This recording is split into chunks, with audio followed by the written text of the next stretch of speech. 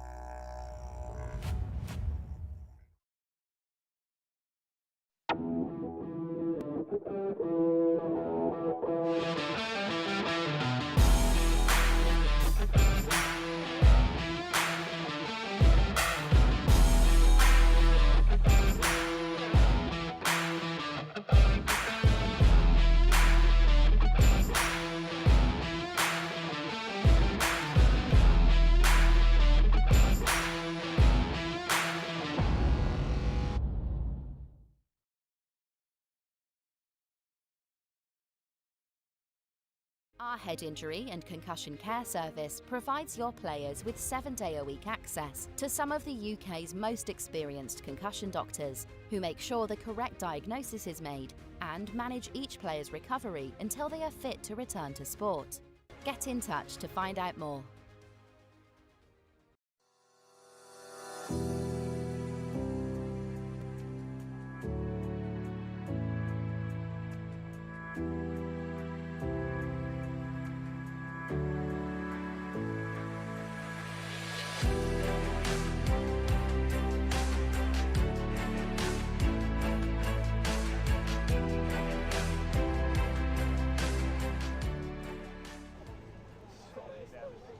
I have never seen it this busy on day one.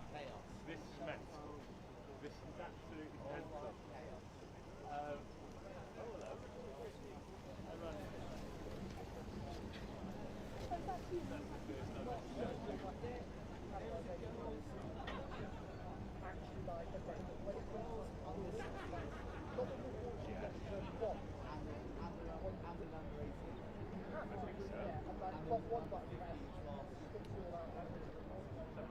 Right, mate, I'm going to try and find us a coffee. Do you want coffee? What do you want? Yeah. Oh, sorry mate, did you go to the toilet back? Oh, it's so good.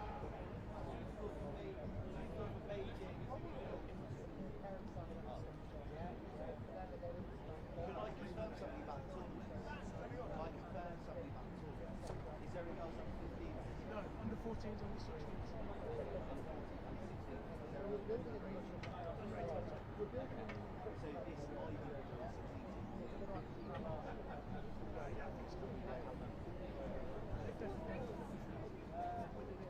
Change the band to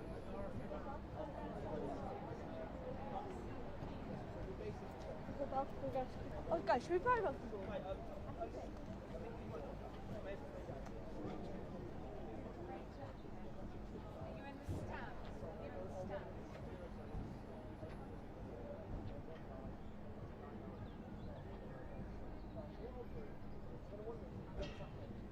Just drop me a WhatsApp and I'll find you later in the week. Good morning. We're looking for references with the Bablake 1878.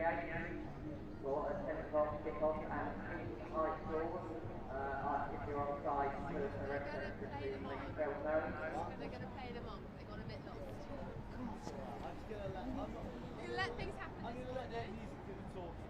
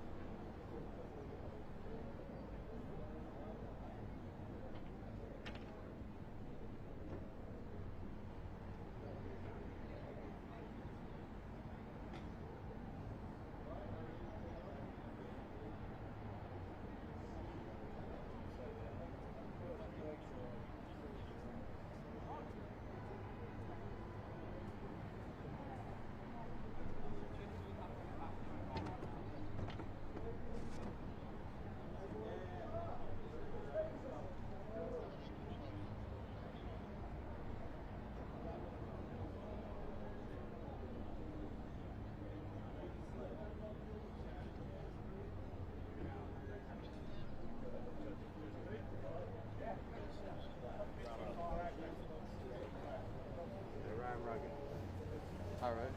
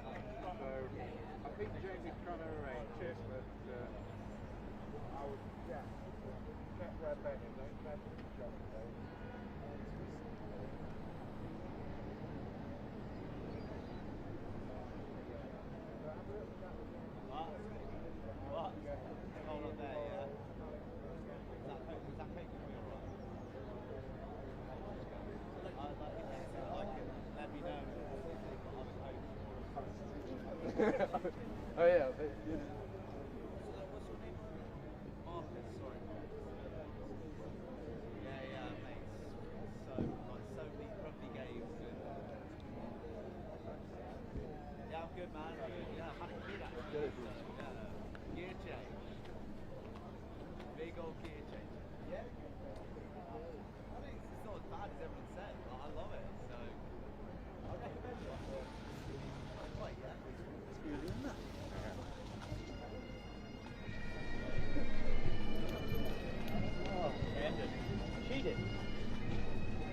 Oh, bloody hell. Where did you get that?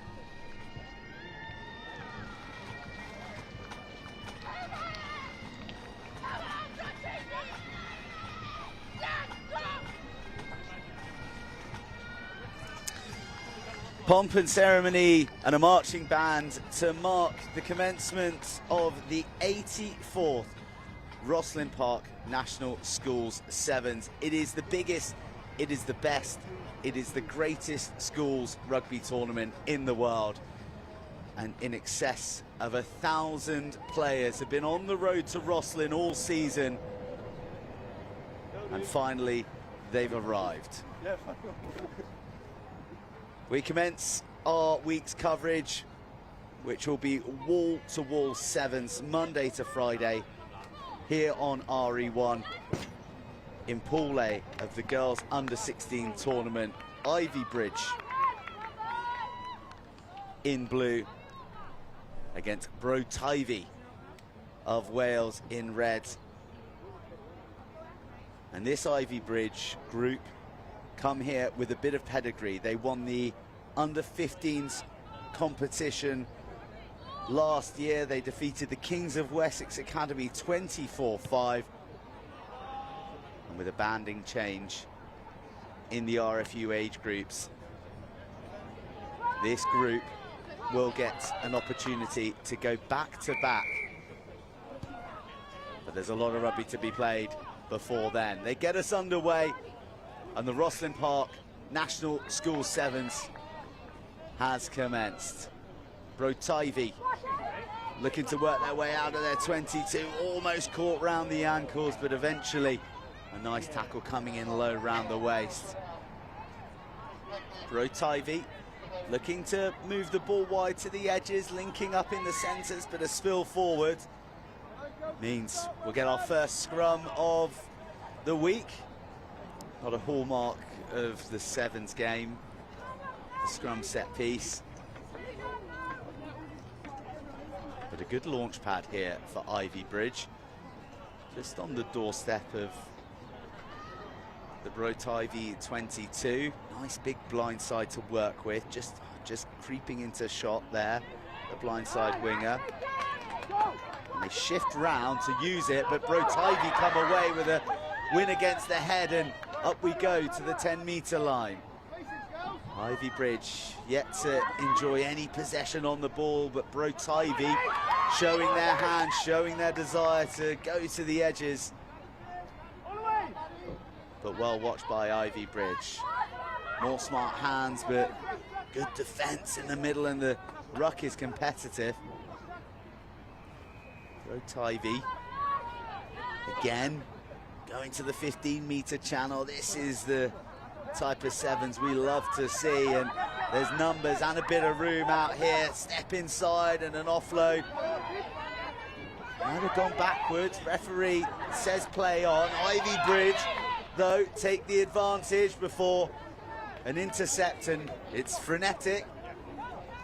In the opening round of the girls under 16 tournament, Ivybridge coming away with some transition ball, a hint of that offload being forward, but the advantage will go to Teifi anyway from the knock-on in the tackle. Breathless stuff as Teifi look to find their way out of the 22, another handling error. And eventually, one too many. As play is brought to a halt. And there'll be some lungs burning out there after 2.5 minutes played.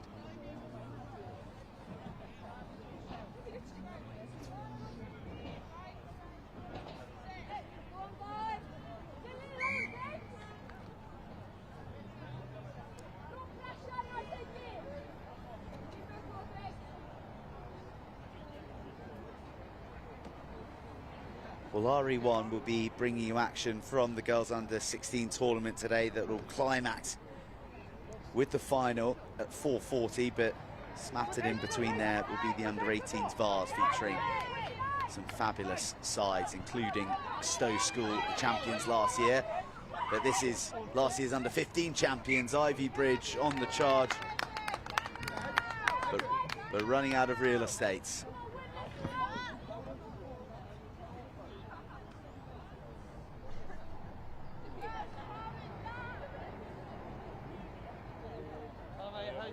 Teifi, they've enjoyed plenty of possession. We've seen the way that they want to play their rugby. Moving it through the hands, getting it wide. They just about retained that line out. It was scrappy, but the main thing is it's in red hands. More good counter-rucking from the Ivybridge girls. Defence facing a stern examination with Teifi hogging all the possession.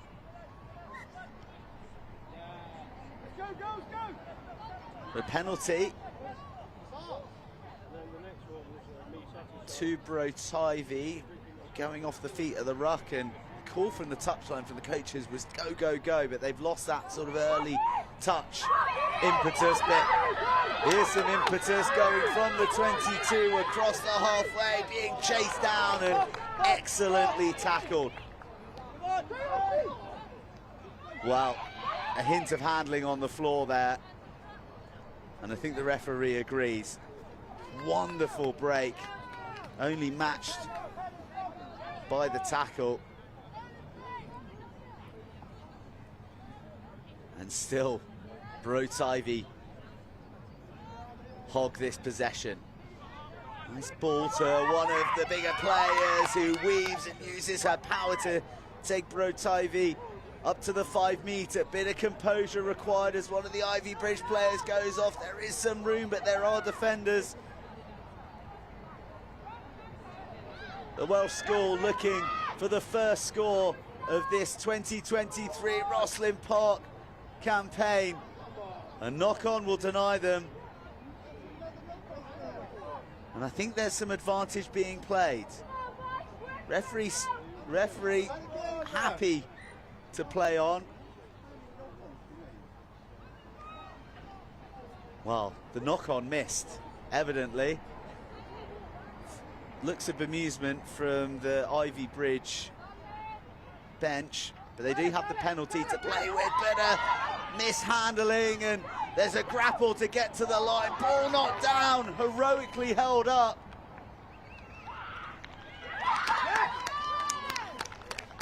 But the try awarded. First try of the match, first try of the 2023 Rosslyn Park National School Sevens goes to Teifi.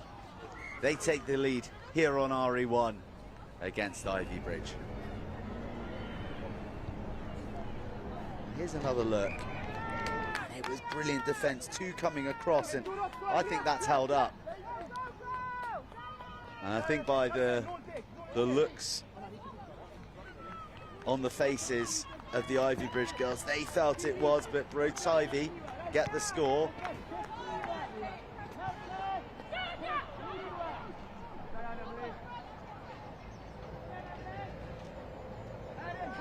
And a conversion to boots as well, so the try maximised. Bit of a delay in getting the match restarted. It's in Ivybridge's interest to get things going and also get the ball in their hands. They've been starved of the egg so far, but here they go. They'll have a go from deep after the kickoff spins them around. That's some nice offloading play, and two speedsters going at it, but the Ivybridge one with a better turn gets herself up to the 22. Held up in the tackle before the offload comes, and oh, that's fabulous work. The trailing support line found by the offload, and Ivybridge respond immediately with a score of their own right under the sticks.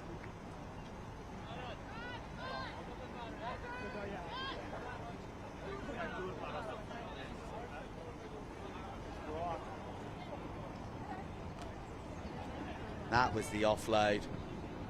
The offload was brilliant, but that trailing line by the try scorer was what it took to unlock the Teifi event defence.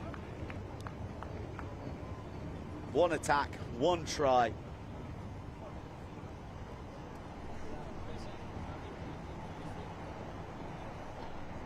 And half-time here on RE1.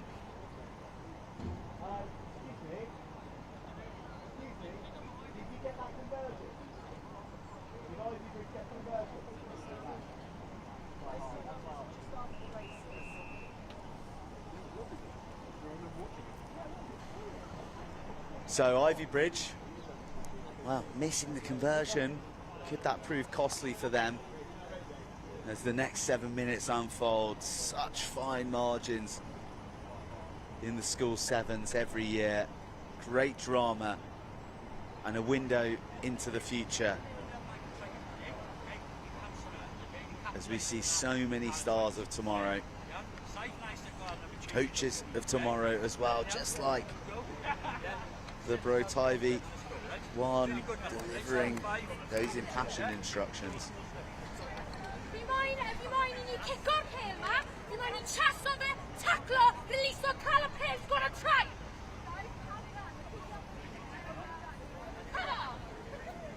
And we'll have some Welsh representation in our next match here on RE1 as Glantaf take on Lutterworth High School. But at the moment, it's all eyes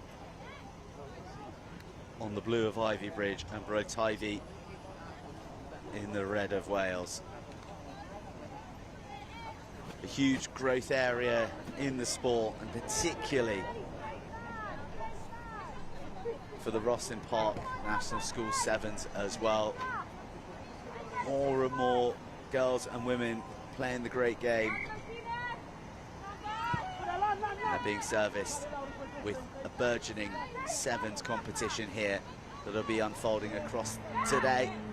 We'll have our under-16s champions by the close, and Ivybridge with speed like that are a side that'll be threatening for that final, just as they did at under-15 level when they sealed the trophy last year. A try underneath the uprights, a chance to make amends from the drop goal conversion, which they do. Ivybridge into the lead.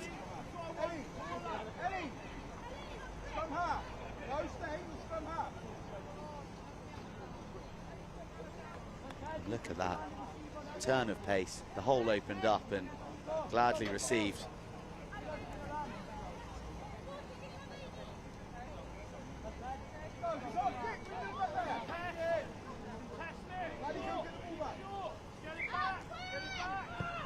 Ivybridge kick to Teifi, and they find a nice little hole of space behind, but it's gathered at pace. And away we go. Slaloming through the Ivybridge tackles. 1, 2, 3. Eventually, 2 blue jerseys required to bring down the Welsh woman. And this player's looked dangerous for Bro Teifi all game, and she's adding that danger through the heart, running out of steam, a desperate tackle. She fights, she reaches, and she scores. A second try for Bro Teifi. They draw level, crucial conversion. What a game.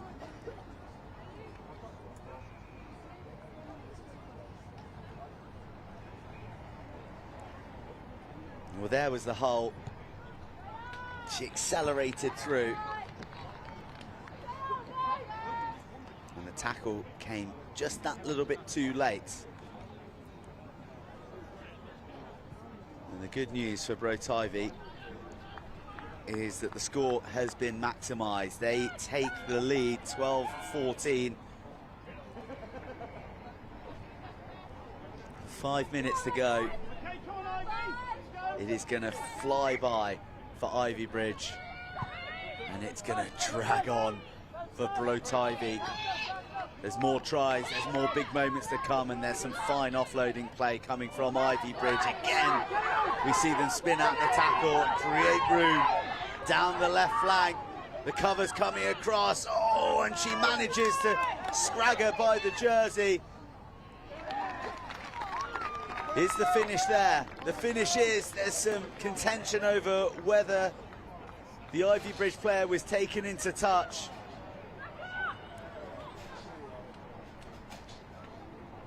Well, Bro Teifi are incandescent. They really feel that the tackle was into touch.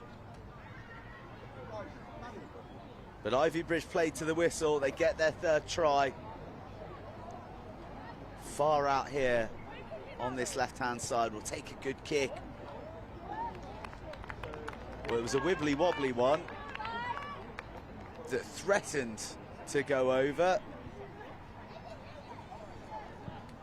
but unsuccessful. There's the replay. Oh, we just can't see the feet there. Just can't see the feet.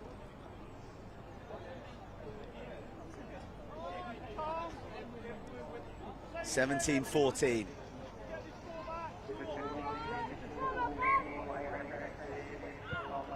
Three minutes to play.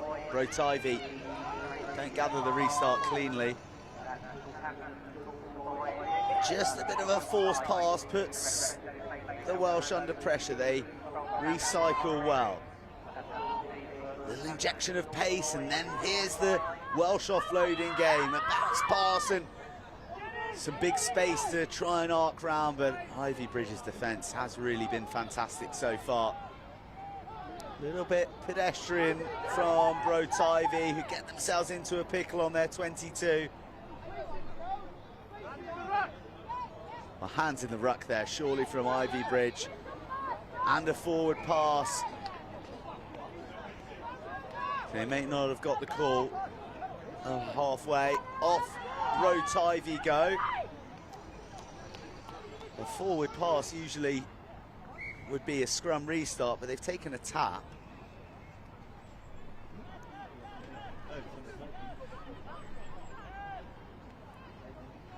Couple of irregular moments in play, but Bro Teifi have the ball.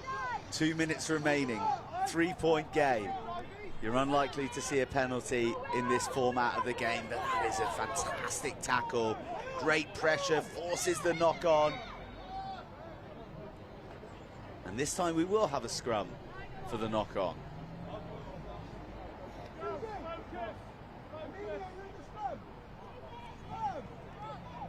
There'll be some tired bodies. First hit out of the day, but also it's at this stage of a sevens contest that the mind begins to wane as well. Decisions under pressure, amplified by the slender lead that Ivybridge hold over Bro Teifi. And the Welsh have won that from the scrum. Another good tackle coming in from the Ivybridge girls. Strong counter rucking, puts pressure on the Bro Teifi skills, and they fumble at the feet. A minute left on the clock.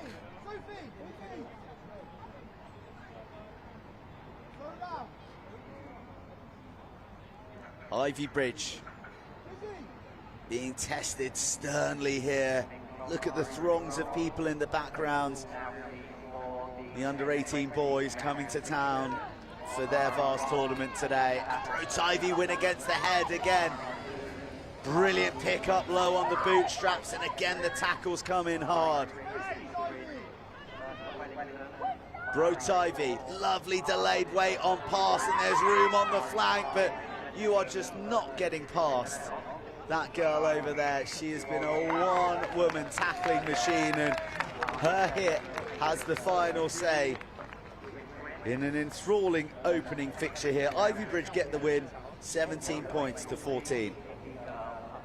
Wow, that reffing was... I can't believe you got a puffer. I got one of these shit kickers work jackets. Yeah, basically, like, they couldn't find one of those that could fit me at the time, so they're like, do you want one of these? I was like... Yeah, that's much better, thanks. Yeah.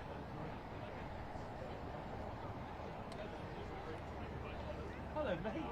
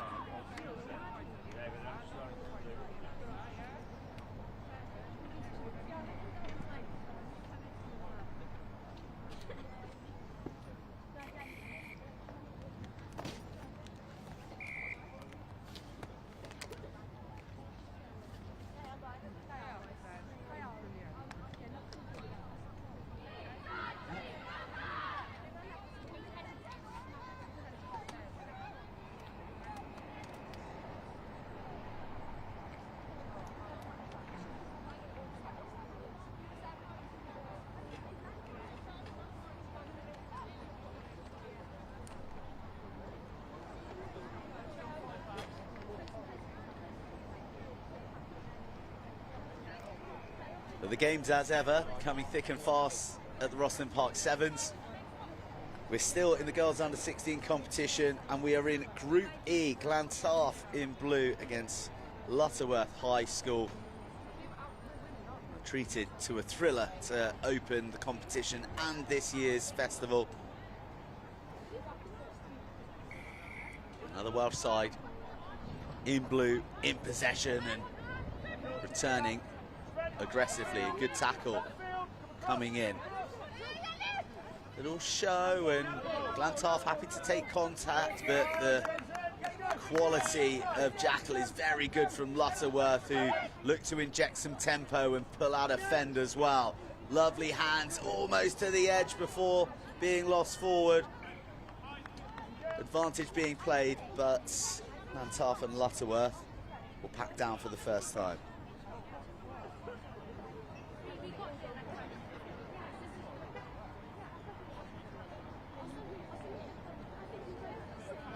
Up next, the under-18s Vase, Group A. Last year's champions, Stowe School, who played a quite exhilarating brand of rugby up against Coleg, Sergar. Real sort of England v Wales flavour to the start of proceedings at this year's competition. It's the Welsh girls, Glantaf, who almost get their pockets picked on the halfway line, but knocked on by the Lutterworth poacher.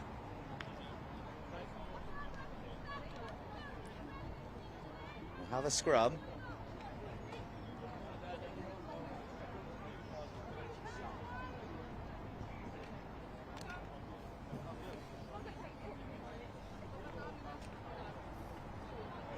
neither side quite settling. Looks to be two physical outfits as well, both happy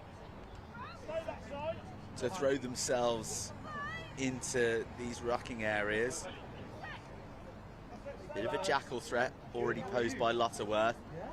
The contest at the scrum that Glantaf do well to come away with, and well, the reaction and the body language tells you everything about that. Disappointed to let that one slip through the fingers. But it is early. We're all dusting the cobwebs out of our eyes. And there is a heap of rugby left to play today. And if you heard that clattering, there was a brief moment I thought our scaffold was going to collapse, but all safe and well for the time being.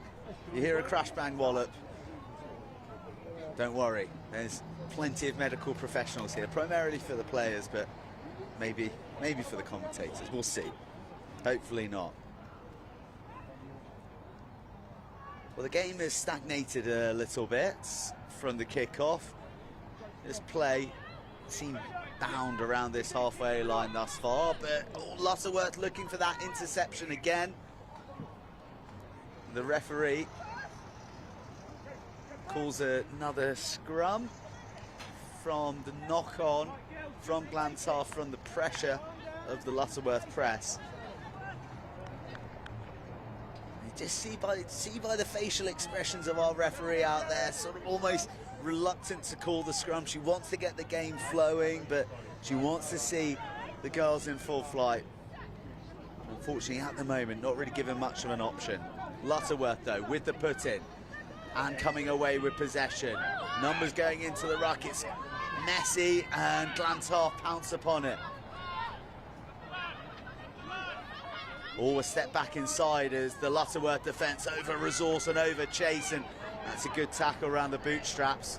Getting the jackal threat really strong by the girls in green. And while she doesn't come away with the jackal, she gets the penalty. Glantaf holding on, and off we go. The jackler becomes the carrier. Smart hands. And still, can't remember the last time we left either of the 10-metre lines. Battle lines drawn well and truly on the halfway line, and two Glantaf defenders in there causing a nuisance at the breakdown. And Lutterworth really pressing aggressively. But there was a previous infringement, so we are going to come back. Just seen the Lutterworth coach puff his cheeks out. I think everyone fighting hard, but lacking a bit of quality, lacking a bit of composure. Morning, Joe. All right there, Dave. Yeah, I am all right, actually. TV's Dave Rogers. I have waded through the masses to come and join you. This is all good fun, isn't it? This is the best week. Yeah. This is the best week of the year. And we'll say in schoolboy rugby, but I'd be happy to extend it to rugby across the UK. And I say UK because, of course, we're welcoming teams from Wales as well, like these girls, Glantaf, who go weaving up to the 22. First time they burst into the Lutterworth 22. They move to the short side. There is space here. They're well resourced. The pass gets squeezed out and squeezed into the corner for the opening try. They've made us wait nearly 6 minutes, but finally Glantaf get their score. Good finish in the end, wasn't it? Looked like they could have run out of room. Of course, during the Six Nations, the under-20 Six Nations as well, we've seen a lot of wingers holding the edge and using every blade of grass. And that's what Glantaf have done there. Dave Rogers, you've been on comms for less than 60 seconds and you've crowbarred in the fact that you've been commentating the under-20 Six Nations already. No, I didn't do that. What I did was hang it out there and hope that you'd crowbar in the fact that I've been commentating on the under-20 Six Nations. So thanks for pumping up my tyres, mate. It's not even 10:30. I'm like a hungry fish, just ready to bite down on a hook, aren't I? One thing I have noticed in the short time we've been here, Joe, is that they've put the pick and mix stand further away from us this year. Doesn't mean it's safe. Doesn't mean it's safe. Well, Dave, whilst you were wading through the traffic and generously getting the coffees in, we did have our opening match. We had a marching band as well. The Pipers. To kick things off, and we had a tight one between Ivybridge Community College and Teifi. Something I am going to try and find out is what the significance of the piping band was. They sounded fantastic and they looked great to welcome on the teams from Ivybridge and Teifi, because Teifi, of course, is in Wales. Ivybridge also very much not in Scotland. Well, it's from Gordon School. Okay. Gordon School marching band. That's all I know at the moment. They were due to put on a bit more of a show for us, but they got a little bit lost. And it's understandable, because the footprint of this tournament is enormous. Half-time here between Glantaf and Lutterworth. Glantaf leading 5-0 by virtue of that late try in the right-hand corner. Tough one to convert. And a bit of a battle in Group E. I've been lucky to come here for a few years now, and I can completely understand how people get lost. For a couple of reasons. One, the natural thing to do if you're slightly disorganised is to just type in Rosslyn Park FC, because that's where you assume the 7th is.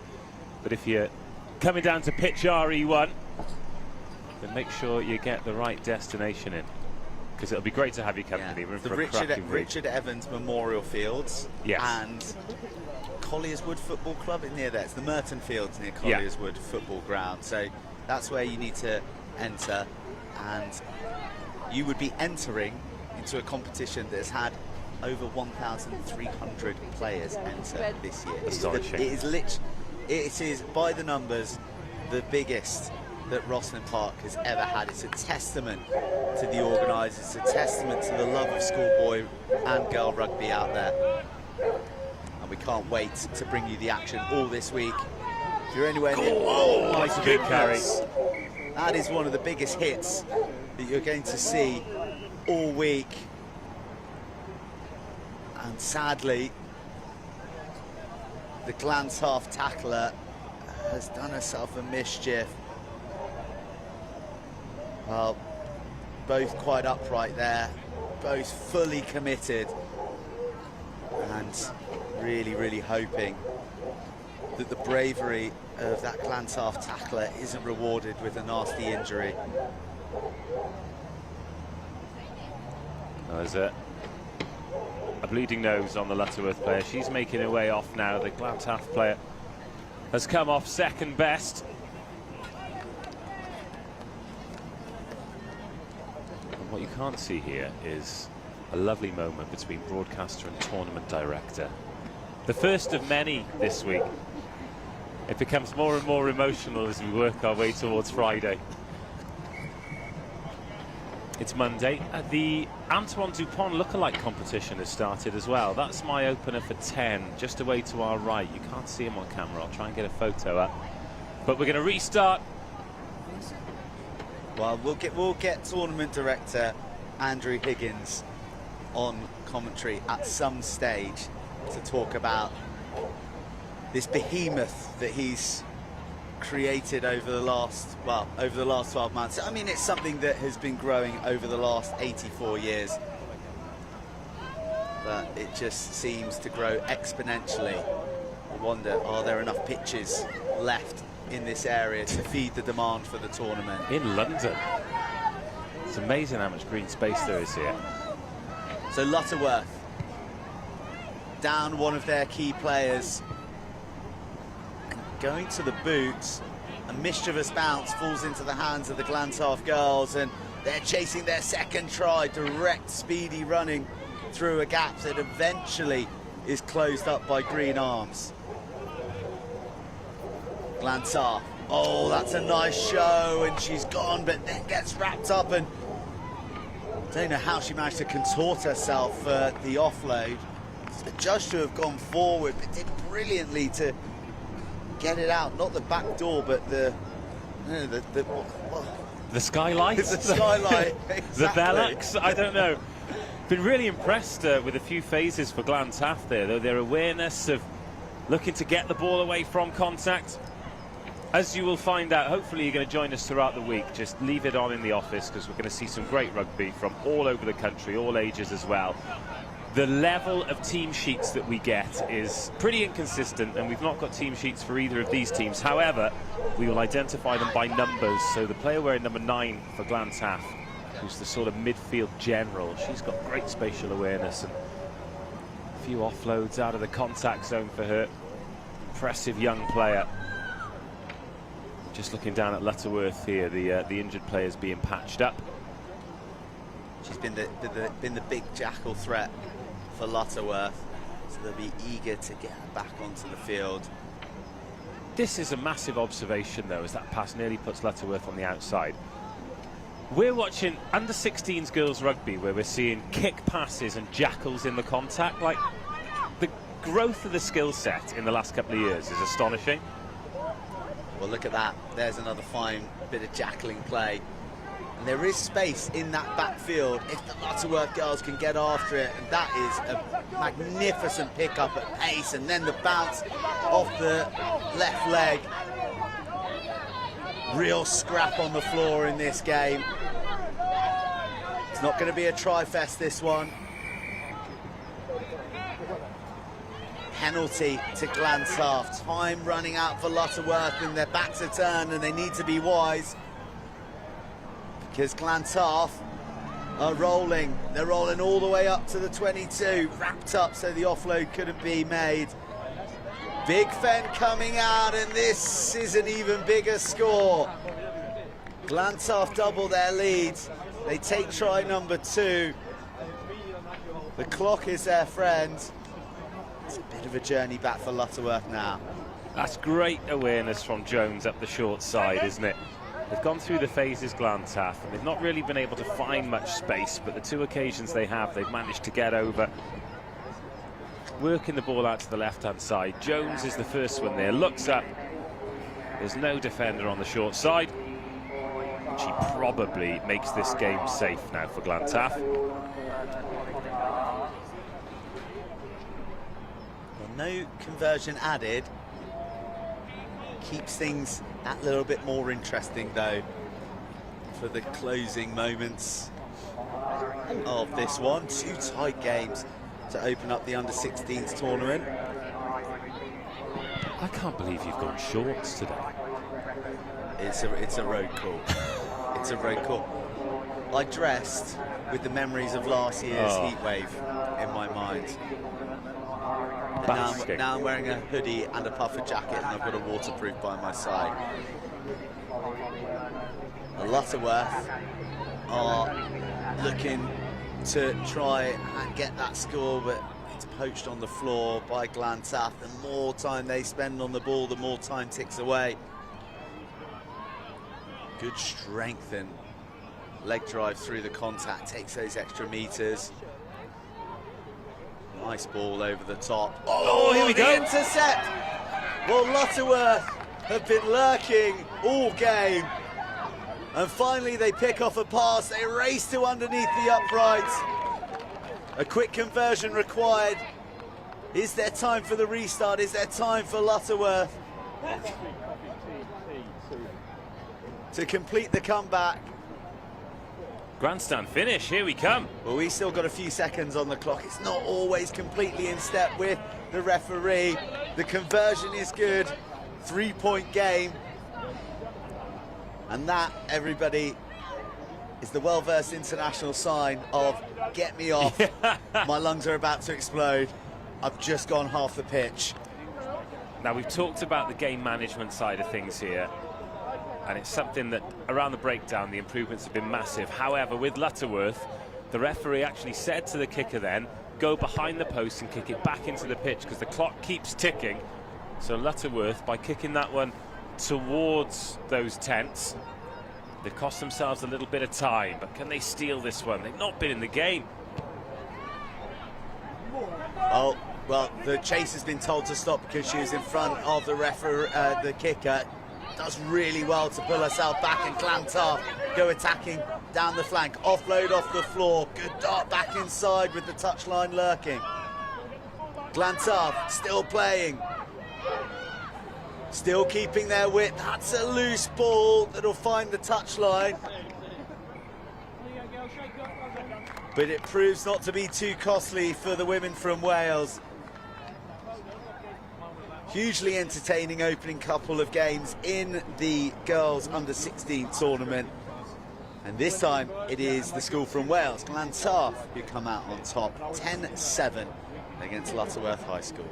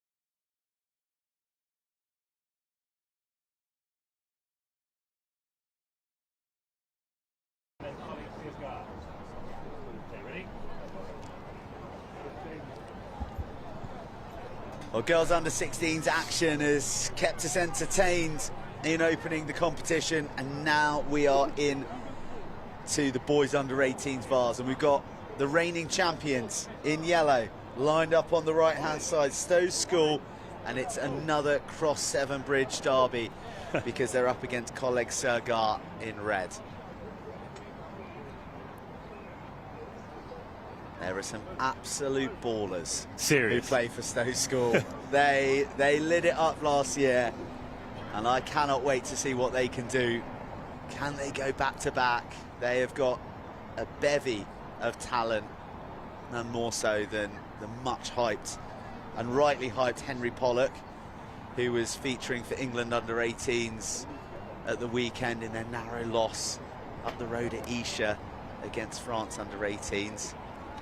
Saw him last year playing at a year below for Stowe in the finals at the Stonex. Serious player. I couldn't believe he was still a year young then. I mean, we're going to have the chance to wax lyrical about these Stowe boys for quite some time because there's no rugby ball out there at the moment. Gives us a chance to go through a few bits and bobs. Ah, here we go. Here we go. Game on.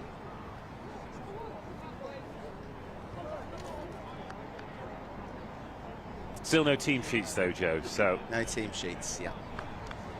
So any schools tuning in, if you get the team sheets to us with the correct numbers and a little bit of info, then we're going to be able to add a bit more colour on your boys and girls on the commentary. And Stowe, with a brilliant kick-off routine, reclaim possession. Moving the ball fast, moving the ball dynamically, and they're going to open up proceedings. Well, they're not quite yet. The dummy bought, but then chopped down. Lovely offload off the floor. Width to width, fluid stuff from the boys in yellow. And that is a pretty attractive opening score. The skill set on these boys is absolutely astonishing.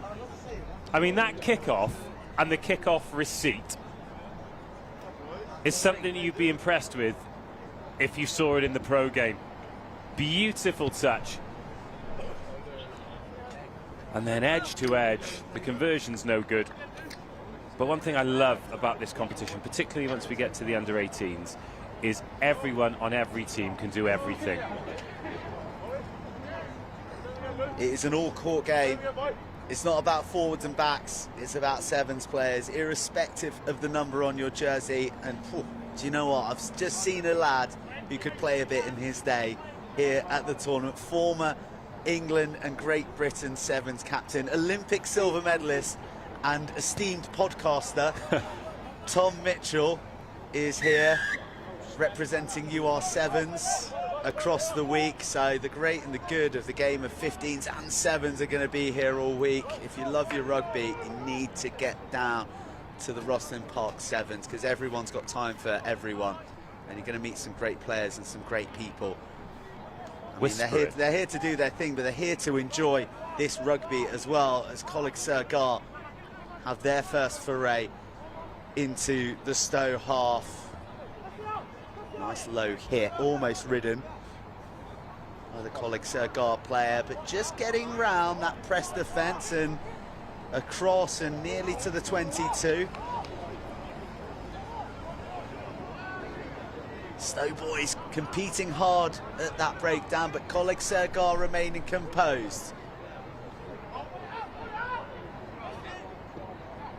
Oh, just a loss of footing. No rain just yet. There is a bit of a threatening forecast, so we'll add that caveat for those who are coming down. Bring a cagoule. I think it's a 70% chance, but at the moment the pitch is in real good shape. But that handling not quite ship-shape enough, because we'll have a scrum, first scrum of the match. Yeah, decent response though from Coleg Sir, because they were blown away in those first 30 seconds, but spending some time on the ball, making their way up the pitch. Composure was the word you mentioned though, and Stowe looked so composed, didn't they? They were conceding meters, but contesting the right breakdowns. Some of those tackles in midfield, those low driving chop tackles, knock your shins out. Well, there's the big hitch kick and step. Not bought by the defender. All room down the short side, just a handful of jersey, saving the day for Coleg Sir. Oh, the footwork is enough to fell the defender without actually touching him. The trailing line from Stowe. It's unfortunate for Coleg Sir, undone by the footwork and the slip under the boot. Stowe, utterly ruthless. Yeah, really like that. When they went for the miss pass, I wasn't sure. I thought, oh, surely the hands will do, but get the ball to the edge, and the man on the inside line just offering himself. Doesn't matter if it's inside or outside. If it's a 2-on-1 and you can execute it, and you're in. And that is 2 touches, 2 tries for Stowe. They mean business. This time they add the extras, starting their campaign where they left off last year. Of course, the wonderful thing about the School Sevens, about schools rugby, is that cyclical nature. It's that regeneration of talent, new names coming to the fore, and just that air of unpredictability. Stowe might have won it last year. They may have retained some of their players from last year, many of them in fact, because I remember a lot of them being under 17, but there's going to be some new boys coming in to stake a claim, and that can be said for all the other schools who are in this vast competition. Well, just a red alleyway that kind of leaves nothing there, out the back door, weaving run. Oh, big long pass, and just dragged and scragged and swung. Still Stowe come. In the tight quarters, another backdoor boogie, bit of footwork, and that is a lovely score. Just the soft, deft hands in close quarters. There was a bit of afters there, and I think Coleg Sir just need to keep a lid on the emotions here. They're up against a really good team who are playing some brilliant rugby. Again, the kick-off receipt, though. Astonishing levels.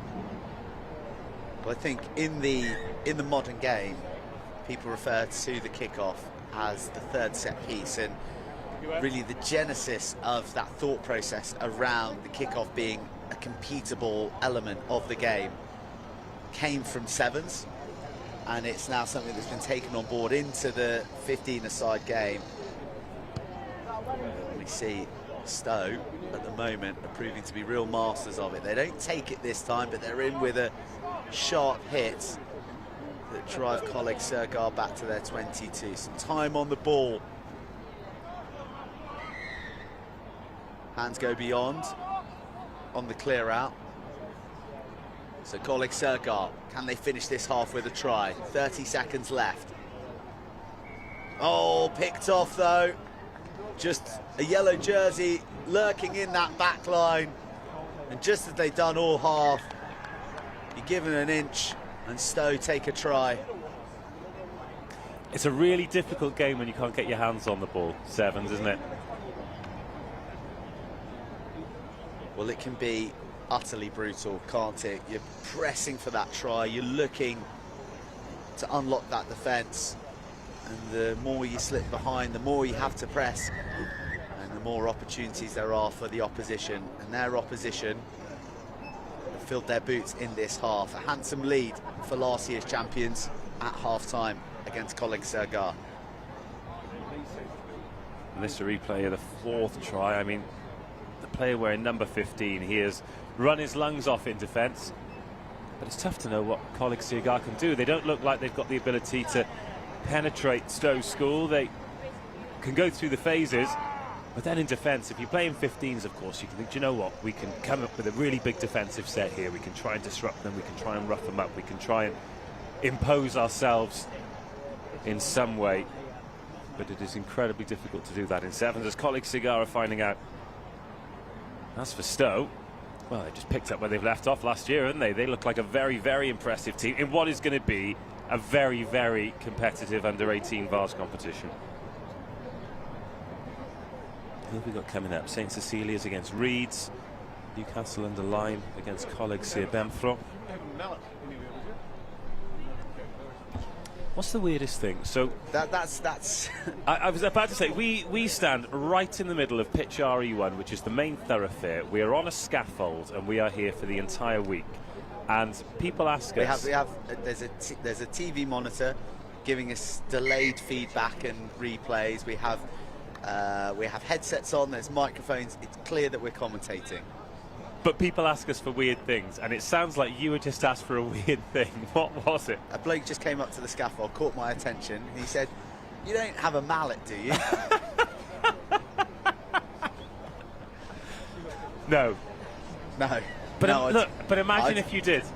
No, when I came to commentate today, I actually forgot to pack my mallet. Well, you didn't even pack trousers, so I think a mallet is a really big ask. Here we go. Oh, so it was close. there for Coleg Sergar, misjudged by Stowe. Spiral restart there. If it wasn't deliberate, it should have been. The lesser spotted spiral restart.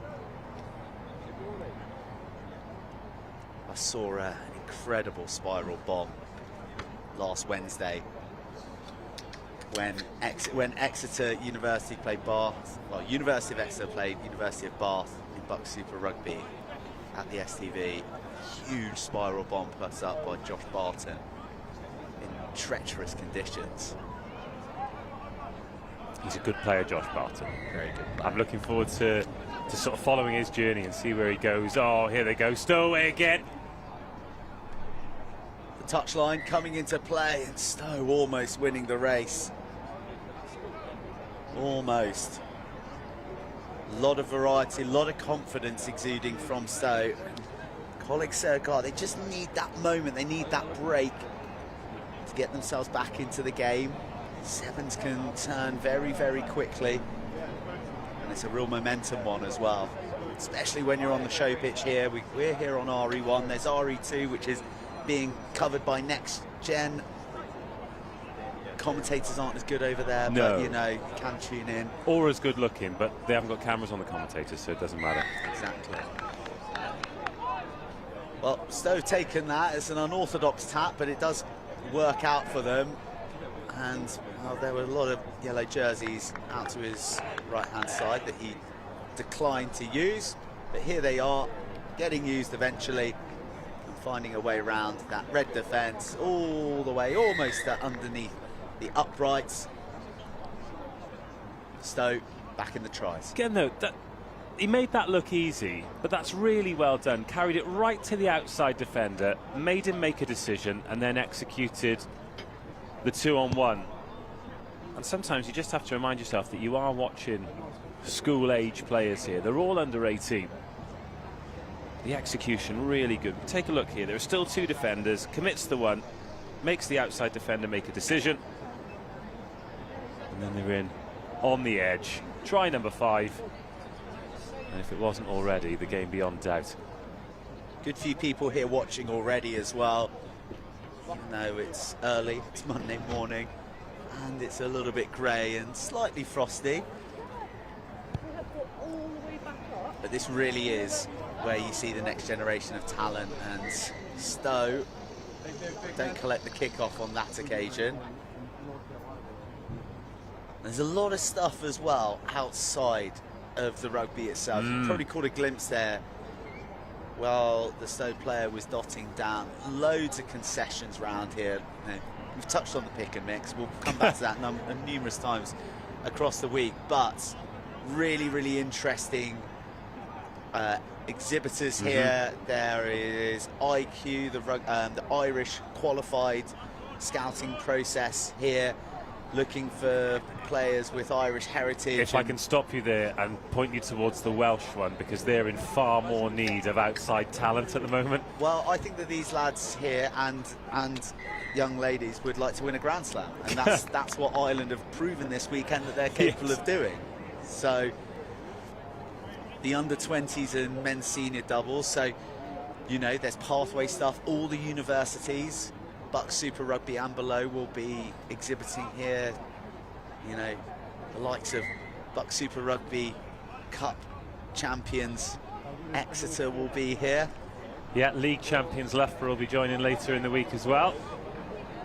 Hartbury, Cardiff Met, you name it, they'll be here. I've just seen Dan Murphy and Luke Stratford, actually. They've come in their Hartbury branded 4x4s just to remind everyone that they are an agricultural university after all. Stowe really beginning to shift through the gears and arcing through that seam between centre and wingers. So difficult to defend when there's so much pace in the attack. Stowe across for another. You've done a bit more coaching than me, particularly in sevens. That awareness of that arcing run there to try and sow the seed of the doubt between the outside 2 defenders, is that a natural thing or is that coached? Because I'm really impressed with the way that the Stowe boys are exploiting that space. Well, it's a combination of both, that you want to have a player who's fast enough to glide into that gap, and as you said, there's a decision for both these defenders to make, and it also gives the winger the option of cutting in on a switch, and that creates even more decisions. And that's really what rugby, and chiefly sevens, is about. It's about creating decisions for the defenders to make, and from those decisions just gives you that little bit extra edge, that little bit more opportunity to do something. That's why always telling boys to run with the ball in 2 hands, because when it's in 2 hands you can do anything. When it's tucked under one, the defender knows it's more difficult for you to transfer it, so it makes his decision-making process easier. But right there, that arc in the seam between the 2 players, 2 hands on the ball. Is he going to give it? Is he going to go? Is there going to be a switch coming in? Or is there going to be a sublime bit of wizardry there? Wow. That's something you don't coach. That's the try of the day so far. The pass to yourself. It's the first time I can remember seeing it at the Rosslyn Park School 7. Certainly the first time I can remember seeing it come off here on pitch RE1. Oh, what a joy. Cut that up and put it on TikTok. Well, let's take another look at it. Here we go. There's this. Oh, it's even better on the replay. That's better than Brian O'Driscoll's one for Leinster all those years ago. I love that so much. Remember that face. Wow. Day 1, game 1 of the under-18s Vase here on pitch number 1. And we're serving up treats like that already. Whew. Coleg Sergar searching for something to take into the huddle at the end of this game. Dying embers of this match. They've come up against a slick well-drilled Stowe, who've got a bit of mongrel about them in the tackle as well, but that's a bit too reckless for the referee's tastes. Yeah, 3 penalties in a row. Now, we are completely neutral as commentators, and we're just looking forward to a great week of rugby, but what I will tell you now is I really want them to score. Yeah, Coleg Sergar with a numerical advantage, with the desire to get themselves on the board. Nice dummy. Oh, what a tackle. Another good tackle coming across. Just hurling himself. Off they go, Coleg Sergar. Bit of tempo driven in, loads of desire to get the try. But nefarious actions at the breakdown. That's 5 penalties in about 30 seconds. Coleg Sergar, are they going to get their score? Stowe defending bravely. Beautiful offload off the floor. The finish isn't quite there. They're half a metre shy. Everyone round RE1 willing Coleg Sergar across. But Stowe remain resolute. Their try line remains unbreached. A statement sent out to the rest in the under-18s Vase competition. You're picking up the wrong score. Here we go, Teifi. Hello! On the mic. Are we going to get... I was talking about you yesterday. All bad. Just talking about seeds, wizardry, you know, old dear park championships. Hey, loving it. Russell was 4 months old on Saturday. Yeah.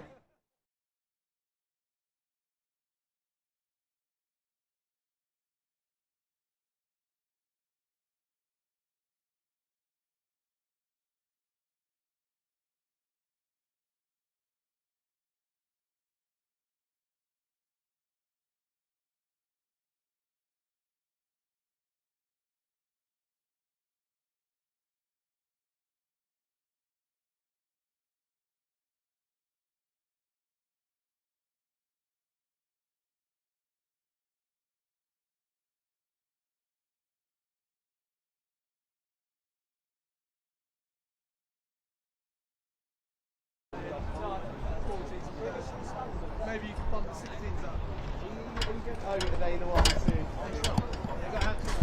The under-18s Vase continues. St Cecilia's against Reeds. Following on from Stowe dismantling Coleg Sergar. 41 points to nil. Day one here at the National School Sevens Rosslyn Park. Great to have your company wherever you're watching around the world. This global audience in the biggest sevens competition of them all keeps growing. And it's great to have you along for the ride on a Monday. Already seen some brilliant rugby. And Reeds looking to continue that. Oh, spinning out of the contact. Hey, actually, Buster's coming along on Friday. But competitive at the breakdown. Big miss pass and a little side foot forward. Not sure the through ball is a particularly effective weapon in rugby sevens, but the score remains 0-0.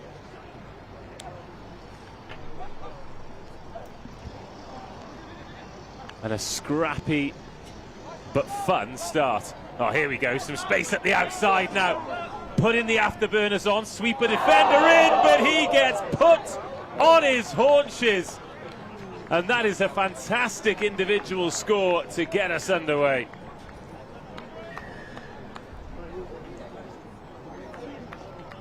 A big ooh of approval from the touchline. They love that bang off the right boot. And poor defender is not going to enjoy looking back on that one, but he was beaten by some pace and some decisive footwork there. Particularly in the under-18s. Let's have another look. Here we go. Burns him round the outside. That's job one done. You think, right, the sweeper's coming across. Nope. Well, I was celebrating the ball in 2 hands moments ago. He's shown you can tuck it under one, and if you're that fast, then that does the rest for you. The beauty of rugby is there is an exception to every rule, or law, if you're being particularly pernickety. With regards to that big ooh, particularly when we get to the 18s. There's a little bit of sort of national celebration, isn't it? It's quite testosterone fueled. They like to bask in the glory. I think everyone just loves a good bit of ruggers. Yes, yeah, exactly. Big hits, moments of magic, sweet tries. You just celebrate it all, even if it's not your school. You just got to admire some of the skills on show. There's St Cecilia's then on the ball, looking to get their first try. 2.5 minutes in. A penalty at the breakdown. Sharp from Reeds. They've produced some pretty impressive rugby players over the years themselves, haven't they, in recent history as well. Think of Paul Brown at Durham University, former Reed student, and this is a man who has got feet for the less congested format of the game, hasn't he? Oh, I thought it had to go. It might still have to. Oh, it's try number 2 for him. Whew. Reed's boys can play. Reed's boys looking good in attack, looking like they've got a few different styles of weaponry as well. Big man in the middle there, just sucking in a few defenders. Could work on their drop goals a little bit. Big clanger into the crossbar. I think we'll forgive that young man. He claims his second in just about 3 minutes. Good rugby mullet as well, of which there are plenty on display. I heard from when I was doing Queen's Academy against Gloucester Academy, that there was been a bit of a nationwide school clampdown on the extremity of the mullets. it got so wildly out of hand in rugby circles that there had to be some intervention. That was a good carry, good direct carry. St Cecilia's looking for some space on their right-hand side.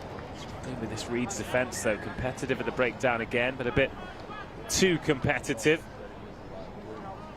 So St Cecilia's first chance to see them attacking in the 22 and their brand that they play.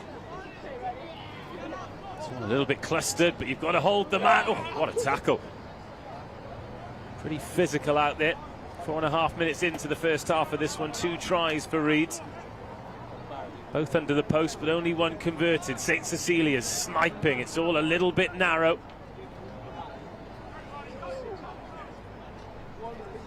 Now can they put some width on it?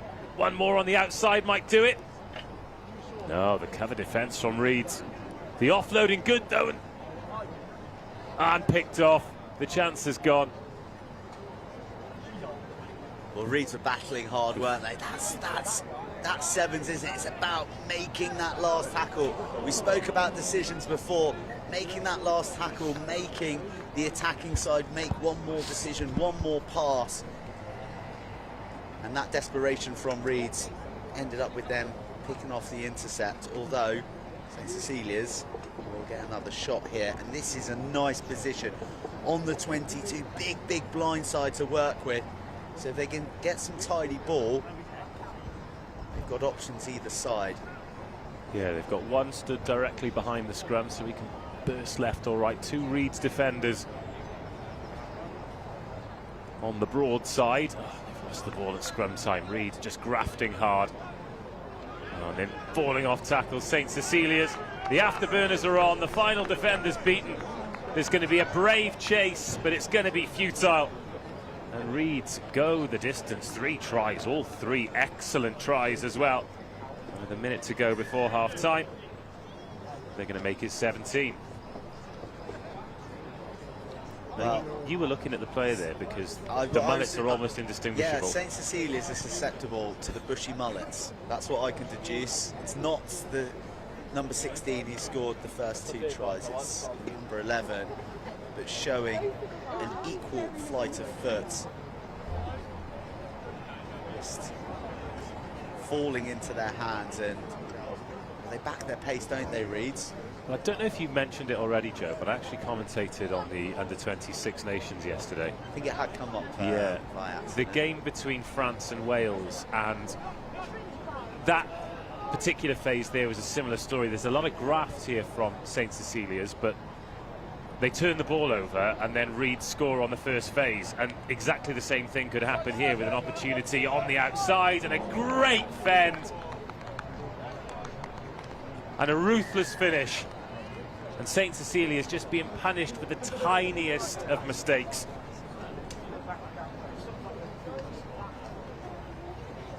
Try number 4, genuine handoff to the face as well. Don't see many of those. Reed's not taking any prisoners here in Group C. Oh no, do you want the good news or the bad news? I know what the bad news is because I can feel it. The good news is I think I've got an umbrella in the car, so be back in a minute. The skies are beginning to tentatively become ajar here at the Rosslyn Park National School Sevens. Hopefully it's only the gods opening the window by a touch. We don't want the floodgates to open, otherwise it's going to make for a challenging afternoon, be you rugby player or commentator.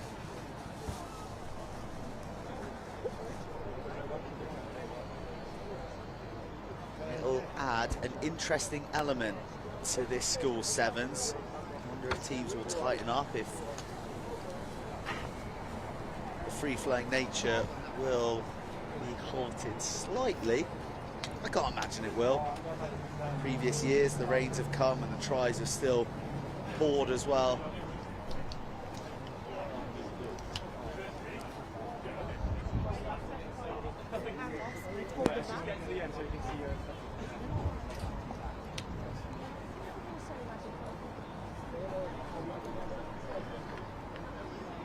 It's only tentative at the moment, only tentative. If you are coming down,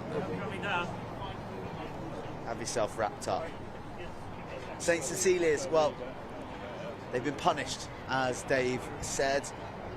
Just any hint of transition ball, and Reeds have been so good at capitalising upon. They've got pace out wide. They've got a variety of players who move in different ways. They've got the out-and-out speedsters, the weavers, that we saw from that last try. The stutter step, the fend. Maybe lacking a little bit of height in terms of when they come up against other schools and their desire to progress. But irrespective of the height, they do retain the kickoff. They go out to one of their speedsters who just pins his ears back, backs himself, well tackled low. And he must be holding on there. Referee agrees. Powerful runner though, isn't he? Well, do you know what I like? He just goes for it. He just backs himself and goes for it on the outside. You often see players coming in and, you know, and saying, I don't want to take that big sheath of grass out on the edge. But he doesn't think twice. Cecilia's get themselves a penalty, having lost possession from the last penalty. Just a little bit sluggish. That is anything but sluggish. That's all explosion and power. As they look to offload off the floor, it's Pilford. Tell you what, if they get it out to this left edge, there is acres of space for Reeds to exploit with their power. Instead, they go right, and well, the offload was fashioned from the floor. Wondered if it had gone forward. The referee, the man on the spot, he sends his arm into the sky. He confirms another very good try by Reeds. I can't wait to see this offload again. Again, just that awareness. Let's keep the ball moving. Let's score some tries.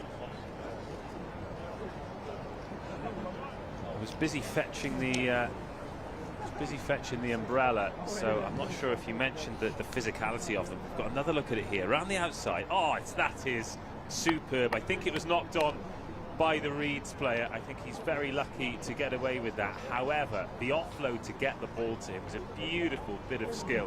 Great soft hands. Have a look at that again. Oh, superb. No, wasn't a knock on at all. The ball had bounced. Legitimate try by Reeds. Good camera work. Yeah. Camera work getting us these angles. Well resourced for lenses here on RE1, so hopefully well resourced with chamois to clean them as the rain keeps coming down. They've got some physical ball carriers, St Cecilia's, haven't they? But it's difficult to do it up the guts in sevens. But they're battling on. And they might have found a way to power through the defenders, but there ain't no powering through the touchline, unfortunately.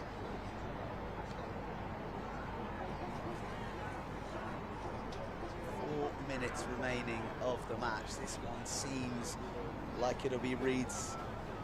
And up next we've got Group F action. Newcastle under Lyme score against Coleg Sir Benfro. Here he goes again. And this time the tackle can't be made. The pace too much. Julio Wheelio on the outside. You're right though, he just backs himself, and I love seeing how different quick guys run. So he's got a long stride, more like an athlete sprinter stride. You look at some of the quick guys in professional rugby, so Lewis Rees-Zammit, for example, he's got those tiny little fast steps, hasn't he, that allows him that. Yeah, but that lateral movement, you're never sure where he's going to go, but his top end speed's still really good. This guy runs like a sprinter. It's powerful steps. You can see every time he pushes off, it's a full body working together. There's just that increase in speed every time he plants his foot.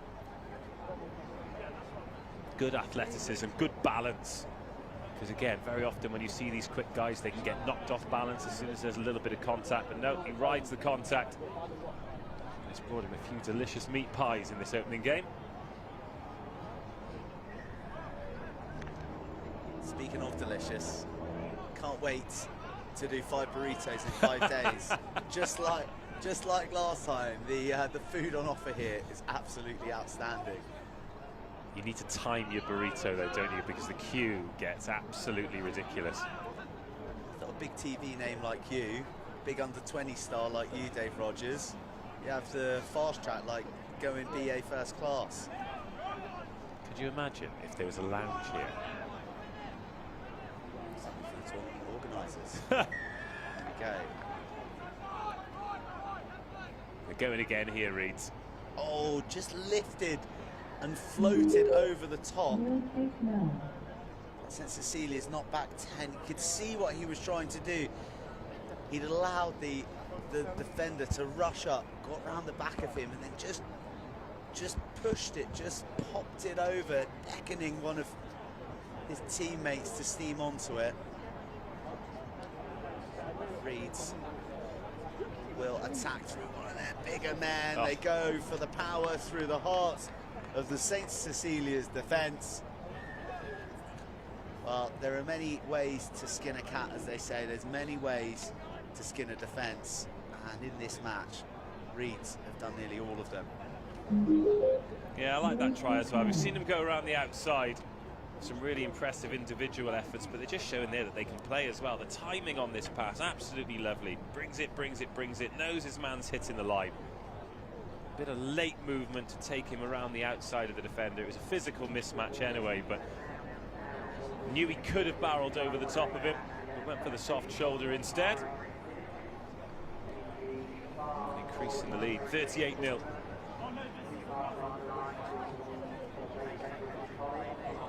Question: is this Vase competition, with the sheer number of schools and level of schools in it, the most difficult to win?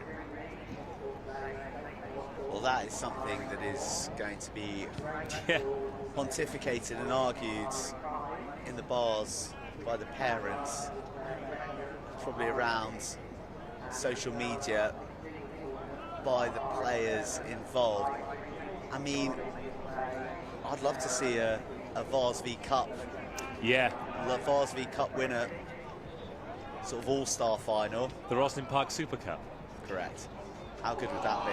Here comes St. Cecilia's. Oh, don't look backwards, look forwards. That's a good offload, though. Come on, St. Cecilia's. Love that pass. Oh, let the boys play, let sir. the boys play, ref. He's away. Feed the speed. I think everybody here, everybody wanted that one to be called Super 12 flat. Oh, it was as flat as a pancake. That's as flat as the beautifully kept RE1 pitch.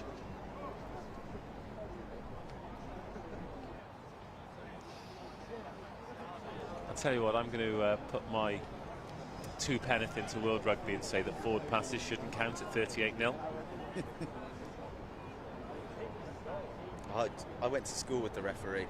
He was always a stickler. Well, Reed's looking for a final flourish. And they get it. I think we're about to be joined by Rosslyn Park royalty here, Joe. They break the 40-point barrier. Comprehensive display from Reed. St. Cecilia's battling to the end. More great action on RE1 to come.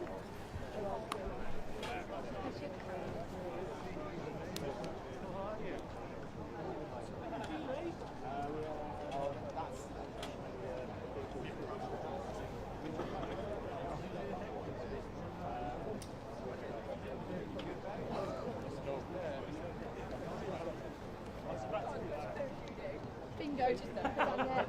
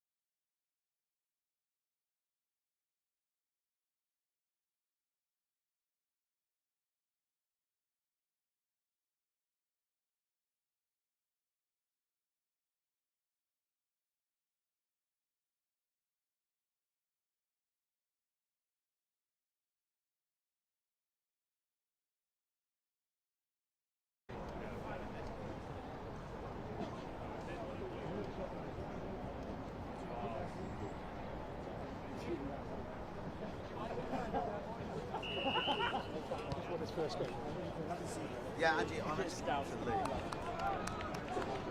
Here we go. It is Newcastle under Lyme against Coleg Benfro, another of the Welsh teams who've made the journey up the M4 to take on the best in the country. If you're just joining us, welcome. Great to have your company. Join us for the week. It's going to be a good one. Today on pitch RE1, we've got girls under 16s, we've got the under 18s Vase. We've already seen some brilliant rugby. Early stages of this one. And the first real opportunity, there's the fend. The offload's good too, keeping that ball alive.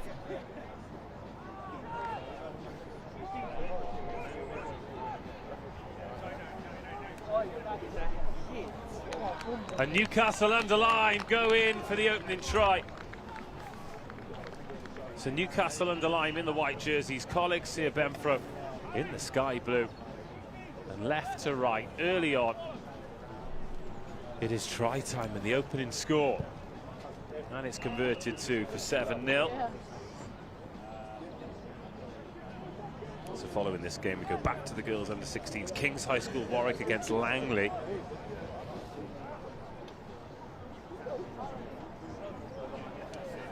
Real buzz building here on day one.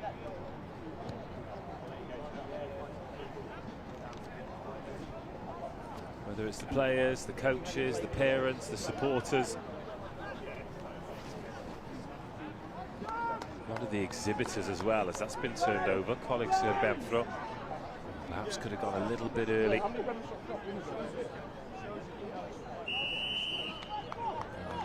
holding on to the ball. Early errors from the Welsh team. Newcastle under Lyme, as a result. Position A here in the 22. Plenty of time to extend their lead, and they're looking to extend it at the right-hand side, which they do. Drawing the outside defender, giving the final pass. It is accurate. It is deadly. And it is 12-0 here on pitch RE1.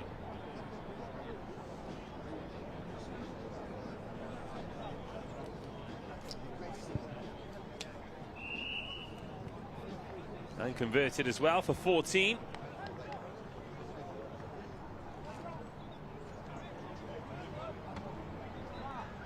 So Coleg Sir Benfro. Long drive for them. West Wales, Pembrokeshire.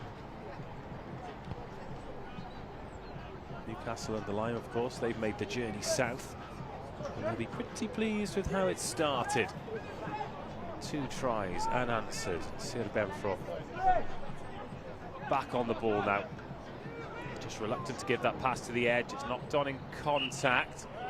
Thought they might get away with that one, but the referee's whistle defeating them.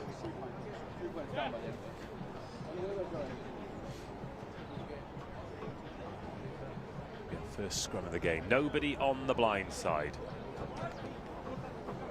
for Newcastle under Lyme. So 3 players on the open side. Sir Benfro have left the defender on that short side. There's the strike. Scrappy pass. A good pick up off the toes as well. And a chip over the top. He's going to struggle to gather that, but Newcastle under Lyme get the bounce, get the ball back, get the chance to attack the Sir Benfro 22. It's competitive at the breakdown. They just can't get their hands on the ball here, the Welsh side. Even when the passes are fast and loose. Now there's a gap in the middle. Oh, there could have been. They had a 3-on-2 on the outside. Now it's a 2-on-1. Sir Benfro being stood up and sat down and still just about surviving. And now hacking the ball forwards themselves. Oh, that's a good pickup and an offload as well. There's a player still down for Newcastle under Lyme, who are fanning across in defence. Sir Benfro up to halfway. Are we going to be looking left for the first time in the match? Ooh, little knock on, so competitive. Oh, Newcastle under Lyme.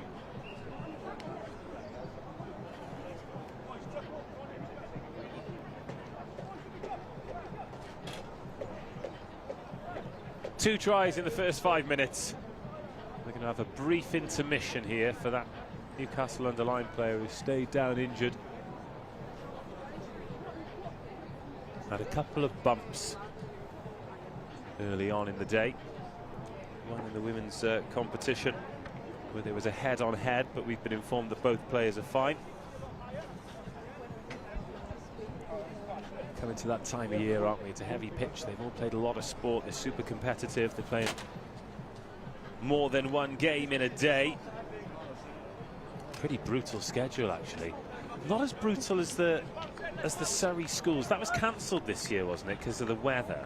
Was cancelled because of the weather. I think that the pitches were okay. It was around the safety of travel, as I understand. And I don't know if the format's changed, but one year I went and you had to win 7 games to lift the trophy in a one-day tournament. That is bonkers.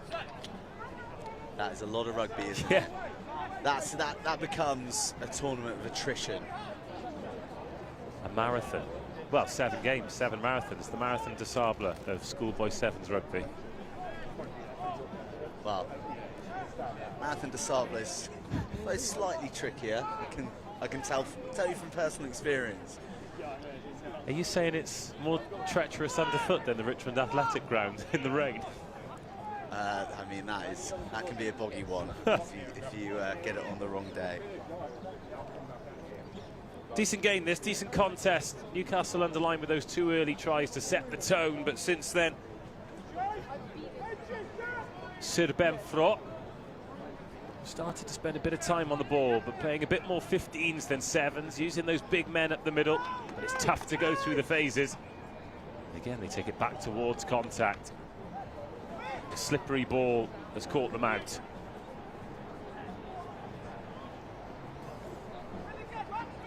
This Newcastle under Lyme diminutive figure wearing number 10, he is ballsy and brave. There he is making another tackle. He's been a nuisance at the breakdown as well, as have his teammates. Winning that penalty. Great patience in defence coming towards the end of the first half for Newcastle under Lyme. And a lot of it is just holding your nerve in defence, isn't it? Waiting for the opportunity. This is open right up for Newcastle under Lyme, and well, one of the simpler or less resisted tries that we've seen so far today. Well, just as Sir Benfro looked as though maybe not getting a foothold in this game, but getting a toe on the ladder. One half decent dummy. 2 defenders sold. And a 3rd try for Newcastle under Lyme. Getting busier now though. Oh, there's a dog for you. Half-time whistle goes. A fantastic spaniel has just made its way past. And it's Newcastle under Lyme 21, Coleg Sir Benfro 0. Now, I didn't realise you were so passionate about your spaniels. That's a lovely dog though, isn't it? Looks in great condition. Lovely, lovely silky coat. Obviously been eating its avocados.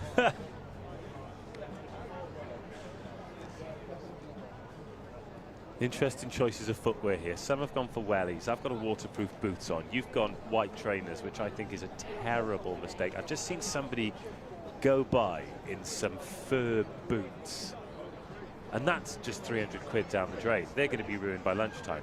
You've missed them now. They've gone past. Tournament director Andy Higgins has got some sort of like former Operation Desert Storm. Yeah, he looks like he served in the first Gulf War. Correct. So real interesting choice by him. Yeah, if you're going to... Oh, that's my first pair of Crocs I've seen today. I understand that comfort's important for these players, but they're going to be like ice skates in minutes. Good Crocs in any weather are one of the great sins to humanity. You're more a socks and slides guy. Absolutely not. Absolutely not. Certainly different weather conditions here this year. We've touched on some of the gubbins that is going on around outside the pitches. I mean, I don't remember this last year, but is that a rock climbing tower? I was gonna challenge you to that earlier, but then it started raining, so I lost concentration and went to get an umbrella as well. As we get back underway, Newcastle under Lyme receiving that kick well. Good kick chase by the Welshman, Sir Benfro. But they just need some time on the ball. Oh, that's a lovely kick into space. Where's the bounce going to go? Again, it's taken well by Sir Benfro, but ideally you want to take that ball and keep moving, or just go up the short side, get the fend away, and get the opening score for your team. Good response by Sir Benfro. First try for them. That is the ideal start to the second half for Sir Benfro. Under the pump in that first half, gave away a bit of a soft one to close out the half that we've been talking about, starting this second half brightly, starting with a lot of purpose, getting that score in the first minute. He just put a kernel of doubt in the Newcastle under Lyme boys' mind, and it will just breathe a bit of oxygen into the Sir Benfro boys. A bit of oxygen of hope, a bit of oxygen of belief. They can pull a few more plays together, and look at the timing on that hit. Wow. I love that. Bang on time. And it's just different approaches, isn't it? Some other teams in the competition with a great kick-off like that, they'd have concentrated on challenging for the ball, but no, he saw a rib cage and thought, I'll help myself to that, thank you very much. Good defensive pressure, needs to make that tackle though. It's a little bit lazy and high, but I think sometimes the speed of sevens in this under-18s Vase catches a lot of players by surprise, and they'll be feeling a little bit emptier than they'd like a little over halfway through game one. Newcastle under Lyme. Another big shot. That's a couple of them. But they've got the offload away. number 5 for Sir Benfro is absolutely exhausted, and that is a brilliant effort round the outside. Newcastle under Lyme. Going to the edge, putting the hammer down, and probably putting this one beyond any doubt. He's a good frame on him, that number 7. And he has been doing the glamorous, less heralded work in the midfield, but also we've seen when he gets the ball in hand, he's got a real turn of pace. Try scorer at the end of that first half, the wheels to go round the outside and convert his own efforts. What we saw there, though, was the importance of completing the tackle just before this brilliant finish. Again, backing yourself around the outside. We've seen some brilliant young edge players doing that. But the importance of completing the tackle as well.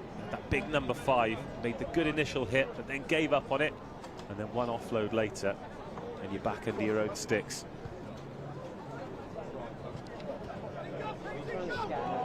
Nice little bit of interplay between the forwards. Beautiful tight spiral out the right hand as well by the newcomer onto the field.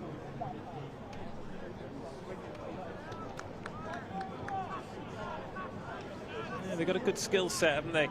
These Sir Benfro boys. Here we go. Oh, I love it! The one-handed round the back. He's offering himself for a second touch here as well. Oh. But frustration. It was his lightness of touch in the contact that fashioned the opportunity down that left flank, and he just wanted a slightly better pass to steam onto. Here we go. Love that one-handed Fijian rugby coming from the Sir Benfro boys. And then up the short side as well. If that sticks, it's game on. But if that sticks, then that's that would have been an exhausting foot race. Yes, yeah. Because he was still a long way out. Loose pass from Newcastle under Lyme in their own 22. A couple of defenders, some good clear out. Brilliant clear out. Oh, look at that offload off the floor. Skill set on these boys. Putting on a show for you lucky viewers around the world. I'm going to make an effort to find out which countries we've got viewers from. Right, kick into space. Where's the bounce going to go? Great identification. He's invited his winger to steam on. Catches one off the Toblerone on the shin. And that is great dedication to hunt back and regather the ball before it's spilled. Oh, where are they going to score? They can choose their spot. Chaos in the backfield. Tired bodies, tired minds. The sharp one out there is number 10 for Newcastle under Lyme. They're much smaller than Coleg Sir Benfro, but looking at the contact zone, looking at the hits they've put in, looking at their commitment around the breakdown, you wouldn't think it. They really punched above their weight, Newcastle under Lyme. Scored some lovely tries as well. And this is another one of them, again turned over, punishing the mistakes. Joe was just talking about identification of space there. That's what they did so well. Just look up, see where it is. Dart in that direction. Conversion was good. A few new faces on. Oh, look at that. Stumbling down. It really is a big sort of swell of excited energy when the big number 1 gets on the ball and he's coming on the smash. This is what we're here to see. Leaving Newcastle boys in his wake across the halfway line. Messy presentation, but here they come to Benfro. Give the people what they want. That's gone forward. Needs to play to the whistle though, because Newcastle have reacted quickest, and then we get another knock on. And there's a prop on the field who I think might be interested in this scrum. He is swaggering over. Lovely soft hands, isn't he? Well, he's actually packing down at hooker, sure.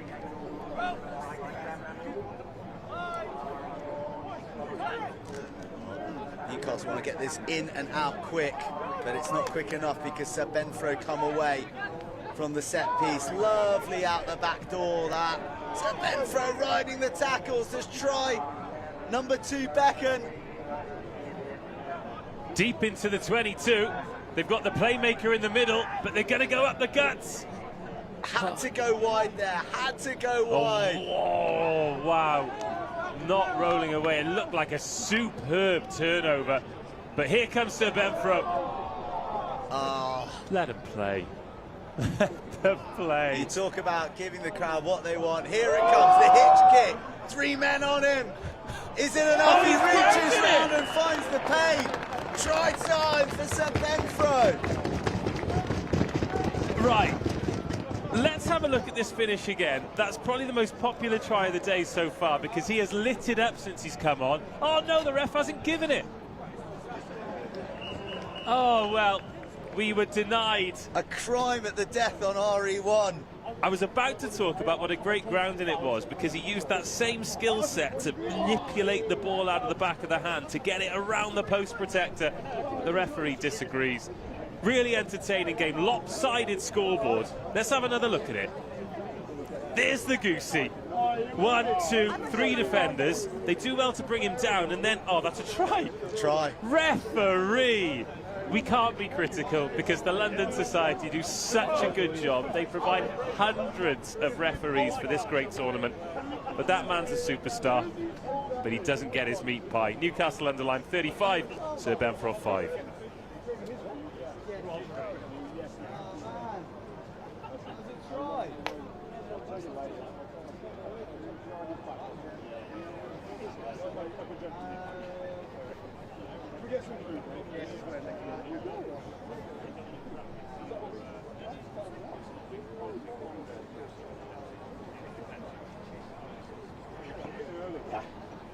I was going for coffee, but that is the milk there.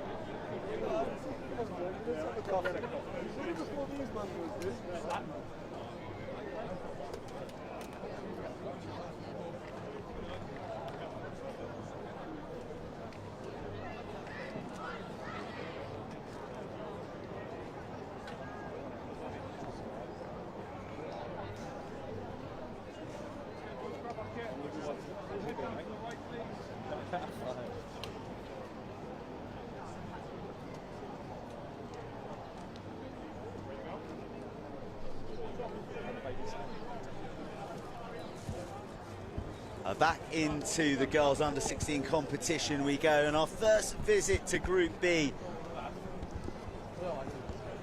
The girls under 16 competition opened up proceedings early this morning. Ivybridge Community College, I beg your pardon, coming out on top in a bit of a nerve shredder, 17-14 against Teifi. Teifi, yeah. Teifi.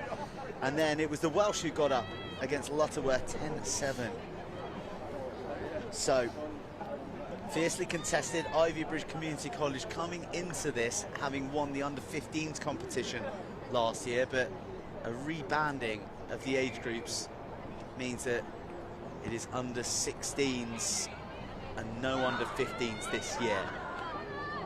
And here we have King's High School Warwick against Langley School. Langley on the charge right now and bursting down the right flank. There is support. Will she need her? Will she use her? No need at all. She's got the wheels and she's got the try. Well, that was a gallop to begin with, wasn't it? And a real sign that if you miss a tackle, you are in deep, deep trouble. Brilliant finish, brilliant backing herself pace-wise. Very often in that situation, you break the tackle, you're up the wing, you're looking around, seeing is there a defender with me? Absolutely no sign of that at all. Complete confidence. Superb start, less than a minute in. Joe's lost his banana. Oh no, it dropped protection out, you're okay. Salvaged. Salvaged. Got to keep the potassium levels high. Important. Throughout the day sevens here at Rosslyn Park. Well, life's all about balance, isn't it? What are we saying? No pick and mix till 2 o'clock? on Monday. Let's have another look at this try, though. Brilliant finish. Very confident ball carrier. The support there just in case as well. Strong start. Well, that's well gathered, because that kickoff was travelling like a missile, and it's returned in similar fashion. Up to the halfway line we go with Kings. Cannonball to the chest, that, wasn't it? It really was. Brilliant turnover. Brilliant turnover, and the footwork. Now pedal to the metal, pins her ears back. Well, she stole it, she made it, she's finished it. A fabulous all-round individual showcase, and a try for the Langley school number 6. Can't make a mistake against these Langley players, can you? Cough up the ball and you're under your own post. We've had one on the right, one on the left, 2 different try scorers, both showing the cleanest pair of heels. Unsuccessful conversion makes it 12-0.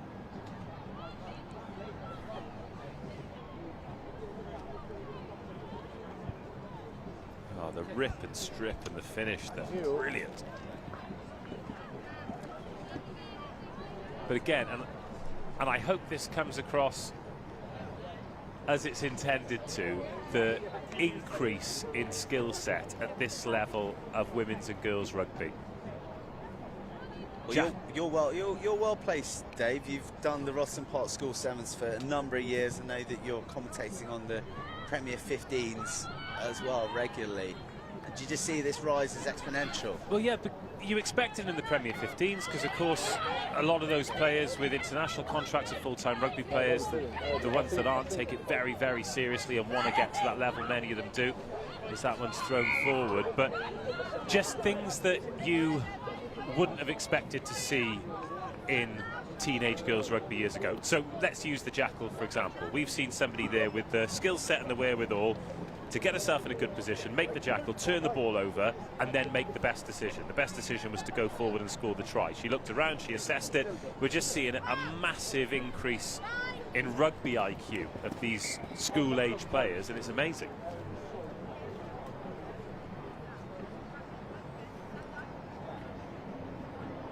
We've got loads more of it to come today. We're going to take you all the way through to the girls under 16s final. That's the last game of the day, and we're going to go through to the elimination round in the under 18 Vase too. God, we're going to have some good rugby this afternoon. Messy old scrum though. When you were playing sevens, were you in the forward pack? I was a hooker. Which is sort of, you know, where you go if you're in the back row. Must be horrible. What, in a 7 scrum? Just a mess. Well, it's get it in, get it out, and then surf around somewhere near the edge. That is, I mean, that is a mess. It's a well-contested scrum, and, well, talk about identification of space. That big old blind side beckoned, and it is gobbled up and scored again. Langley really sort of moving through the gears and finding their way to the try line pretty much every time they get their ball on their hands on the ball. Again, making good decisions, aren't they? Wherever there's the space, they are finding it. They've got some confident ball carriers. Girls that want to score tries. We've just seen another one. Well, you mentioned about the scrum.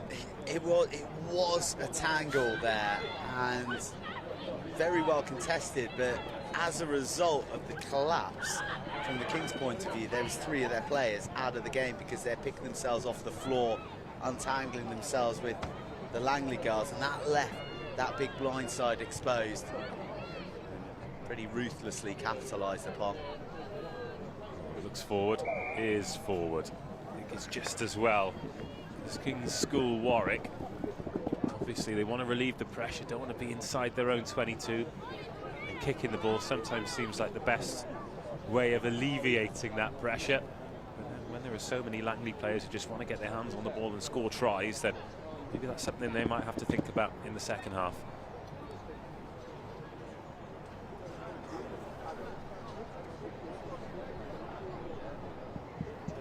there will have been people who've been watching all morning, and they'll have heard us talk about this a couple of times. So if you are just tuning in, it's worth mentioning. There is a lovely vibe about the place on this first Monday morning of the tournament, isn't it? Everyone's in such a great mood. A brilliant event, and you know, our focus here is on RE1, but just looking across the vista, and it doesn't even take in, I can't even see all the pitches, but it's just teeming with young players enjoying their rugby, feeling optimistic about what they can achieve as individuals, as groups out here. Good hard hit, low, felling her opposition. But a side entry resulting from the tackle. Takes us to half time.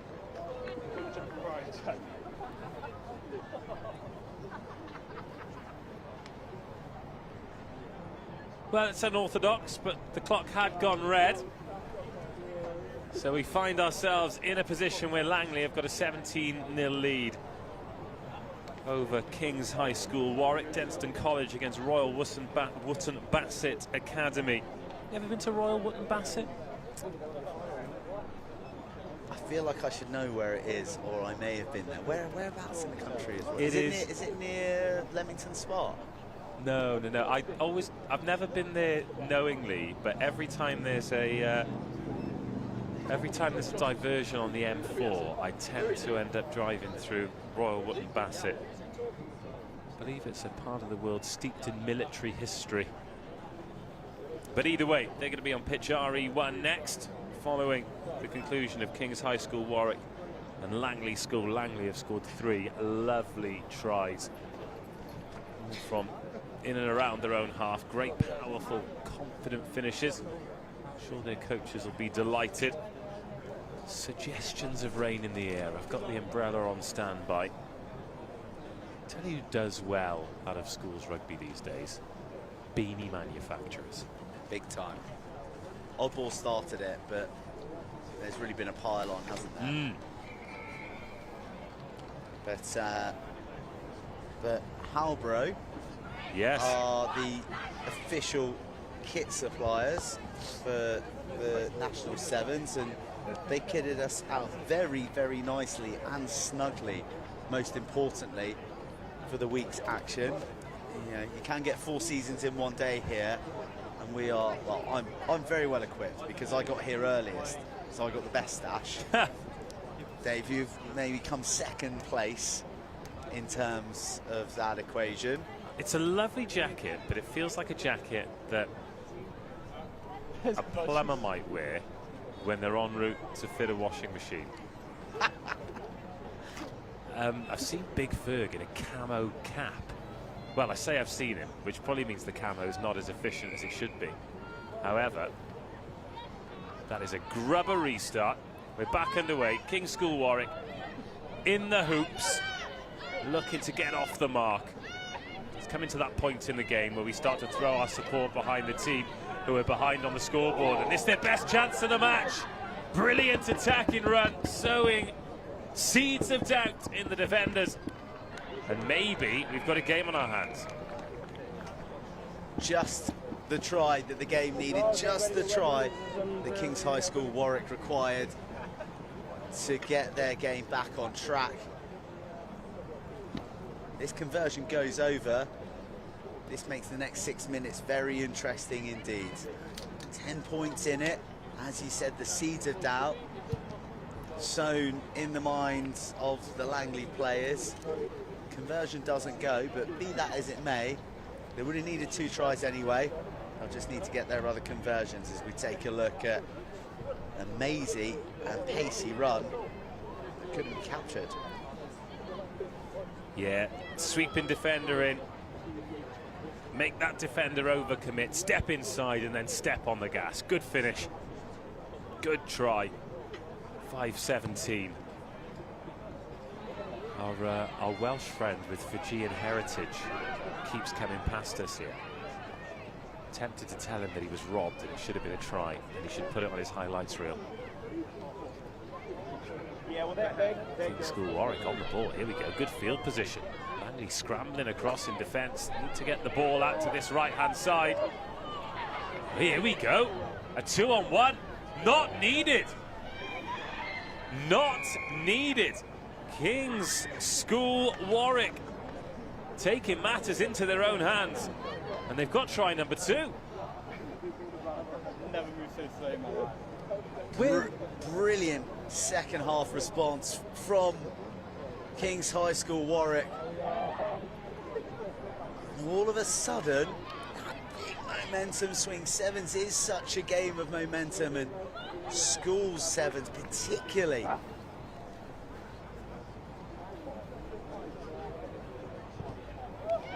Big strike.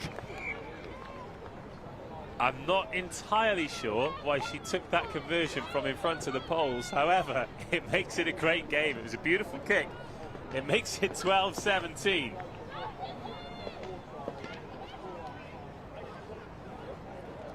Look at this finish again. Hardly saw any ball, did they, King's High School Warwick? But now they've got their big players on, their big ball carriers. And I think one of the things, we've talked about the improvement in the quality of the play. A couple of knock-ons there. Oh, could have let that one play. But I think it's okay to be critical as well. And I think the Langley players, particularly with that try there, might have to look at the defending. It's not touch rugby. When you've got big, confident ball carriers, you need to get a good shoulder in and make a good tackle. So Langley, they were excellent in defence in the first half, a little bit soft there in the second, and they've allowed King's High School Warwick back into the game. We've got 4 very, very exciting minutes to come out. This one in the balance. You're digging into the law Bible there to find out about that conversion from in front of the poles, aren't you? I will leave you read and continue this with King's High School scrum in a great position, all their receivers on the open side, looking for the try that would level the game. The strike's good, the ball's out, and the blue and white machine back on the ball. Well, there was a little touch on that from a Langley player.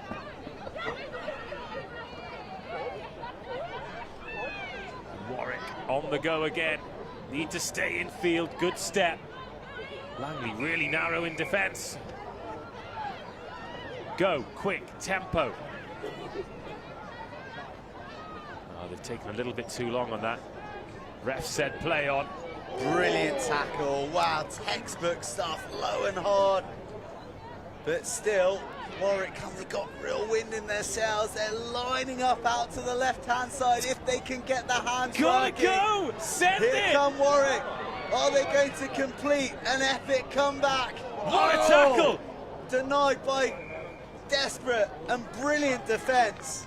Well, this is why it's important to be critical when they make mistakes, because then you can praise them when they get it right.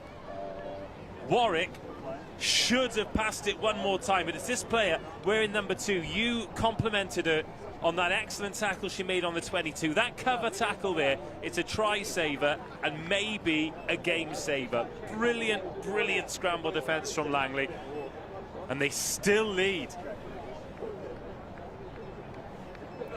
God, it's turned into a right game. Langley hanging by a thread, having been in command after the first 7 minutes. So much pressure still on them here, tight to their line. Ball comes out, anyone's game. And now Langley on the move again. And look, the way they played in the first half, they could quite conceivably go from their own 22 and bury this game, but winning that penalty will help into the last minute on our clock. Just a reminder that we're not linked in with the referee's watch. Oh, that's a missed tackle. Disappointing missed tackle, and that could be the ball game.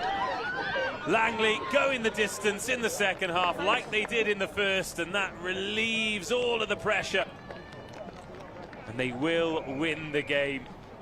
But a great contest. Really, really enjoyable game in this girls under-16s competition.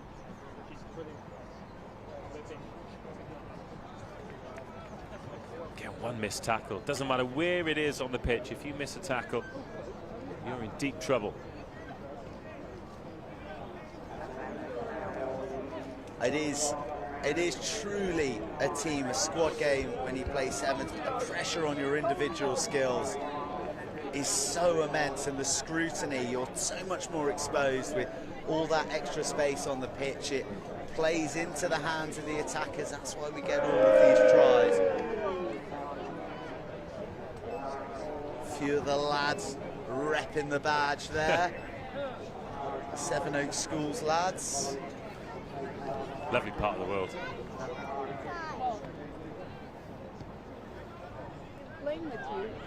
You're going to consistently test me on my geography for the time. I've looked up Royal Wootton Bassett isn't anywhere near where I thought it was. It's over towards Chippenham. Yeah, well, Sevenoaks is Kent, sort of just beyond the Dartford crossing.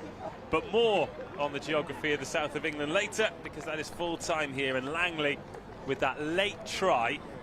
Get what looks like a convincing win, but that was a brilliant game. Perhaps the best contest of the day so far. Warwick defeated 12-22.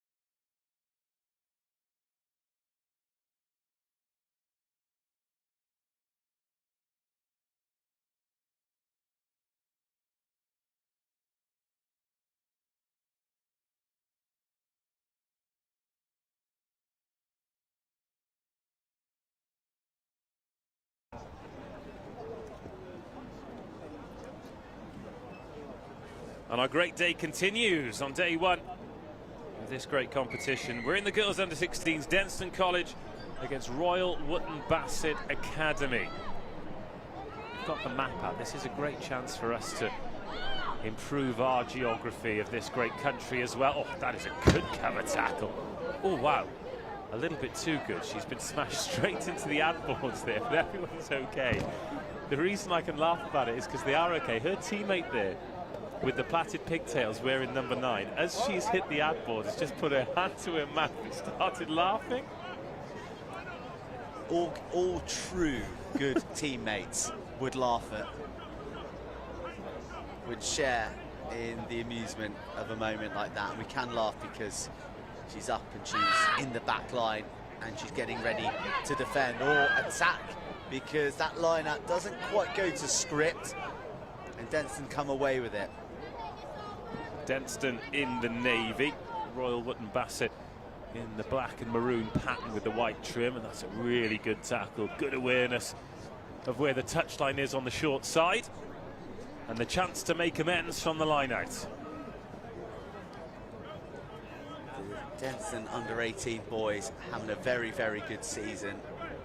Very impressive school programme there, overseen by Rupert Harden, former Gloucester, Hartbury and Richmond prop.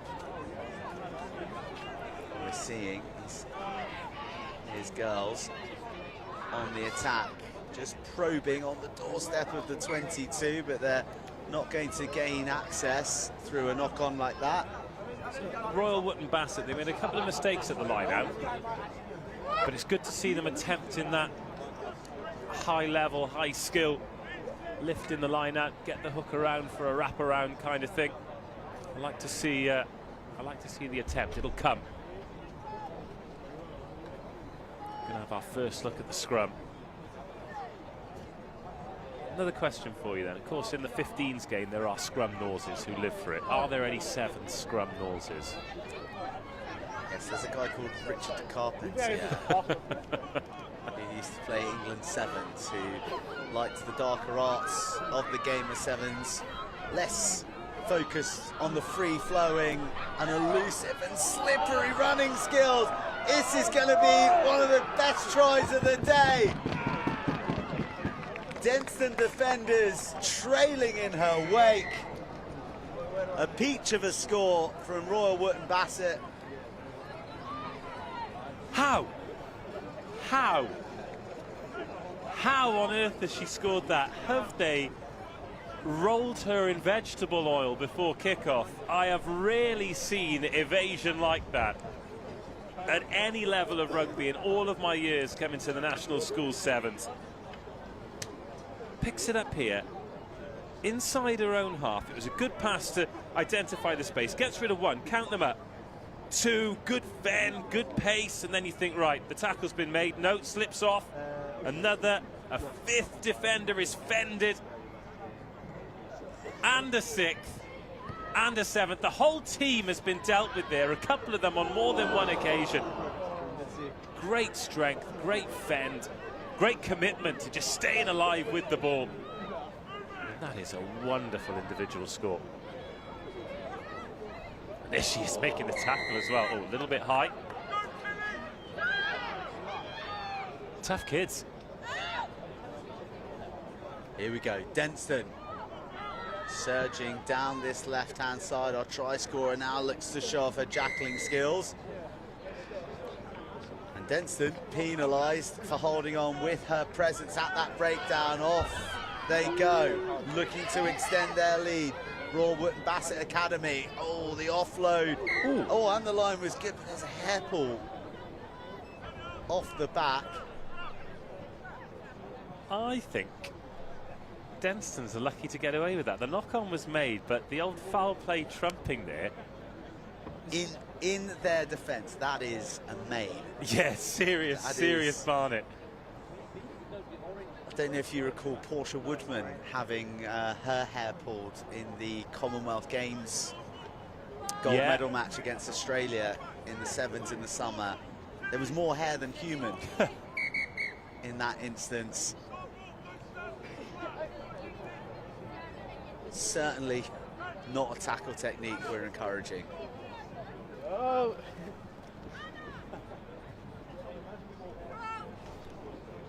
Approaching 5 minutes, 5-0. It's nearly touching the floor. It's almost touching the floor from the hooker. So the ball gets sort of fed through the curtain and into the tunnel.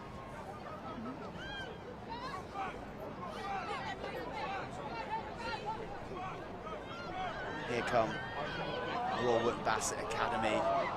Good carry and then the offloading wherewithal and more physicality.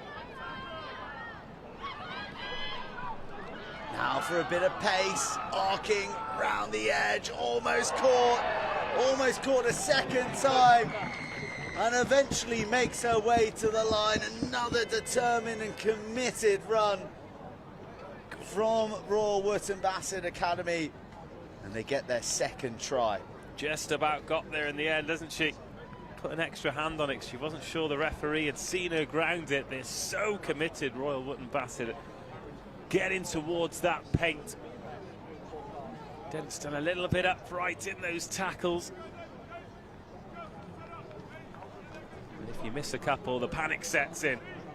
Very often you find yourself behind on the scoreboard, which they do now. Denstone 0, Royal Wootton Bassett 10.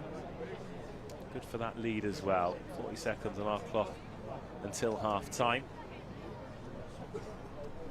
Tell you what, the varying levels of energy drink that we've got young players walking past us with. God, there will be some buzzing teenagers around the place. Good to see some of the cultured youngsters getting an early lunch and using chopsticks as well. It's all changed when we were that age.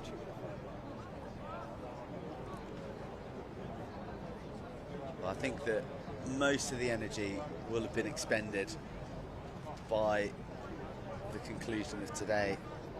Just think back to those sevens tournaments when you're growing up, how exhausting they are, not just physically but mentally as well, because you're switched on from the moment you arrive. There's all the stimulus, there's the excitement of the tournament, they're seeing players that you've heard of or that you've got rivalries with, and you know, there's famous 15s and 7s players around as well.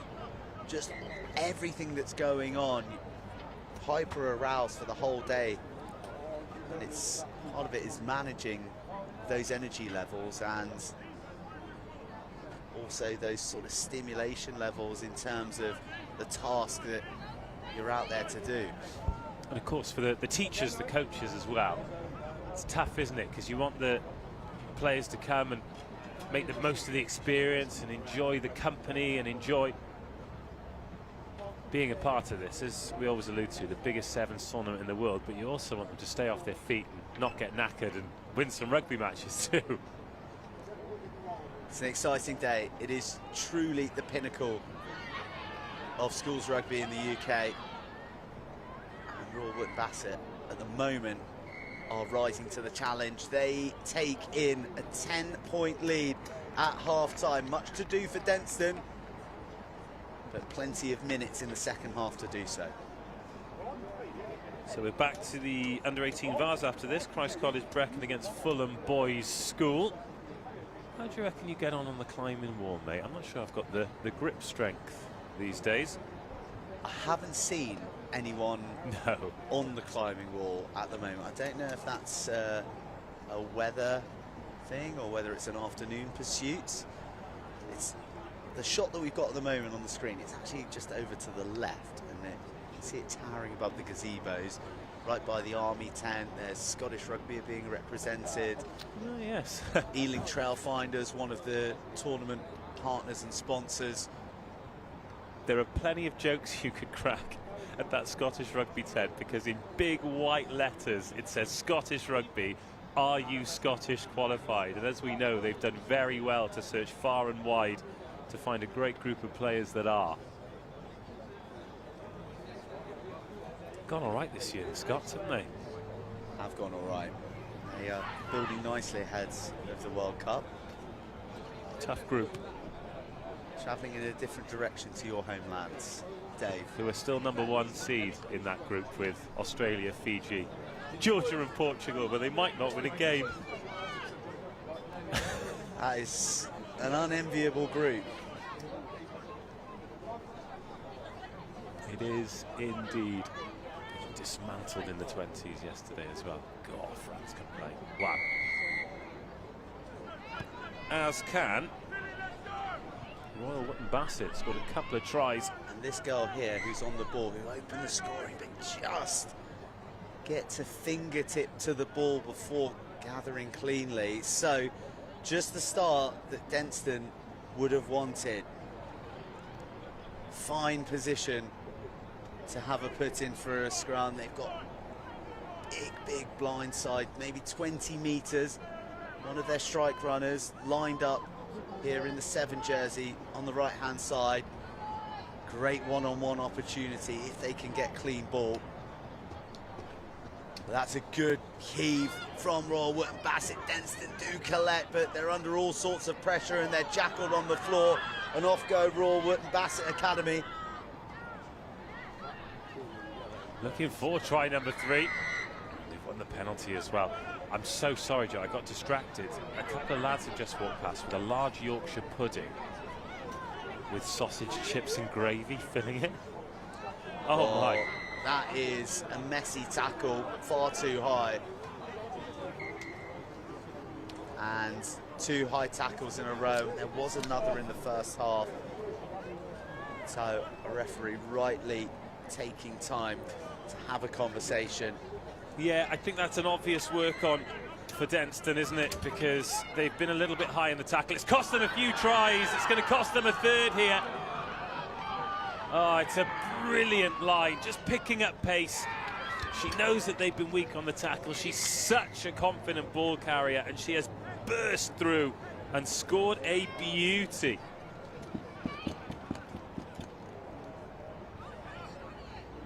Royal Wootton Bassett getting their third try. And that is an absolute cracker. They've gone round the outside before. So work-ons for both teams. Drop goals for Royal Wootton Bassett. Tackling for Denstone's yet two up front. Well, she took her arms away. But take nothing away from the finish. Take nothing away from the finish. Brave ball carry into what she thought was going to be contact, and then when the doors opened, she said, thank you very much, I'll have one of those. 15-0. Very impressive player, the number 15, 2 tries. We've seen her jackling, we've seen her defence as well. Bit of a star for Royal Wootton Bassett Academy. Denstone, well, Denstone find a glimmer of light down the right-hand side, and just caught by the collar, really. They've been one pass away a few times, haven't they, these Denstone's girls? Great determination to just get a hold of anything on the attacker. That'll be the last offering from the Royal Wootton Bassett number 1. A tackle that snuffed out a gilt-edged try-scoring opportunity. Denstone really need to get their hands on the ball, and they do so by winning against the head. Here they come. Lots of space, lots of numbers. They go arcing sideways over to the flank, and wow, there she is again. Stalking. Hunted down, forcing the knock on. We don't award players of the match because there's so many. There are player of the tournament gongs that go round, but certainly if you're looking for a player who has defined the determination of this game's result, it's the Royal Wootton Bassett Academy number 15. Gosh, relentless. Absolutely excellent. Got a couple of tries, but just showing her all-court game there. Could have been a bit of space on the edge. Here they go again, looking for try number 4. And winning the penalty, they just look a different animal. Oh my goodness me. Mullet number 1. Just below a signature. That is straight out of the nether regions of America. Here come Royal Wootton Bassett. Oh, good turnover. And it's gone forward in the process of it.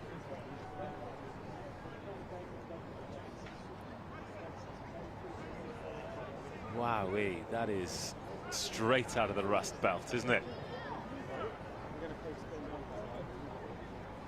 Scrum time.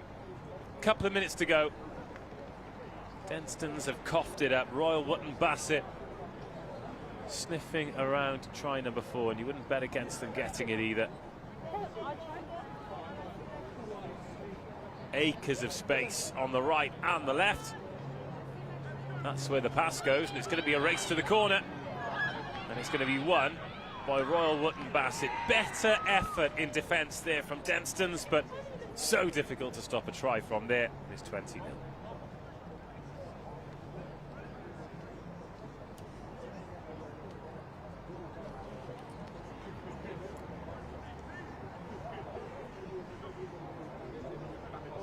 It's the first time we've seen Royal Wootton Bassett on this pitch. They're in Group G. We'll return to the girls under 16s just after 1 o'clock with Bablake and King Henry VIII School against Samual Whitbread Academy.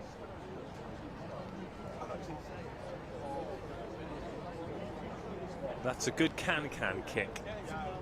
Unfortunately, she's not sent the ball goalwards. Excellent hamstring though. She's kicked her height there. I've not been able to do that for about 15, 16 years. You've never been able to do that, Dave. That's a barefaced lie. It'll be recorded in eternity. The Rosslyn Park National School 7 stream. Off the chin, yep. So Denstone will get to play with that, but Wootton and Bassett have pilfered it. Still alive, still loose and available for anyone to attack with. Wootton and Bassett are the ones looking primed to do so, but that's good defence from Denstone. They come away with possession too. Can they get a try to finish this match? Oh, just leaking forward on the pass, which is such a shame.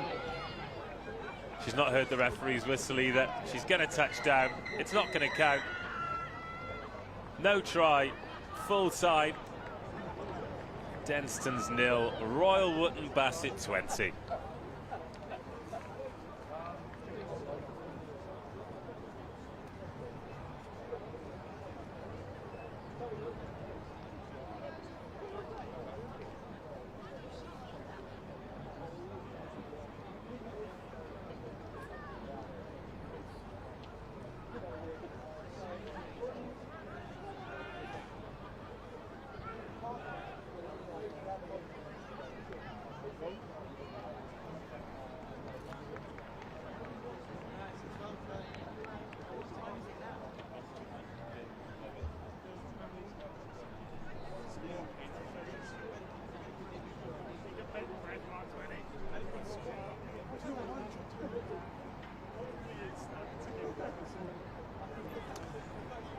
Back to the under-18 Vase competition. We have already seen some really strong teams. Stowe dispatched Coleg, Sirgar and Reeds, but 43 on St Cecilia's. Newcastle under Lyme. 35-5 winners over Coleg Sir Benfro. And here we've got Christ College, Brecon in the gold and green, taking on Fulham Boys School. One of the shorter journeys from Fulham to this part of London. And just out of your shot, quite an eclectic pre-match ritual there for Christ College. They host a pretty good sevens tournament down there, don't they? That gets live streamed these days by the Next Gen boys, who are over live streaming pitch RE2, but all our concentration is on RE1, so a warm welcome wherever you're joining us from. Christ College on the ball. They'll have the first attack. Got a couple of big lumps as well. Let's see how well they move around. Pretty competitive at that first breakdown. Fulham Boys School, what they're lacking in size, they more than make up for in effort, but they're losing the physical battle at the moment. And Christ College, really good footwork, and gets away from the final tackle. Oh, it's like he's got an electric motor in his core. How has he got away from those midfield defenders? That is a very, very impressive opening score. Or is it? Oh my! He's been held up over the line by one of the most astonishing pieces of defence that we've seen in this competition, certainly today, maybe for a long, long time. Well, they say no one likes a chaser, but he is chased and chased and chased right to the very death. He's gone low to catch him, and well, he must have got it. Did he get his hand underneath? He wrapped it round just in time. Well, that's a heck of a call by the referee, and there's not too much remonstration from the player. Oh, that's a lovely touch, and he's straight back under the sticks. He's not going to make the same mistake again. Well, Christ College don't have to wait too long to put that right. And the Brecon team take a 5-0 lead. And that man breathes a sigh of relief. He looks like a tough nut to crack, though, doesn't he? In that congested area, I've no idea how he found that space. It's a lovely one-handed touch.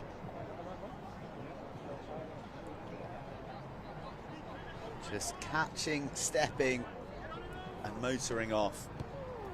Conversion was good. 7-0. 2 minutes gone.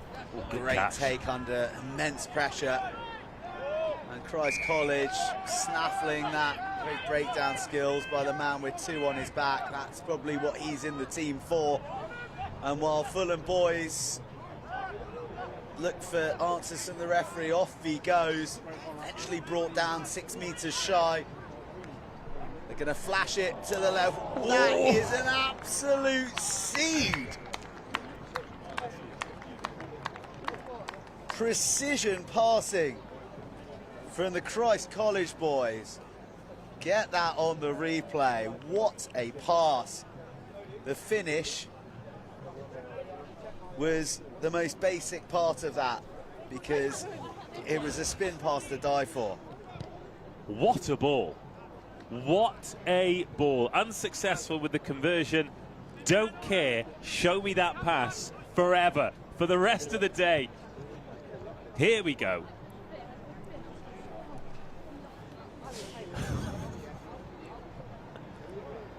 What I will say is, it's great to see Christ College Brecon here and playing well, because their rugby slipped off for years. They've got a great rivalry with Llandovery College, who are the premier rugby school in Wales, and I'm sure the other rugby schools won't mind me saying that. And they've always had the better of the rivalry with Christ College, but because there was so much of a difference in standard, they abandoned the fixture and a lot of history was lost. But Christ College have improved in recent years, and as a result, they're back playing that relatively local rivalry, that local derby again. And we talk about occasions, and this being an occasion that young rugby players really look forward to wearing their school colours. If you're in either of those schools, that's something that you really get to look forward to, as Christ College bully their way over again.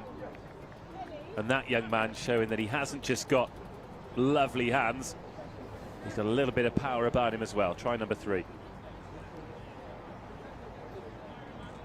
I'm still rendered a little bit speechless from his pass assist from the previous try. That was a nice finish. Yeah. But that pass to set up the previous score. Yeah, beautiful ball. 17-0. Here we go. Shoots down the alley. Meets a bit of resistance. In comes number 2. But he finishes the job. Yeah, full court gain. The boy can play.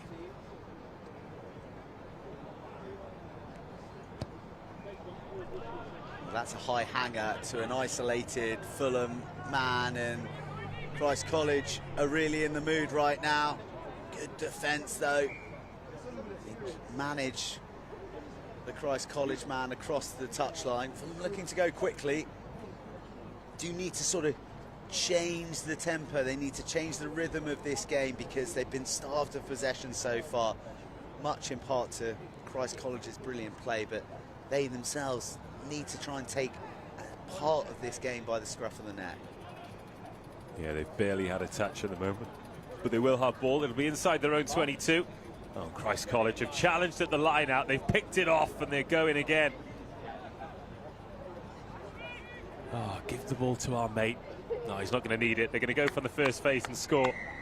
I just want them to get it loose in midfield again, so we can put in another one of those tight spiral bullets. Give the people what they want, Christ College.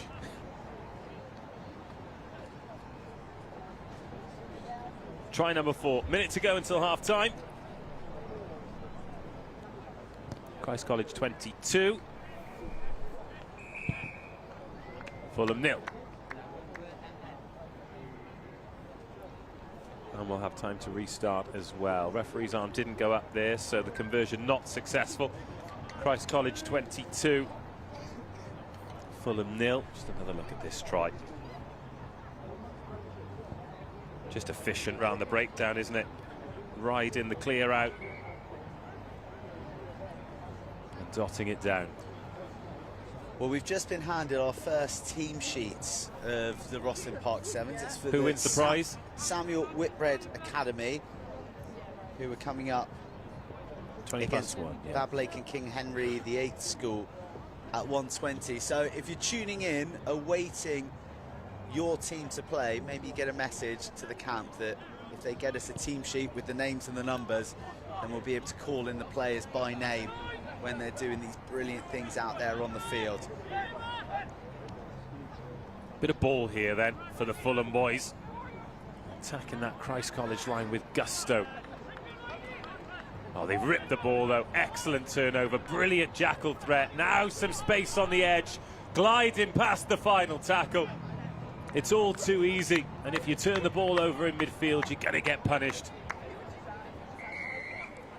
Especially against an excellent team like Christ College. They'll go into half-time with a 27-0 lead, maybe a 29-0 lead. Simple conversion from underneath the posts. The left foot through it. That's half-time. Christ College 29. Fulham 0. Played some good stuff, haven't they? Very, very impressive from Christ College. They look like a team where everybody knows exactly where they're meant to be, what they're meant to be doing. And they've got the skill set to match as well. Big physical individual there on the edge, and you do see that in sevens. I think, you know, often the misconception is that you just have the more diminutive, flighty flyers on the edges, but often teams look for the balance of a big man who can shift and then your archetypal, elusive, smaller winger. The thing that's impressed me most about Christ College is their handling. It has been so accurate. Ball out in front of the recipient so that they're not having to stutter when they catch. They're steaming on, bringing great pace to the attack, and really too much pace for the Fulham boys' school to cope with so far. Do you know what, though? Like, we've seen 5 really good tries, but we're purring over one pass. Oh, and he's off the pitch now as well. Boo, boo. Get him back on. Well, I mean, for that try, they had 3-on-1, 2-on-1. Yeah. Or 3-on-2, and usually you discourage the missed pass. You put it through the hand so that you bring in the defenders, because the missed pass is often a looper and it gives the defence an opportunity to drift. But that was a bullet. As was that. And once again, the handling skills, an absolute delight from the Christ College boys. And a nice, simple finish. Lovely part of the world. You ever been down there? Brecon? Yeah. I have been actually, yeah, a few times. An old friend of mine who lived in Brecon. Yeah, the school itself, chartered by King Henry VIII. That's a bit of nauseum for you. Love that sort of knowledge. Great ice cream shop opposite as well. You know, those are the real facts that you want to hear. But again, great handling. He looks a handful as well, doesn't he, the number 5. Didn't score, then did score. Just midfield general. And he's going to get us back underway with another, I've no doubt, competitive restart. Well, not a great strike. But now is the point where we go all in on Fulham, and we desperately want him to get a meat pie before the end of the game. A high tackle coming in, and just there, maybe looking to overplay a little bit, Fulham. And, you know, that's kind of the curse of when you go scores behind, but also when you haven't had much opportunity to attack. Was there a clear release from the tackler there? I'm not so sure. He certainly made himself a nuisance in that breakdown. And all the cards falling for Christ College, who were quickest to react, and they've got the footwork as well. Delicate fly hack through to set up just a flop over the line. What are you reaching down for there, Joe? Food vouchers. God. Serious currency around here. To keep us sustained. Like cigarettes in prison, those things, aren't they? They are, they are. They're a high-value currency, the food vouchers. Again, a testament to the gastronomic offering that the Rosslyn Part 7s has. That's a lovely try there. Good footballing skill. Again, it's good to see more teams really showing what they're all about on pitch RE1. Just shows how competitive this Vase competition's going to be. We've already seen Stowe expecting to go deep in the competition, but as always, it'd be great to see a new name on the trophy. Christ College Brecon certainly look like a side that can play, and the great joy of the way that the games are set up on RE1 is that we're seeing teams from each group. We've had Group A, we've had C, we've had F. This is Group B, and up next. Oh, what a try! What a try. When you put a kick in like that, you're just asking a question, and every now and then you get the answer you want. Turning the Fulham defenders, hoping for a good bounce. The bounce was dreamy. If it goes end over end, then maybe you can chase it in goal and sow a seed of doubt, but sometimes it sits up perfectly right into the bread basket, and you get a result like this.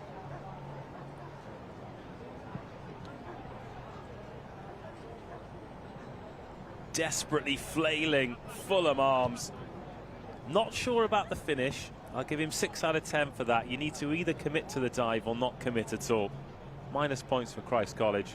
They still get 5. 44-0. No, and our man's back on. Get him pulling the strings. Oh, they're getting all the bounces. Isn't it amazing how luck just goes your way when you're winning the game? Every bounce falling for the green and yellow. Fighting hard though, good counter ruck. Few numbers here for Christ College, who put the footwork in and bring in the power and the pace. Just a glimpse for the offload, but Fulham are resourcing these contact areas well. They haven't given up. They'll need to press up now. Try scorer and try creator on the ball. Just a slight loss of fluidity, and look at that for a carry. Just a reminder, isn't it, that even though this is a game of high skill level and taking opportunities and vision, every now and then a big bump is what you need to press the reset button. A big bump, and at the moment Christ College are marrying that physicality with some really very good handling. And there's the climbing tower that we've been speaking about. So you can go rock climbing. Some sides are looking to scale Rosslyn Park Sevens tournament heights, but they're going up there now. It looks a bit like Castle Grayskull, doesn't it? The race is on. I'm aware that's a cultural reference that a lot of the younger viewers might not get. Very, very dated reference there. I'd say most of the children tuning in from their respective schools have no idea what you're talking about. But to any geriatric millennials watching, I hope you enjoyed that one as much as I did. Final minute of this one then. Christ College Brecon, comprehensive victors here over Fulham Boys School. It's been a tough quarter of an hour for the South Londoners.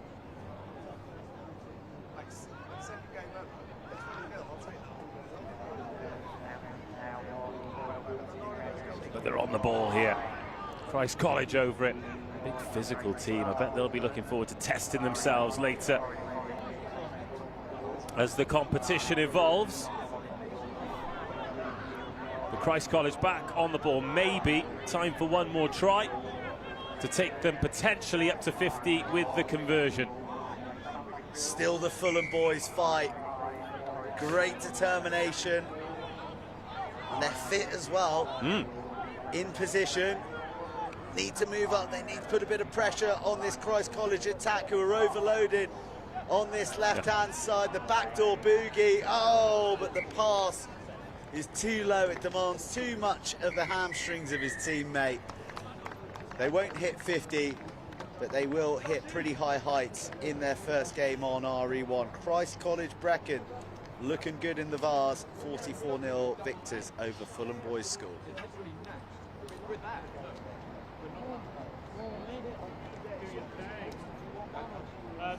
You take a break for a bit, let's come back and we'll take a break afterwards and we'll just plow on, yeah?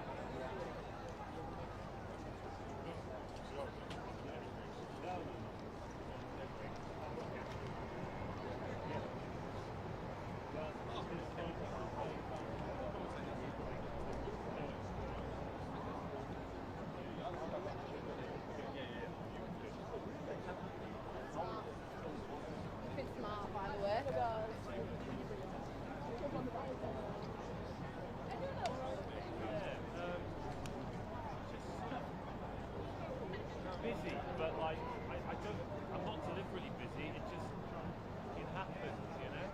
You got any exciting projects on the go? Oh, nice one. What's the documentary on?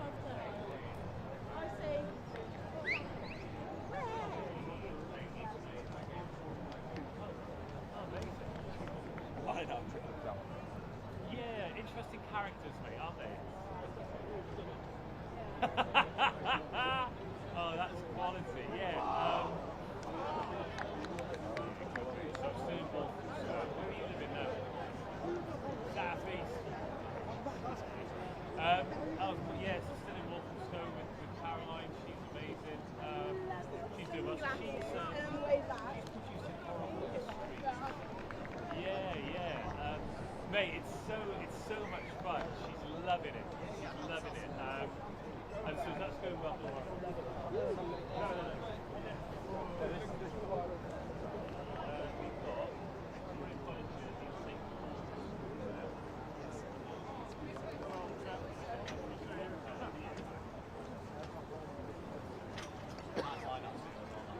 Victoria College jersey against St Paul's School.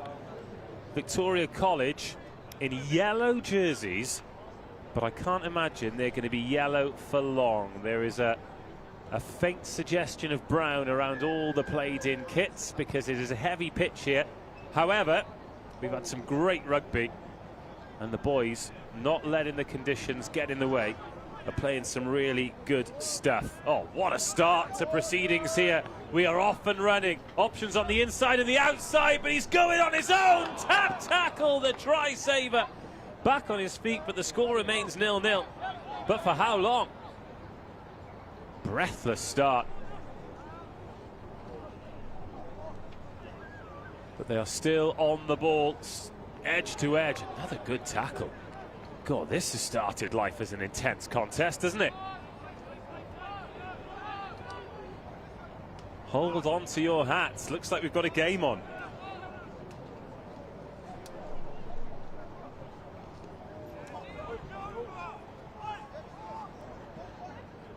St Paul's with the chance to score, but now Victoria College in the yellow.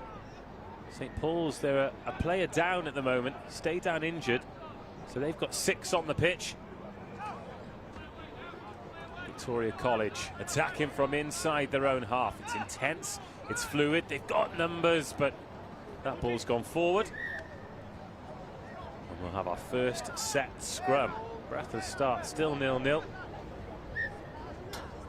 And I think we're going to have a delay here while this injury is dealt with.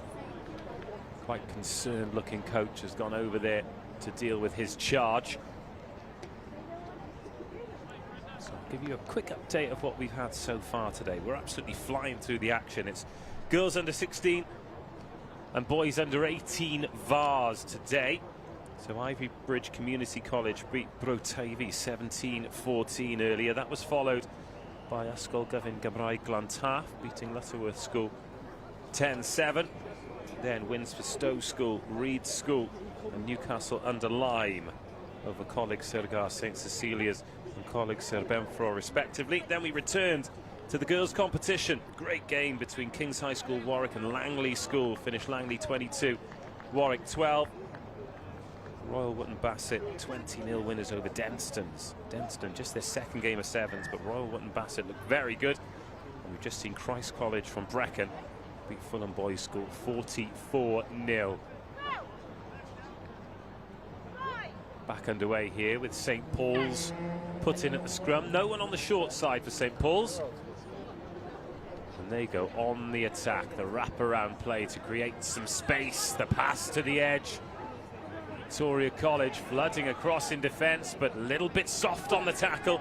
And St Paul's up to the 22. Again, high skill level, lovely crisp passing. Oh, and intercepted. Victoria College from Jersey being made to work for it. Not had any territory yet,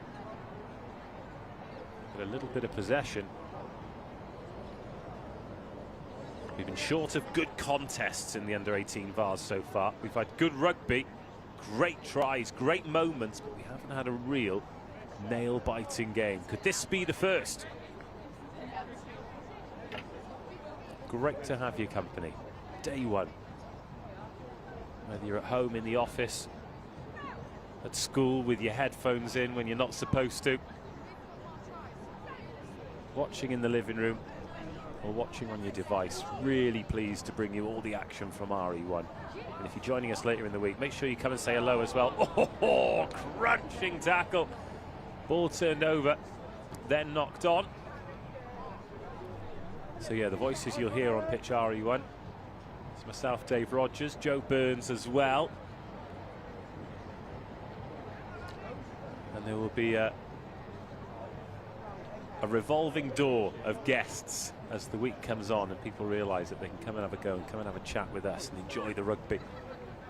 Hopefully we're going to enjoy some good weather as well. It's been beautiful and sunny for the last few years, but I cast my mind back to when we had snow at the start of the tournament. Thankfully we're not there yet. There's a little bit of rain in the air as St. Paul's again looking for soft shoulders and looking for quick ball. No one out there on the edge, so they're going to have to graft the hard way. High tackle, penalty advantage. Now a chance, they've got a 3-on-1, it's got to go. It's gone forward. And the referee are judging that that's not a deliberate knock-on, so we'll go back for the first penalty.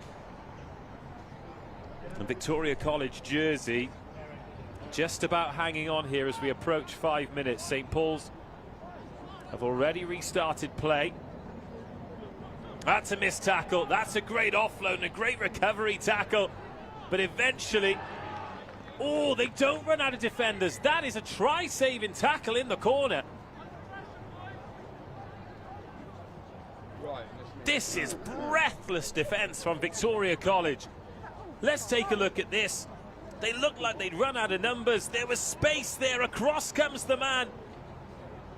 And he's lost it, trying to ground it. And it remains Victoria College 0, St. Paul's 0, but St. Paul's have turned it over. Surely it's coming now. Victoria College camped on their own line. St. Paul's queuing up.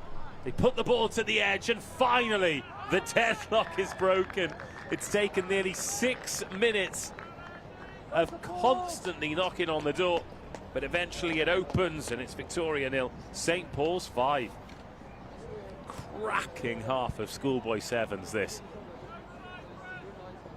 Great to see the brave defence from these Victoria College boys, and the patience in attack for St. Paul's as well. It's easy to lose your rag when it's not going your way.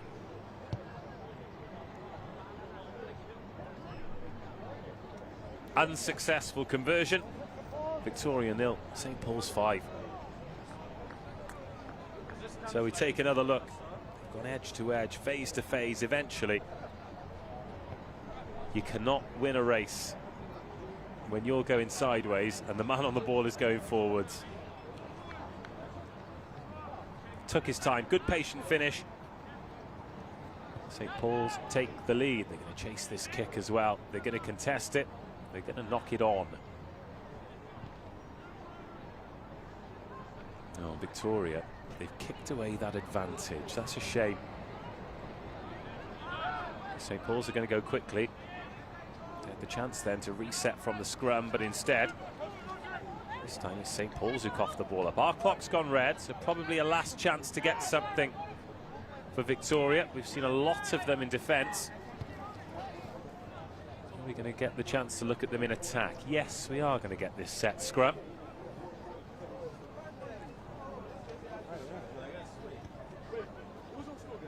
Nelson College, New Zealand against Ysgol, Gyfun, Rhymni. Those are two very different parts of the world, let me tell you. That's coming up after this one. Then we return to the girls under 16s, Bablake and King Henry VIII School against Samual Whitbread Academy. But before that, we need to come to the conclusion of this half. Oh. They're brave in defence, but a little bit blunt in attack at the moment, Victoria College. And the penalties conceded. The clock's gone red, and St. Paul's with a real opportunity for try number 2. There's the offload. Oh, he's lost his footing. But pressure at the breakdown. They continue to push up the men in yellow. Another brilliant tackle. This is perhaps the best defensive effort we've seen from any team so far on day one. 8.5 minutes on our clock. No respect for the schedule.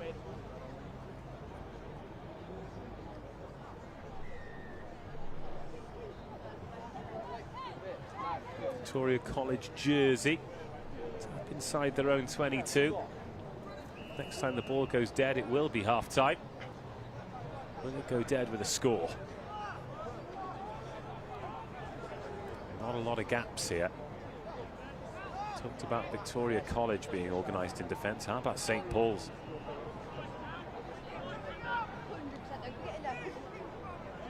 Switching and looking for chinks in the armour. Switching back again. That offload could do it. Nice ball. Oh, this is lovely handling from Victoria College. Now they break through the line. Back yourself a pace. Up to the 22 for the first time. Why's he kicked it? Oh, that's why. Gather it, score it. The cover tackle's good. What a game we've got on our hands here. We're nearly 10 minutes into the first half. These boys running on empty. Now up the short side. Best chance of the half for Victoria. 10 minutes of the first half gone. They've got a 3-on-2.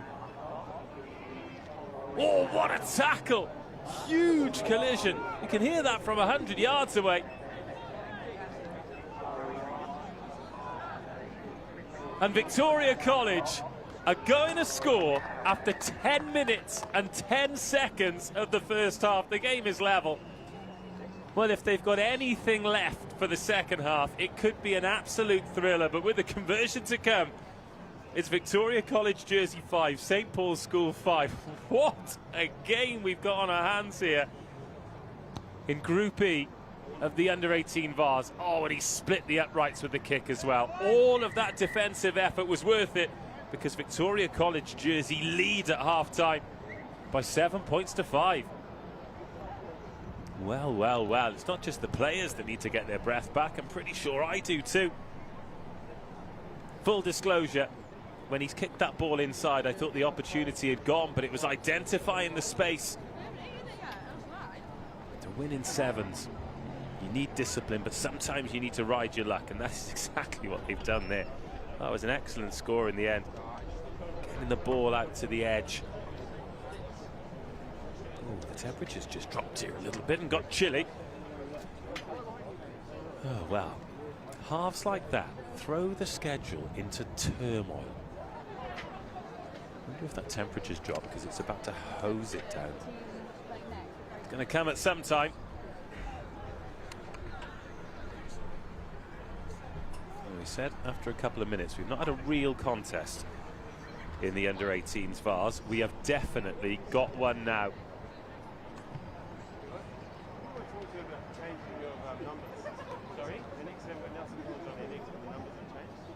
Well, I've not had any numbers on any team sheets anyway. So if you've got numbers on the team sheet, then I can call your players by name.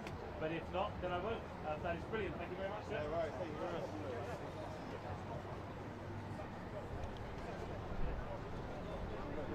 Oh, great news. Nelson College are up next.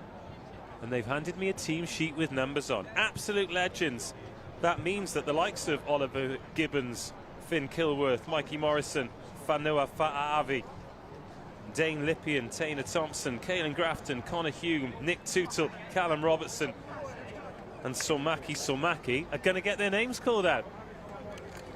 Let that be a lesson to you. But in the meantime, let's enjoy the second half of this one. Victoria College jersey against St Paul's School. One conversion in it. There are going to be some tired young men in black and yellow. Who's going to blink first? Who's going to crack first? Who's going to provide us with the mistake or the moment of magic that is going to separate these two teams? Strap in. It's going to be a good one. we're not even halfway through day one yet. God, there's a lot of rugby this weekend, and we love it. Get in touch on the socials. Do let us know where you're watching from, particularly if it's an exotic location. Restart finds touch. And you know, by exotic location, I don't mean Hackney. Camden.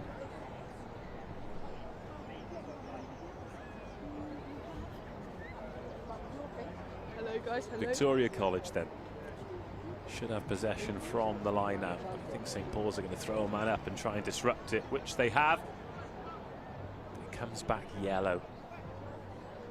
Victoria College, then so little of the ball.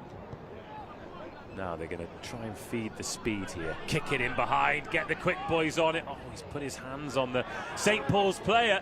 And has he knocked it on? No, says the referee. There's the offload into the 22. And Victoria College jersey go end to end. But that's brilliant work by St Paul's over the ball. Snaffle the danger and win the penalty. God, it's good fun, this. Get the heart rate up. And the ball thrown inside and kicked back towards the goal. And it'll be taken in by Black, but they're passing it out from their own in-goal area.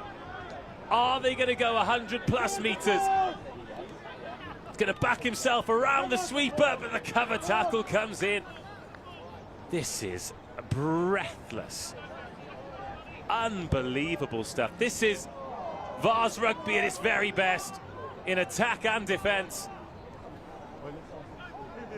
And again, Victoria College called into question in their own 22.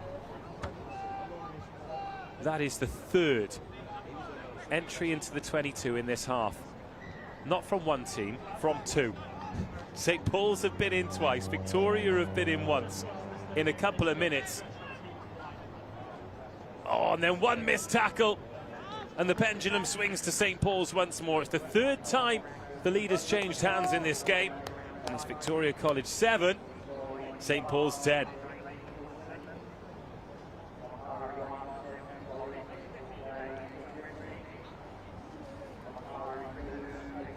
And this fascinating game continues apace. Surely the second half can't be as long as the first.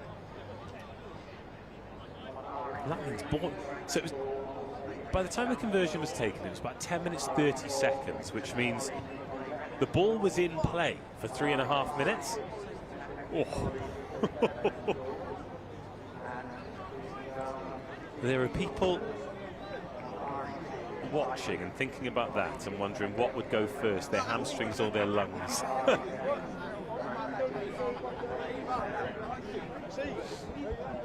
Replay of the try then. Again, Victoria College just switching off. It was great awareness at the penalty to just go. And once again, the men in yellow chasing the game. 5-0, 7-5, 10-7. The scores. Impressed with the patience in this part of the pitch from both teams, actually. That's a big collision. And the meters after contact, very valuable too. Oh, doesn't want to get isolated here. No one's in behind him. Oh, that is lack of concentration from Victoria. It was a good carry and he bought the extra second for St Paul's to arrive and support that ball. And now they've got some space here on the left. Victoria running on empty a little bit, not entirely sure how they're going to clear their lines, not entirely sure they're going to have the opportunity to, because St Paul's are hearing in for try number 3, the try that takes it beyond a converted score that should make this game safe even with this amount of time to go. Tired defenders not able to cover the gaps. Victoria College 7, St Paul's 15 is the score.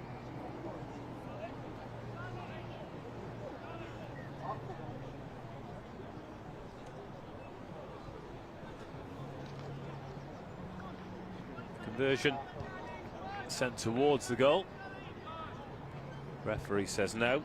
Victoria College 7, St Paul's 15. A 2-score game. Really good finish. It's amazing how much more energy you can muster in attack than defence. And both teams are exhausted.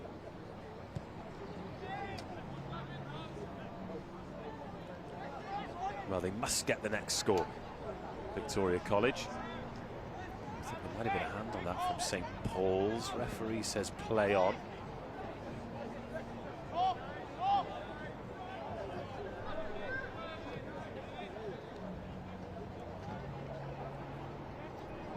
Oh, there was a hand on that, an important one as well. It's gone out into touch.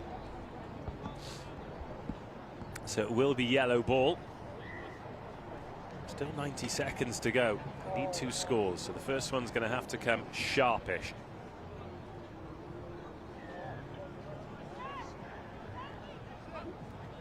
No, and it's stolen. Really good stuff from St Paul's. Excellently hooked, excellently handled. Oh, and attacking from deep as well. Try number 4. Try number 4, perhaps the pick of the bunch. Just attacking the line from deep. Super pace onto the ball.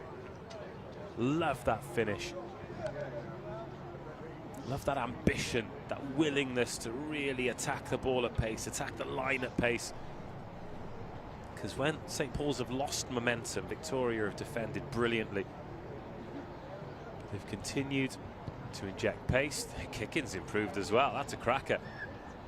Victoria 7, St Paul's 22. I think St Paul's deserve a huge amount of credit for the way they've kicked on in this second half, but just when he received the ball there, he was already at full tilt. He was on that outside arc.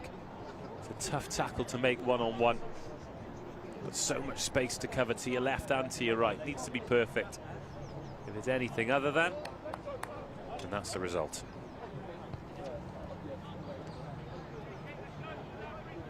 Well, the kick out on the full. This game probably beyond Victoria College jersey. But how long are they going to hold on to this ball for? Are we going to have another epic half? Or will it be over after this chip and chase? That's well gathered. Now our clock's gone red. We don't know what the referees is saying. But you'd be thinking, if you're St Paul's now, put the ball dead, win the game. Dust yourself off and go again. Oh, they might want more here. There's some space to gallop into at the left if the pass is good, and the pass is good. The hitch kick is good. The last tackle is missed, and that'll add an extra sheen to the scoreboard.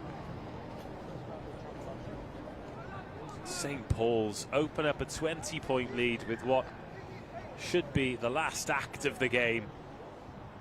Fantastic second half performance. After a brilliant first half effort from both teams, so much defending by Victoria College. Eventually they ran out of steam and St Paul's put the hammer down for some absolutely sensational scores.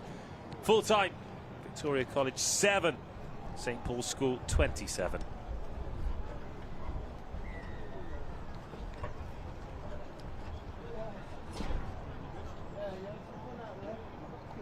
Yeah, man, but this is the thing. Look at that. Yeah, it's like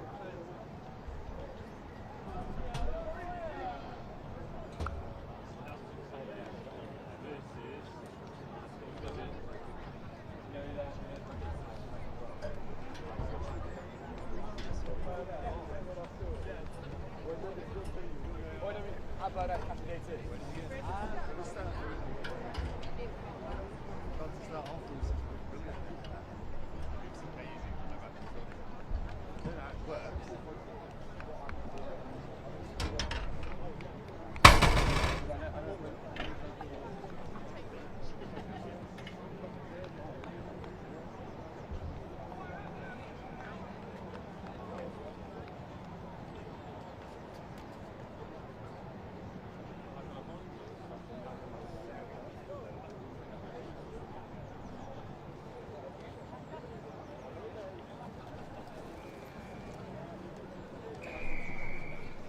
The men's competition continues apace. We've got Nelson College, New Zealand, against Rhymni.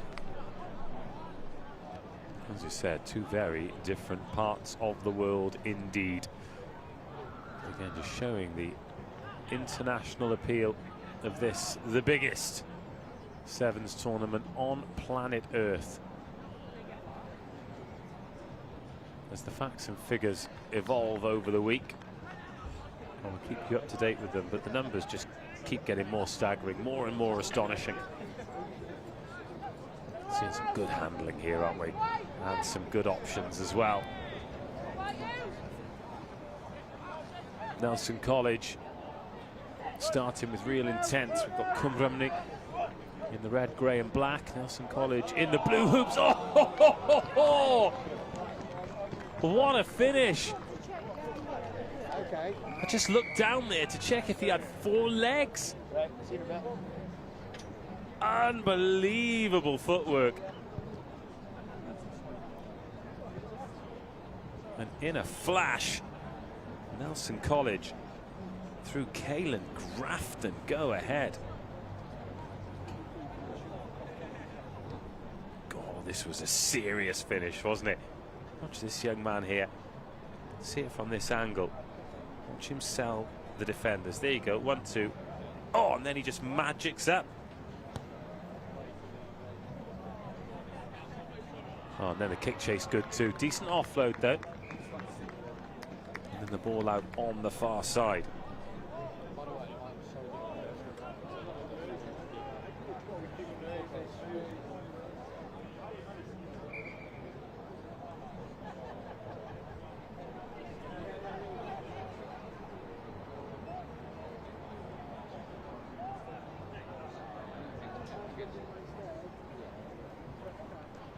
First line-up, off the top it goes.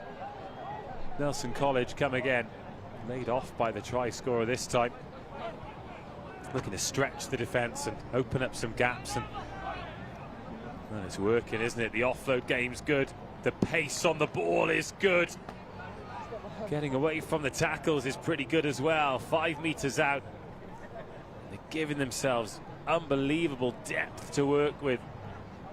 There's a lot of confidence in these young players who've come a long, long way to put on a show here, and that's exactly what they're doing. 2.5 minutes in, 2 tries. Round the outside, through the middle, and they lead 10 points to 0. Conversion to come. They look like they're kicking it by accident. They've had 2 drop goals from under the sticks, and neither have been anywhere near the posts. But that does mean we can get on with the game and hopefully see some more rugby. Yeah, just stretching the defence. The Rhymni boys just struggling to keep up with being dragged left and right. Oh, what a take from the restart. Nelson College doing bits. Oh, now the kick in behind as well. Tries of all shapes and sizes. And Rhymni are in a Nelson College maelstrom at the moment.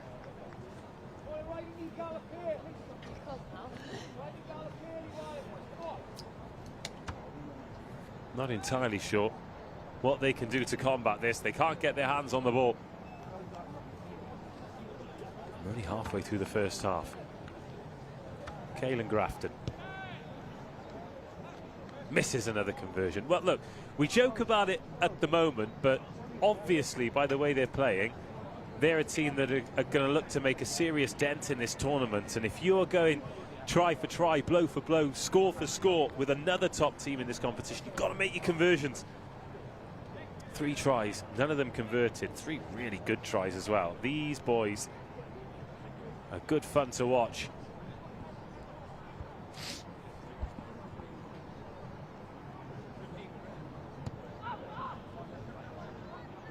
Again, they send the dogs after that restart, but it's a decent take from Rhymni. Will be desperate to get their hands on the ball. Little knock on there, but it's come from the Welsh team. Frustrated with that one. It's their chance to build something.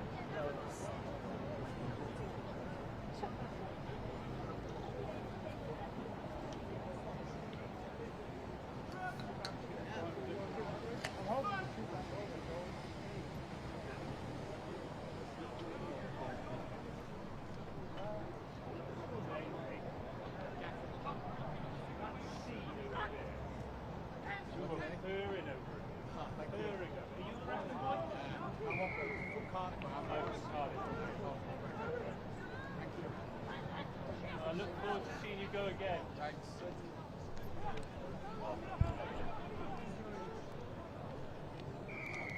Penalty then to Rhymni.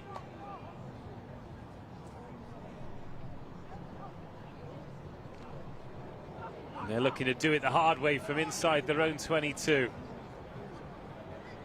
Looking to get, oh, what a shot.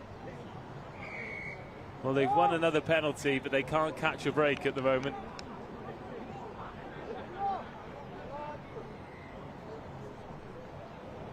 Oh, they've got rid of a defender there, though. Just overcommitting, looking for that big shot. Good bit of physicality, meters after contact there. Rhymni looking to get something before half-time. They've got a minute to go. Or perhaps that pass out onto the edge there could have gone. Instead, they've gone out to the right-hand side, looking for a bounce of the ball. Not getting it. Oh, the winger on this left-hand side was furious that he didn't get the ball then. As all wingers are, particularly when it's chilly. They don't want to get cold hands, and there are no pockets to put them in, so they want to get on the ball. Nelson College. Looking for try number 4. Scored 3 absolute jaffers in the opening couple of minutes. Little wrap-around play, creates some space. This will be try number 4. Fascinating watching this team from New Zealand play in a different way to the best English teams that we've seen, and finding ways to stretch defences that haven't been reliant on the pure speed and the tempo that we've seen from the English teams. And they've got a conversion. What a way to end the half. Nelson College 22, Rhymni 0.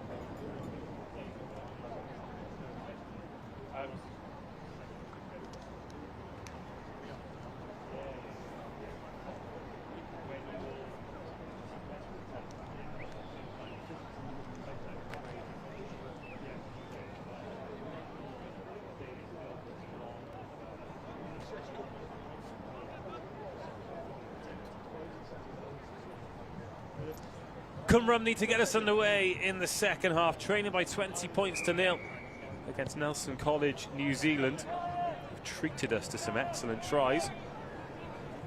They've got their hands on the ball here as well. So much depth from the attack and just backing themselves to get up over that gain line and create the space.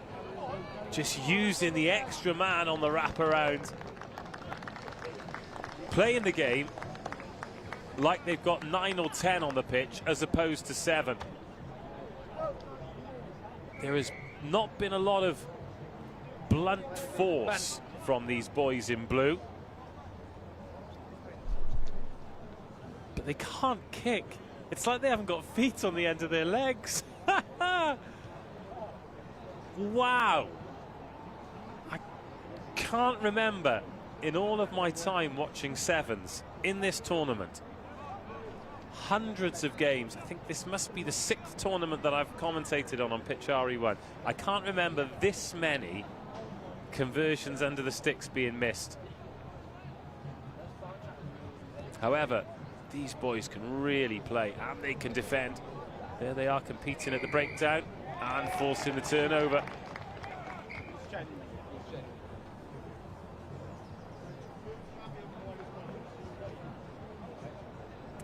$27-0.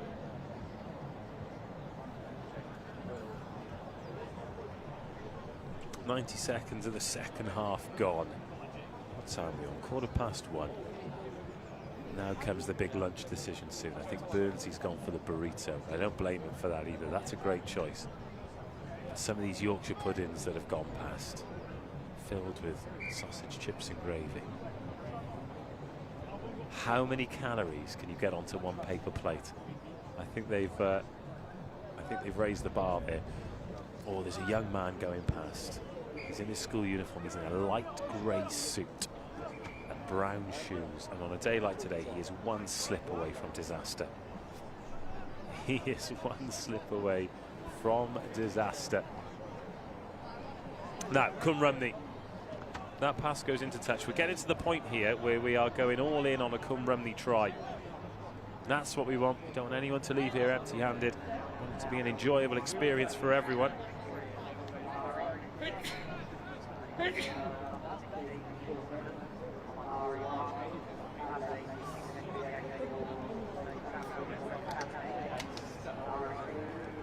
We're also getting to the point that during my break I'm going to dive in and look for a bigger coat. It is pretty chilly here today. Nelson College, the boys go again. Down the middle this time. Oh, I've been a bit too ambitious with the offload. There will be a Rhymni put in at the scrum. Just relentless pressure. Great awareness from these young runners. Hopefully that's coming across at home. Just the way they know which side to go. Left, right, inside shoulder, outside shoulder. And the faith in their teammates as well to find that pass.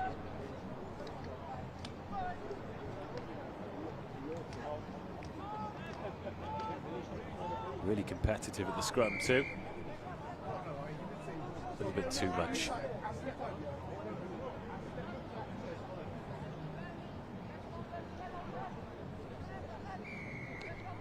And another penalty at the breakdown. Rhymni having a second bite at it. Oh, it's going to be a yellow card here as well. They're going to be temporarily down to 6 players, which when you're 27-0 down with 11 minutes on the clock, that is the last thing you want. Through the hands it goes. Oh, that pump pass, then the ball over the top. It's got a little bit forward, creeping forward and keeping the scoreboard at 27-0.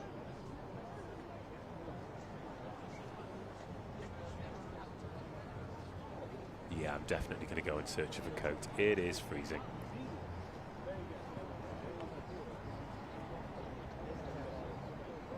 No shame in layers, let me tell you. It's a long week outside. So it's a put into Rhymni here, but they're a player down. So they've only got 2 outside the scrum. So they have to be careful about what they do with this ball. Don't want to get caught out, don't want to get turned over inside their own 22. So they're going to hack it low, try and put it on the gas man, but it's a decent read. And Nelson College go again. Oh, dancing feet, beautiful footwork, and they cannot lay a glove on him. Oh, that's a good finish. 32-0 and another opportunity to miss a conversion under the sticks. God, that's a good finish. Oh, he's made it. Perhaps the most impressive thing, aside from that mullet and that finish, is the fact they've actually kicked a conversion. Nelson College 34, Rhymni 0. How many is he beaten here? One. There's the goosey. Oh, that is filth.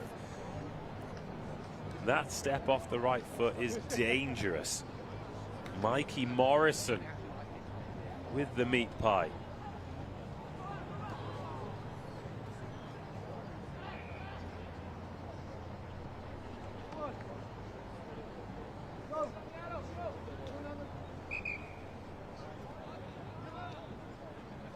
Rhymni back up to 7 into the last minute of the game.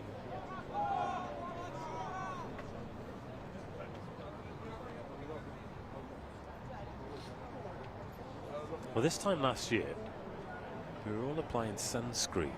Now we're all raiding our bags for hats and gloves. Oh, let him play, ref. It's 34-0. Come on. It's meant to be about marks. Well, Nelson College looking like a real great addition to this tournament, and Mikey Morrison chases his own kick. Oh my, he has scored 2 delightful, delicious, delectable meat pies at the end of this game. And they're going to have the kick to take it over 40.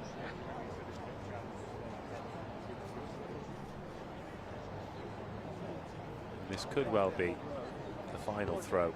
Oh, lovely strike as well. Where's he been the whole game? What a performance. Nelson College announced themselves at the National School Sevens. They've beaten Rhymni 41-0.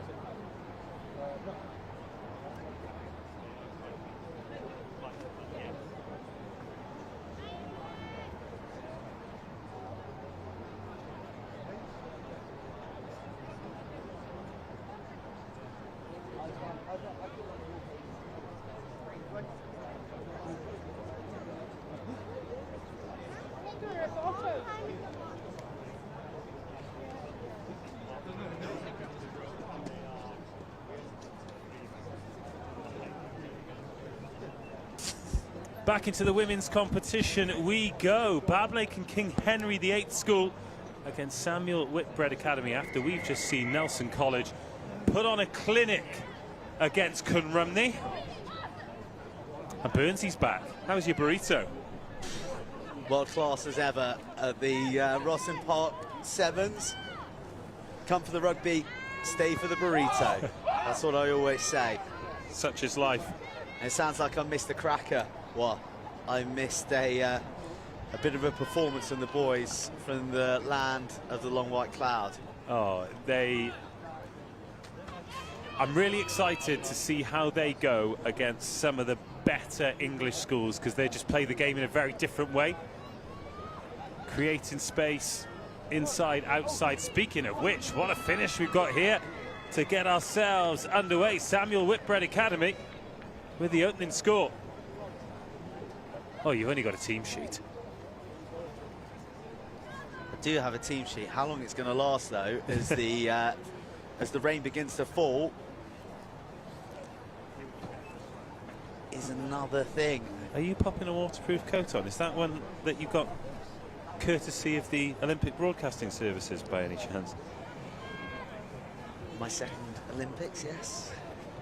That's the thing, isn't it? I mean, you can talk about who's doing what, but I'm still out here paying for my own coats. Well, there was the strength, there was the desire from Leah Bramwell, the captain.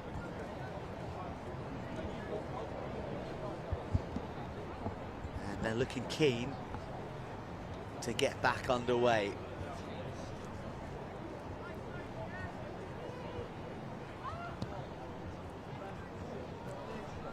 But a kick deep to the 22 and a return coming.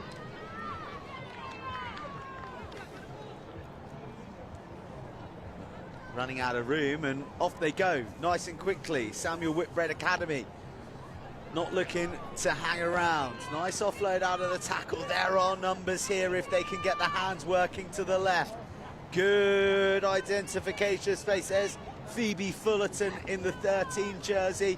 Oh, that is a huge big don't argue, and again. Back-to-back fens from the big right paw of Poppy Jenkins. Stick that one on the highlights reel. Double pistons. Love to see it. Great strength. And we talked about it already in this girls under 16 competition. That's not an easy skill. People always talk about the handoff being something to get the defender away from you, but it's to get you away from the defender. Look at the timing of that. Tackle's a little bit high. Not today. Second try, 10-0. Thanks for coming.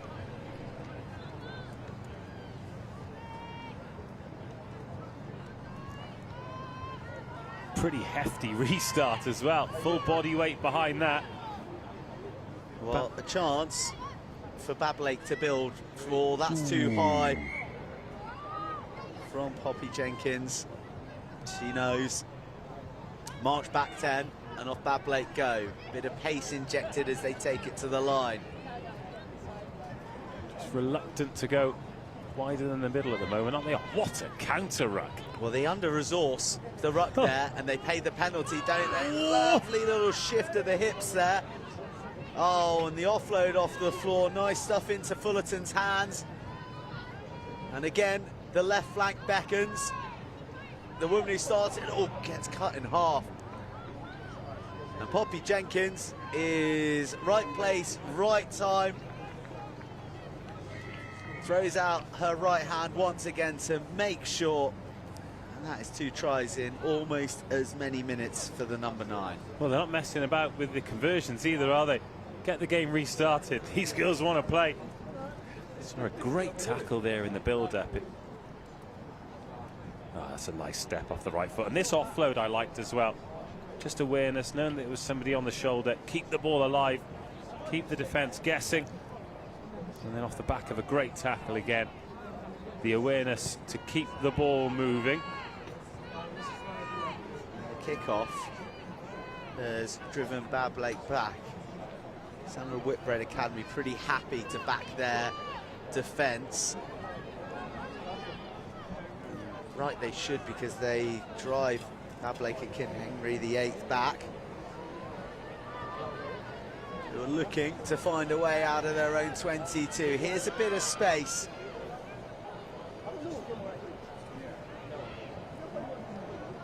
This time, the ruck is a bit better resource. Good pick up low on the toes. And off we go.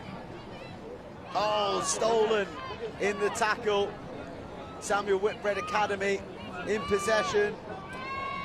Out wide, big bump and to the floor. The offloading working beautifully. Natvi in there again, but eventually it's into the hands of Fullerton. She does the rest. And the Samuel Whitbread Academy have started at a lick in this Group C clash.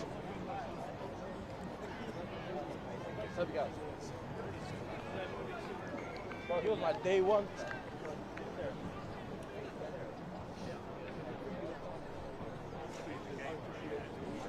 Well, they do so well at keeping the ball alive. They've demonstrated that, and Phoebe Fullerton, having had a carry moments before, up on her feet, keeping the width, finishing the job. Only just halfway through the day, Joe. I'm having a cracking time. It is lovely stuff at the Rosslyn Park. Sevens, such a good week. Such a good week. One that builds, one that just gets better and better as the days go on. And we started at a pretty high level so far today on RE1. Nice offload out of the tackle, but the hand's not ready for the next one. Nice little weave. It is messy, not lost forward. So we will have a scrum.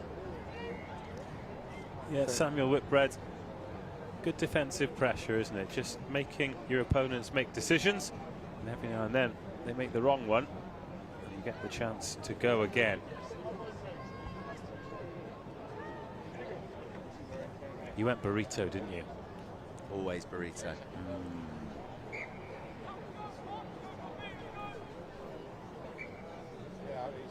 If you hadn't guessed, I've got a low-key arrangement with the burrito guy. If I mention enough on the stream, I'll get a bit more filling. Well, our clock's gone red, but even after that knock-on, there is time to reset the scrum. And Bablake and King Henry VIII School, which I'll be honest with you, isn't a school name that rolls off the tongue. And look, they're being made to work hard to get out of their 22, but they do, and a lucky stutter, and then a re-injection of pace. Well, that takes us to half-time. Do you know what? The stop and go, if she'd have carried on with the pedal to the metal, I think she might have made it, but when you're a little bit tired, that remaining 55, 60 metres can look like a half marathon. Well, that'll be the last action of the first half. Samuel Whitbread Academy, the women in black, the team on top, they lead 20-0 at the break. We are rattling through the matches. The last action that will be taking place here on RE1 is the finals for this girls under 16 category that we have in front of us. That'll be coming at 4:40. We're in Group F next with Kingsbridge Community College against Holyrood Academy. So pretty swiftly we're whittling down the games that we have before us, and also the contenders for this girls under 16 title. I think, Joe, looking around, that I am holding an umbrella above us and it's not raining, so I'm going to take that down. We've got Stowe School on in a little while as well. They'll kick off at 2 o'clock against Ivybridge Community College, and they've already had one great win today. So if you've not watched any of the under-18 Vase with us yet, then make sure that you stick around for that. And then following that, it is one of the great rugby schools of England, Warwick School. Schools champions at 15s level many times. I remember they had that period of real dominance a few years back where they seemed to be perennially in the Schools Cup finals. And they are up against Shawnigan Lake School, who continue the international flavour here on pitch RE1 because they're all the way over from Canada. So New Zealand representation followed by Canada, and that is something that you love to see because the Vancouver Sevens is one of the best stops on the World Series. You've got one coming up, haven't you, Joe? I do. I'm not. Vancouver's just been. It was the title claimed by the Argentinian men and the New Zealand women, who play in black, just like the Samuel Whitbread Academy girls, who are putting on their own Sevens clinic here at the moment, offloading in congested areas and finding the passes until that final one that just edges forward. So go on then, where are you off? I'm off to the Hong Kong. Okay, I'll be in Hong Kong this time next week. Lovely. I won't, that's a lie. I'll be at the Sedbergh Thames, but I'll be on the flight to Hong Kong the next day. So fly out Tuesday, is it? Fly out Tuesday, land Wednesday. Oh, what a life. Airplane mode till Sunday. Because, of course, you need to save battery on the device. Correct. Here come Bablake and King Henry VIII. They've really just been pressurised and locked in their 22 for so much of the game. Jenkins looking for a hat-trick, but instead she frees up the left hand to find an offload. This is valiant defence from the Bablake girls. Black jerseys just relentlessly washing on their defensive shores, and that's a brilliant turnover. Can they move it to the space? Can they find some pace? Good tackle, the offload coming. This ball is anyone's at the moment, the game really breaking up. And finally, into the hands of the captain, who then finds a flyer in Sophie Findlay. She arcs round the edge and she finds a path to the corner. Fabulous finish. Serious gas. Serious gas. And look, Samuel Whitbread Academy deservedly leading, but what I like about this Bablake and King Henry VIII school team is they're still trying to play. It's really easy to give up when you're 4 tries down, but they're inside their own 22. They're looking to play, they're looking to offload. The offloads cost them a try there, but I'm sure as players, I'm sure as their coaches as well, they'd much prefer the players to just keep playing, keep trying. I mean, they've been undone there by a brilliant finish, an arcing run around 3 defenders, great gas. And that moment belongs to Samuel Whitbread Academy, but I think it's important to shout out the endeavour of the Bablake and King Henry VIII school players. There's no substitute for raw pace on the Sevens field. Bablake carry back. Once again, they find themselves on the shores of their 22. Turnover to the academy. Freya Jones gets tangled up and then back into the hands of the captain, Bramwell, who shows real nice footwork to evade the yellow jerseys, who had designs on drawing her down. But Leah Bramwell, too good, too elusive, too fast, and in underneath the sticks. Yeah, really nice finish. I think Bablake and King Henry VIII probably a little bit worried. Successful conversion for what it's worth. Worried about the pace around the outside. So just like Maverick in Top Gun, she's hit the brakes and they've flown right by. Just watch now. And it's not the easiest of things to do on this slippery pitch as well. Dug the studs in, got rid of the one defender, and then back to South on the outside. Lovely finish. Yeah, more good awareness, and Samuel Whitbread disappearing out of sight.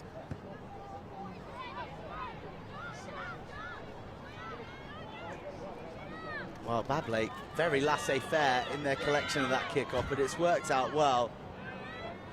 That is until the Jackal comes in. Very, very proficient breakdown work from the academy. And here comes the power, here comes the strength. And here comes a bit more gas from Sophie Findlay. We've seen it once, we'll see it again. And we'll see a clean set of heels. Sophie Findlay in again. Yeah, she can play, can't she?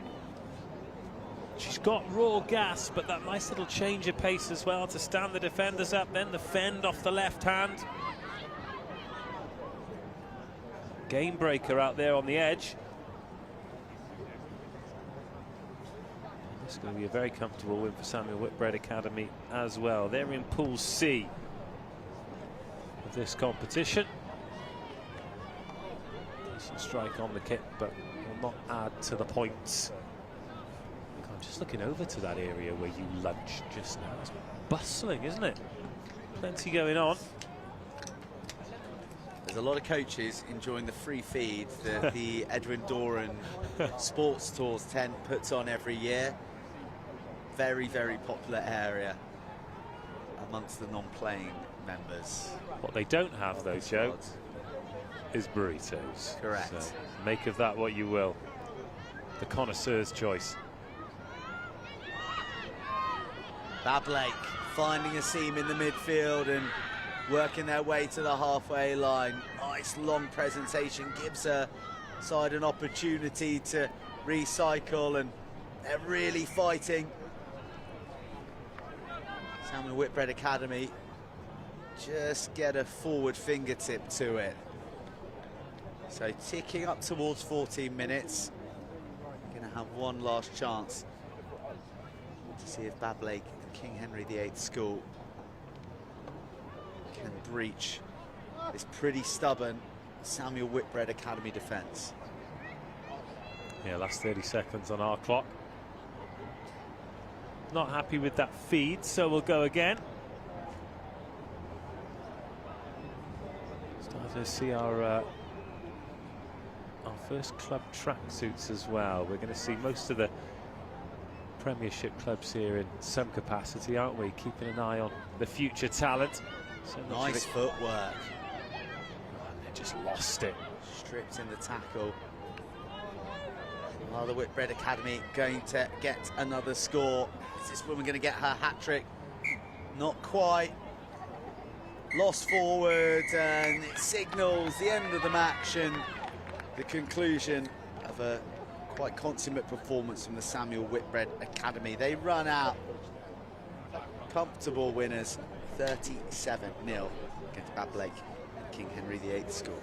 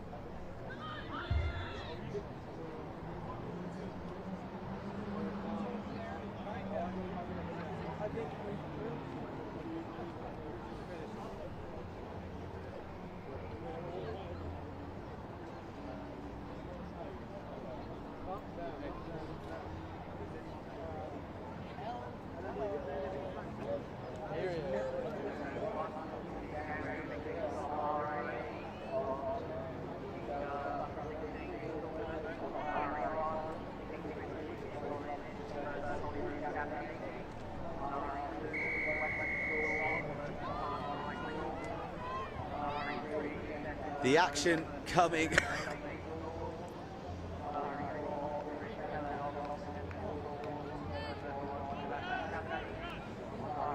I beg your pardon, there's a bit of a frog in my throat there. I was going to say the action coming thick and fast on RE1. This girls under 16 competition is beginning to take shape. We welcome Kingsbridge Community College against the Holyrood Academy.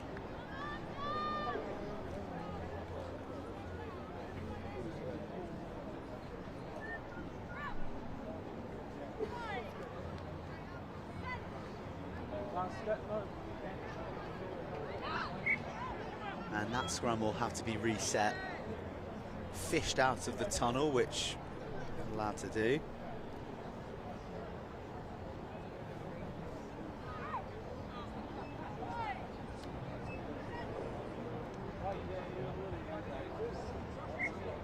Still a few troubles.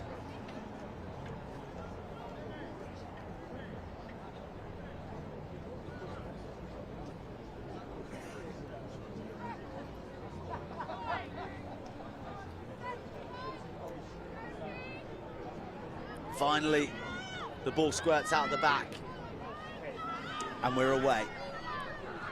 Down the left flank we go. Well picked up, a little bit lateral, and pressure on the pass creates a knock-on. We'll go back to the scrum.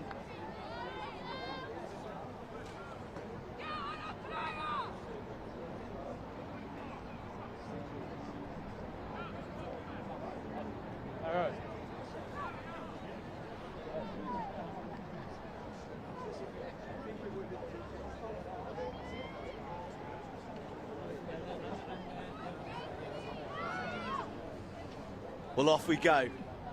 First sighting in attack. Nice little carry there by the 12.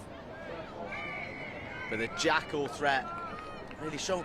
Call for holding on, but it looked to be an extra body on the floor holding her in there. So get away with one. Kingsbridge go on the attack. Well, we're struggling to get out of this section between the 10 metre and the 22 in these opening couple of minutes, but finally we'll get there because the defence were back 10. They'll be marched back. There'll be no opportunity for a second quick tap.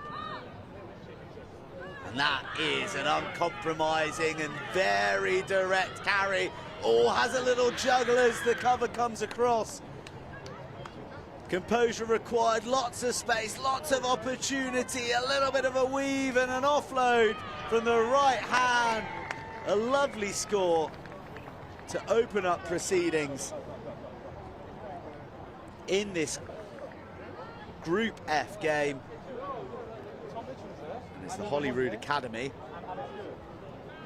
who are the ones on the board.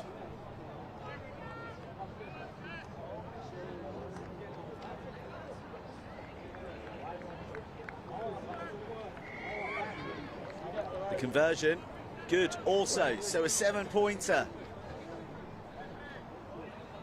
Sluggish start to the game. Few scrums, couple of penalties, changing hands. All in about a 5-metre radius.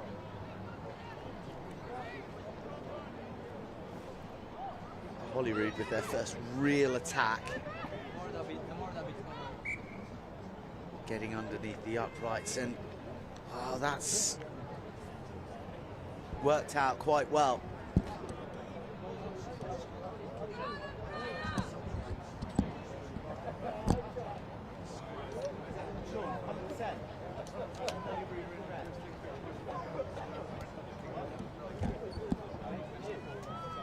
Well, here we go. Well, King's on the attack. I apologise for my mix-up with the colours. So for the Kingsbridge Community College fans who were tuning in, you're the team who are leading 7-0. And you're the team who are looking likely to extend the lead at the moment. The referee puts the whistle to her lips, but she allows play to go on, and she allows this bullocking run all the way up to the line, just short. Kings as close as can be. They go to the edge, 1 pass, 2 passes. Oh, a thunderous hit to stop them in their tracks. But it only delays the inevitable because Kings are across for a second.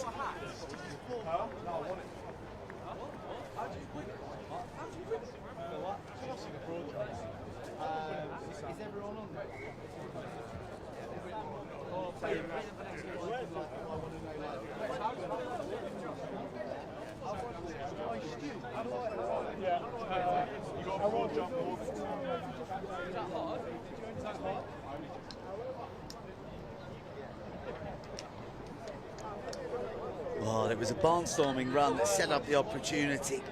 Great tackle. Slipping high. But the recycle was pretty swift.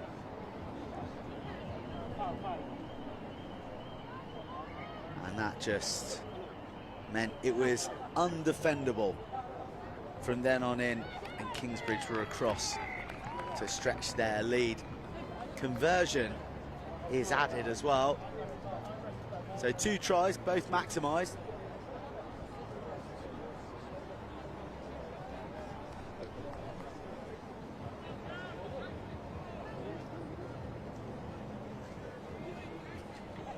Holyrood Academy just searching for a chance to get their hands on the ball, to get in flight. They do now, and they put the pace into the attack. It's open up all the way down this right-hand side. The acceleration was there, the sustained pace is there, the try is there. For the Holyrood Academy, they answer back straight from the kickoff, a burst of pace. from the pigtailed girl wearing 20.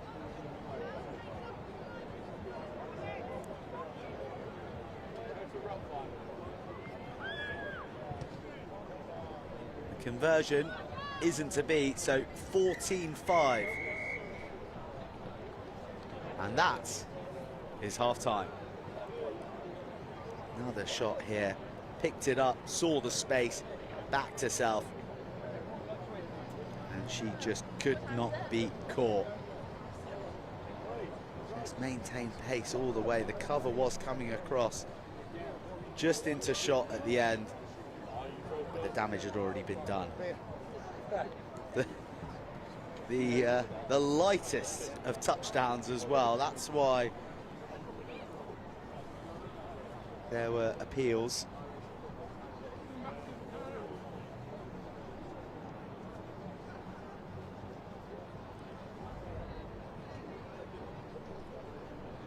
It's 14-5 to the Kingsbridge Community College.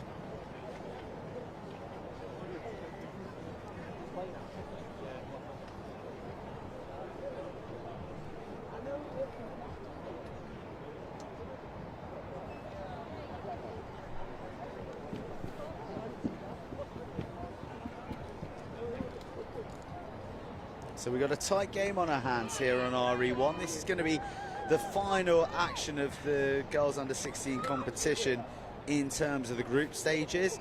After that, it's quarter-final time.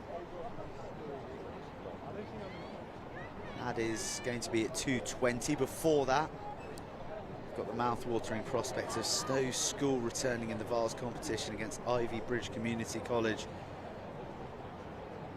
Whilst in Pool D, Warwick School will welcome our friends from across the pond, albeit the ones north of the pond. Shawnigan Lake School in Canada. They're over as an international team. That's the wide-reaching impact of the National School Sevens. We've seen a team from New Zealand. There's Canadian representation. It's a competition that doesn't just capture the imagination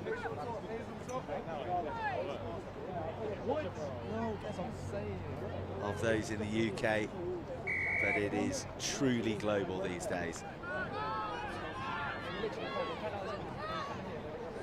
So Kings take the tap, and they carry forward and suck in 1-2 defenders. Again, not back 10 metres, so they'll be marched back. Another big, strong, uncompromising carry, gets up and goes again. There are numbers here on this right-hand side. If Kingsbridge can use them, they dart back inside, and well tackled in the end. Good jackal opportunity, but the nibble doesn't produce the turnover. Off to the left we go. Straightening up, straightening, and putting some pace through the gap. A pick and a go and a finish. And Kingsbridge Community College are across for another.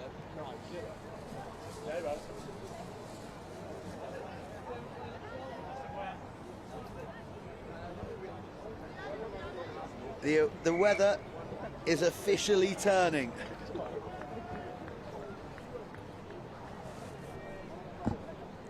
It is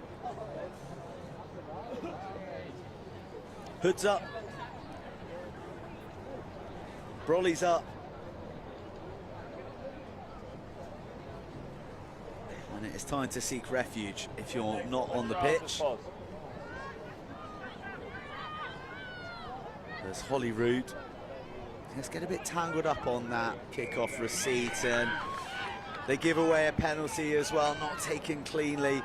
And the tempo that Kingsbridge are looking to drive into the game from the quick taps is really causing Holyrood to scramble.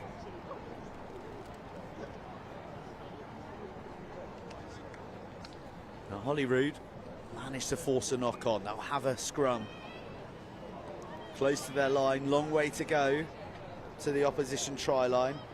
Trailing 5 points to 21.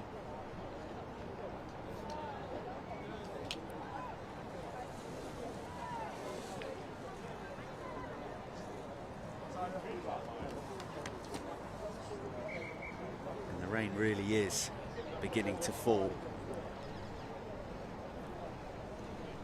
And I really am regretting that I wore shorts today.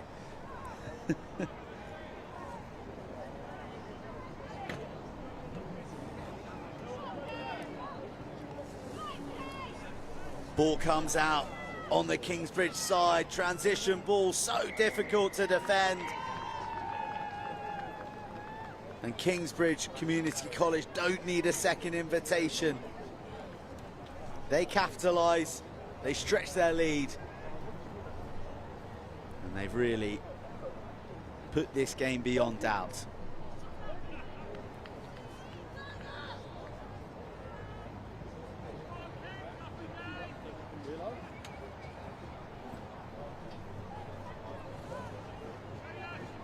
Oh, once the ball had come out on the Kingsbridge side, really Holyrood were left trying to plug the holes. And they couldn't do it quick enough. They do have possession here now, though. Well, illegal actions from Kingsbridge at the breakdown mean that Holyrood have possession. They take it as quickly as they can. They're learning a lesson from Kingsbridge. It was too quick for the wits.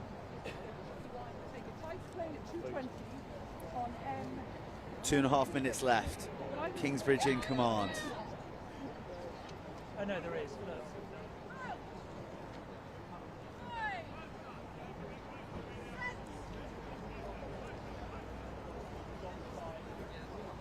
Kingsbridge looking for another, looking to showcase their pace.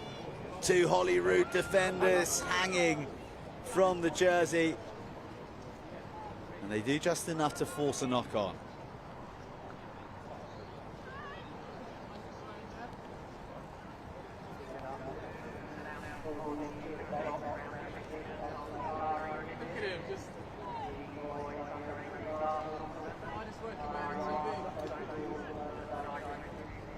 Well, the great and the good are all amassed here for the Rosslyn Park School Sevens. And speaking about great and good, how about that for a try, surging through the heart of that Holyrood defence. Another try up for Kingsbridge.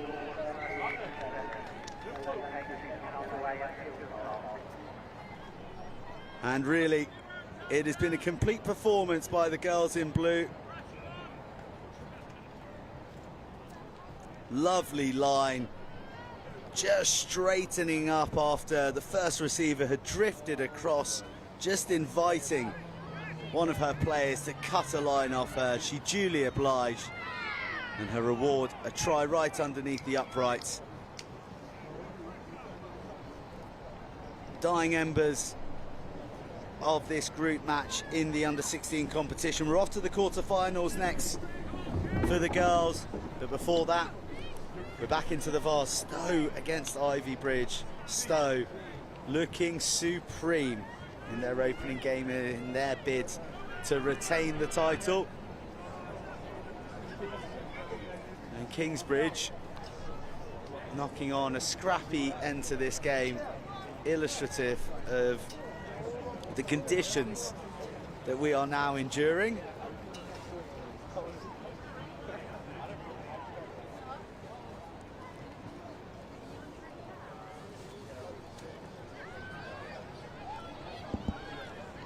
Here come Holyrood, looking for a score, looking for a reward for their endeavours. But the accuracy evades them. The referee says enough's enough. And Kingsbridge Community College record a handsome victory on RE1. It's the end of the girls' group competition on RE1. The quarters are next. But first, Group A action between Stowe School and Ivybridge Community College in the men's Vase.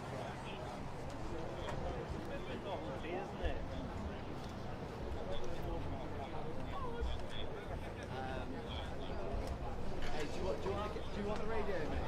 Marcus? Do you want that radio? Oh, you want it for Marcus? Yeah. I got people that giving me things. Somebody came up to me earlier and asked if I had a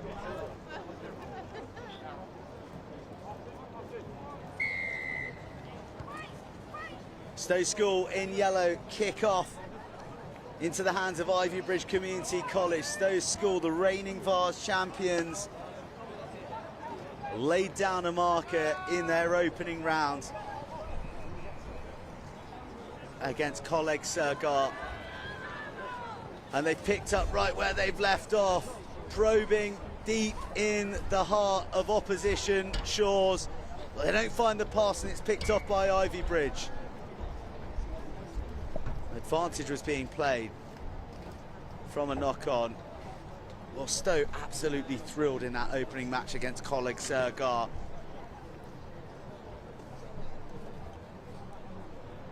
I would tell you the score from that first match, but my notes have been obliterated by the rain, so the colours have run. It was I think it was 42-0, and here they go, looking for their first try of this match. They go and probe the edges, and they find the finish. Appeals for a knock-on whilst putting the ball down, but the referee very, very happy with the finishing touch that was applied. And Stowe School score early.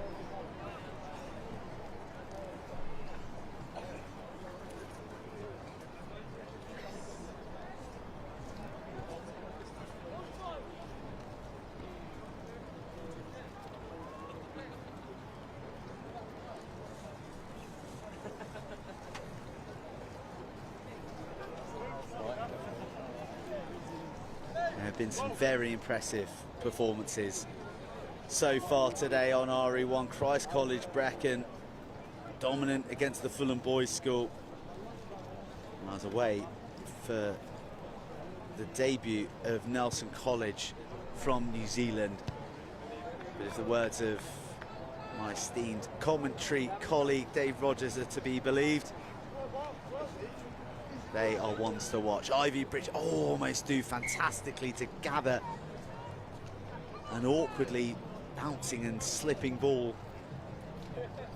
So Stowe have the put in. Very, very nice position for them. Big chunky blind side. And their first receiver just sat directly behind the scrum. Just poses the question as to whether he'll go. He drifts off to use that blind side, and then he says, no, no, we're going open. There's numbers here inside and outside. Offload, the trailing line, a pirouette, and across they go. Too much pace and so many options. He had to fight his way across, but his momentum took him there in the end. Second try for Stowe. They don't hang around for the conversion.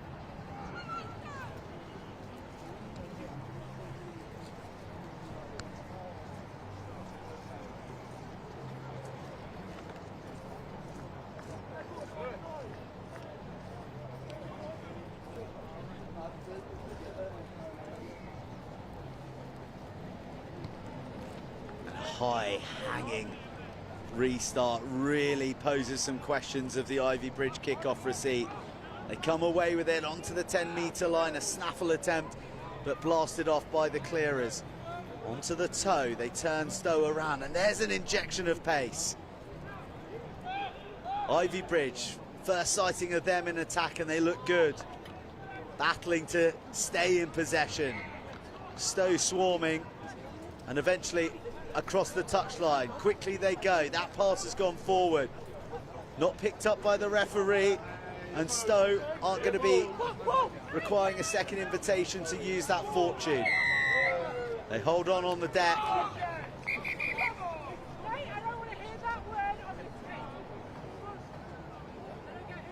Well, one of the players admonished for some bad language, and right they may. Ivybridge into the Stowe half. Haven't said that before in this half. Seeking to break the 10-metre threshold. A pick and a go round the corner. Two yellow jerseys there as the ball spills out untidily. Good turnover. Stowe back in possession. Stowe surveying the options. The quick hands will do very nicely indeed. A 2-on-1, the dummy sold, not bought. Brilliant last-ditch defence, had to go.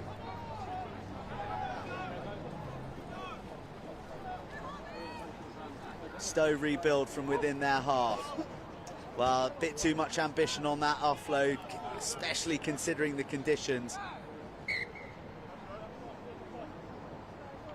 Lost forward by Stowe from the offload, so Ivybridge with their best passage so far in this half, 4.5 minutes played.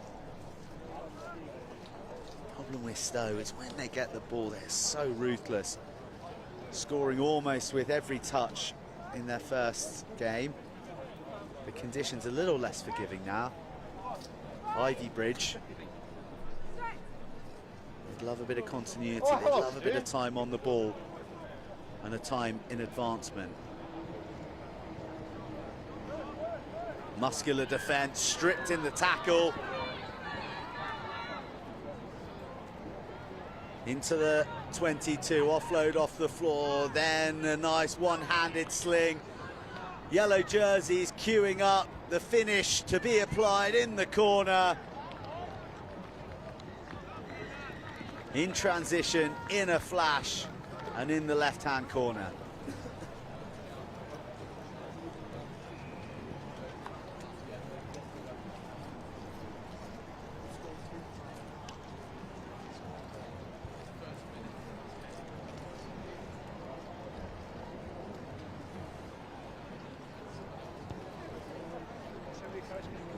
Well, it's an excellent conversion as well to maximise that try. Just coming up to a minute left of the half. Ivybridge have shown some nice moments, but look at the handling. One-handed, under pressure, sweeping left. And then too much room to work with. Cheekily slides past, just makes the conversion that bit easier. And that kick-off is brilliant. Picked out from the leaden skies of southwest London. Stowe surging forward. Up to the 22. Knocked out of the scrum half's hands. The referee goes to her lips for a moment. She says play on. Ivybridge, can they get one before the half-time break? They're intercepted as they try and wrap one round the corner of the defence. Still the ball's alive. Well, appeals for a late shot. Maybe the tackler was committed. I don't know if there was an arm in there or not. Stowe certainly think that there was some foul play. Referee doesn't see it. So that's the half. Stowe lead 19 points to 0. They are yet to concede a point.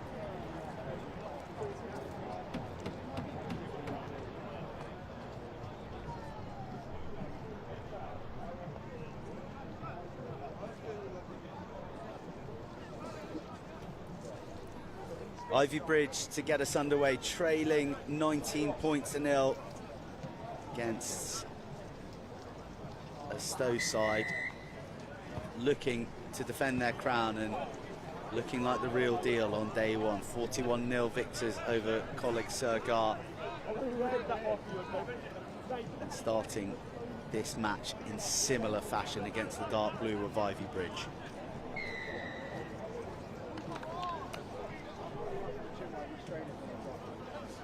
Well, penalised, so Ivybridge can have an early attack. They weren't able to say that in the first half. Just a hint of the greasy surface as the Ivybridge attacker loses his feet. The Stowe boys pounce upon it immediately. And a penalty. They go to the short side, well stacked here.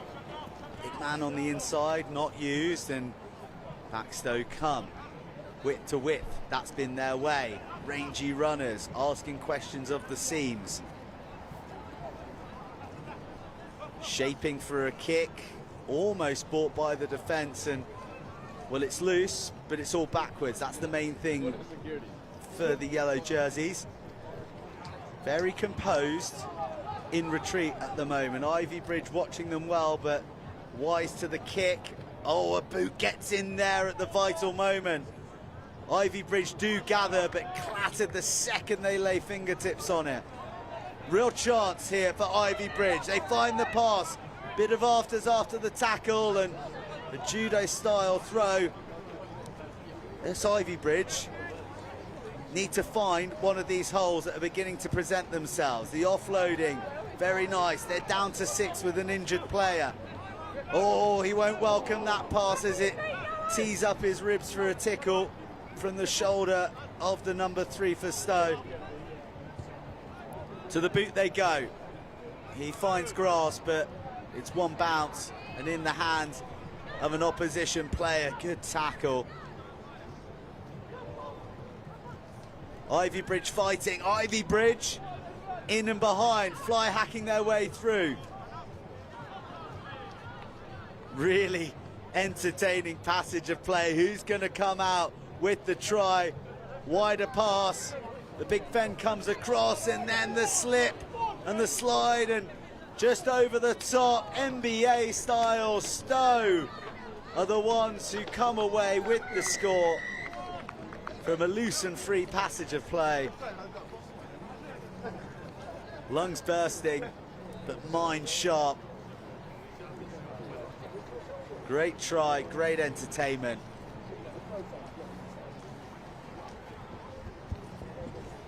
And I can say that for the time being, mercifully, the rain has cleared up.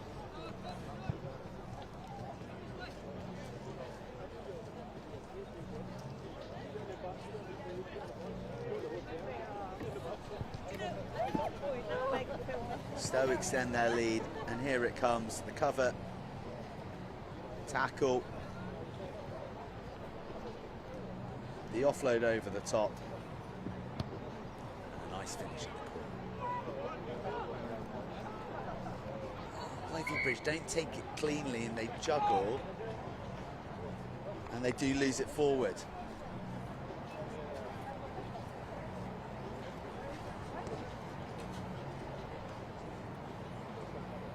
And I'm delighted to say that I'm going to have a bit of company for the end of this game and for the next one. I've got Bath great, former Gloucester man and England's winger Matt Banahan alongside me. Matt, good to have you representing Kingswood Bath today.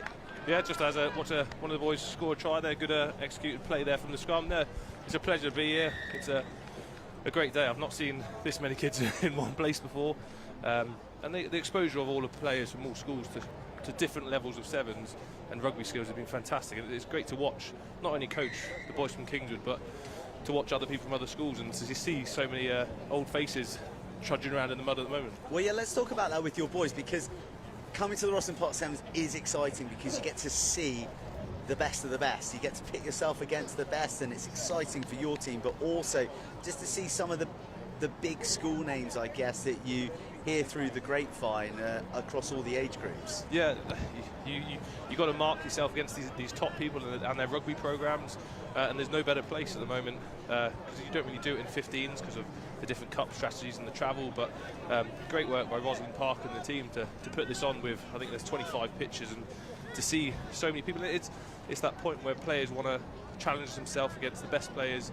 in their area at their age group, and you're obviously seeing certain people at underages playing up a couple of years and performing, and I'm lucky at Kingsbridge that I've got a good troop of players that have had a great year. Well, it's a lovely crossfield kick there, but they've given a penalty for offside, which is unfortunate because it was a great vision to play header. Oh, let the boys play. Yeah, it was one of those calls, but yeah, Kingsbridge, we've got a good squad. I've had a great year with them in the 15s, 9 out of 10 matches. We're successful. We lost it to Blundell's, an extremely strong team. I think they'll be playing in one of the tournaments this weekend. There are some great players. And now we're into the 7th season, which I said to the boys about just coming out and having some fun and expressing themselves. It's the last time they'll have the opportunity, the upper 6th, to play together and represent the school. So it's a great opportunity for them, and it's the same for every team. And what do you make of the other schools that you've seen so far? What do you make of the competition in this Vase? We're seeing a Stowe side yet to concede a point. 41-0, they won their first, and in command here against Ivybridge. Yeah, Stowe look very strong here, especially with ball in hand. In 7s, it's about possession, and Ivybridge have given up possession a few times, and Stowe have scored off the back of it. And people try and complicate 7s, and you are stronger with the ball than without in this game, and because the other team have no opportunity to score. And unfortunately, in our first game, we made 4 errors, and they scored off 4 of our errors, and that's the game of 7s, because you're isolated. The skill set, if it's running with the ball, you're passing, you're catching, your ruck work. And as the boys get more and more tired as the day goes on, it opens up. So we've got a big game against Cheltenham to see who tops our group. And then, but like I said, Stowe are looking strong with the ball. They're looking after. They're not many making mistakes, and picking off 2v1s like that are very simple. But it's a very well run straight off. I think it's what we saw. Scored 2 first phase tries, and they definitely look like a strong one going into the rest of the competition. Well, we're seeing a few new faces come into this Stowe side as well in the dying embers of this match, and everyone capable of executing the 2-on-1s and with the pace to finish. And that's a big thing as well in 7s, isn't it? The squad depth as the final score sails over, and Stowe run out comfortable victors against Ivybridge. 38-0 the final score. That is 79 points scored in the opening 2 games by Stowe and 0 conceded. That's a good stat. I think you'd more take away the strength of your defence and not conceding than scoring tries. They've obviously got a well-drilled team, Stowe there. That scoring tries is fun, but not to concede is fantastic, especially in 7s, because like I said earlier in the previous passage, that they're obviously holding on to the ball and keeping possession and not giving the opposition a chance to score, which is the main reason you get tired when you're in defence, working side to side, side to side. So they're obviously a dangerous team, and looking forward to going into the next stage. Well, yeah, they absolutely lit up the competition last year in lifting the Vase, and they seem to have come back very, very focused. I'm looking forward to sort of seeing this team on the left here in black. Canadian team, I think they are. Yeah, Shawnigan Lake School. Yeah, I'll speak to one, either their coach or their director of sport, coming over there over 2 weeks, 2 to 3 weeks, playing many 7 tournaments and showing how it's growing the game in Canada. So it's fantastic to see them over here. Well, they've been beaten over the top from the kickoff, which has been well collected by Warwick. Warwick, such a rugby heritage at schoolboy level. And well, look at that adventure from the Canadians straight away, looking to drop it on the toe as they work their way out of the 22, and they're rewarded with a turnover penalty. Yeah, it's not the opportunity, not there when once you receive possession to then try and chuck an offload over the top. It's more hold on to it and make them have to play out of there. But that's an interesting decision to take a line out in this weather, and he's knocked over some boys' chips on the side of the behind the rope. We missed that on camera. He looks absolutely devastated, doesn't he? He's still got ketchup in his hand. He's licking it, so it's fine. He's looking around to say, who do I invoice for this? Yeah. Who's going to get me another set? That's all right. Mum's right on the scene there, getting the order. Good line out drill there by the Canadians. Well, they're setting up a maul. It's interesting. Well, there you go. You don't see the driving maul much in rugby 7s, and the problem he's come over the top for Shawnigan Lake is Warwick's big man has come over the top. Although they have got it to the floor. Yeah, that's fine. Let's play on. That's the risk in 7s if you set up a maul like that, because you haven't got enough players, you can't get enough depth, so people can easily get on top of the ball. They should, if they can get it out quicker, but there's so much space on the pitch. You don't want to be condensing 4v4. You want to be spreading it wider. It's interesting, that's the first time I've seen a team take a penalty to go to touch to set up the line out, and that's actually a tactic that's used pretty widely on the World Series. More and more teams going for the line out. kind of in terms of clock management, but also he's a good player. In terms of sucking defenders out of the game. But you can have as many on the park as you like. When you've got feet like that, it's difficult to reel a player like that in. A fabulous solo effort. Yeah, so the Canadians will be probably disappointed to defend a little bit too wide there. You want to give the teams the space on the edge so you can recover with your rest of the defenders on the inside. You can't give space through the middle of your defence. As a 9 comes straight at the base of the scrum, if your 9's not in the boot to be able to cover him, you just give him straight line straight through, because your 10 then jams in and it's a shoulder ball and a numerical. It's like the Mugger's Gully. You give them the outside channel and you think the space there and you just close it, and it's just a system in defence that's always worked in 7s, and then you're waiting for somebody to get tired and then capitalise on a 3v2 or 2v1 on the edges. How much 7s opportunities did you get through your professional career? I played for England 7s, Dubai, Wellington, Los Angeles and South Africa, and then I asked to go to Hong Kong, and I said I just didn't want to go because I knew Bath had a big semi-final match against Leeds, and I ended up playing in that, and then from that I then got called up into the England Saxon squad. But when I was playing, the pathway for backs and back row was England 7s to England Saxons to England team. So I had Benfro and Danny Kerr, Tom Croft, James Haskell, David Strettle. That was our era coming through, and that was our passageway, was to play 7s and recognise those core skills of running at full speed whilst being able to catch and pass, the breakdown work, be able to steal the ball on edges because you're isolated.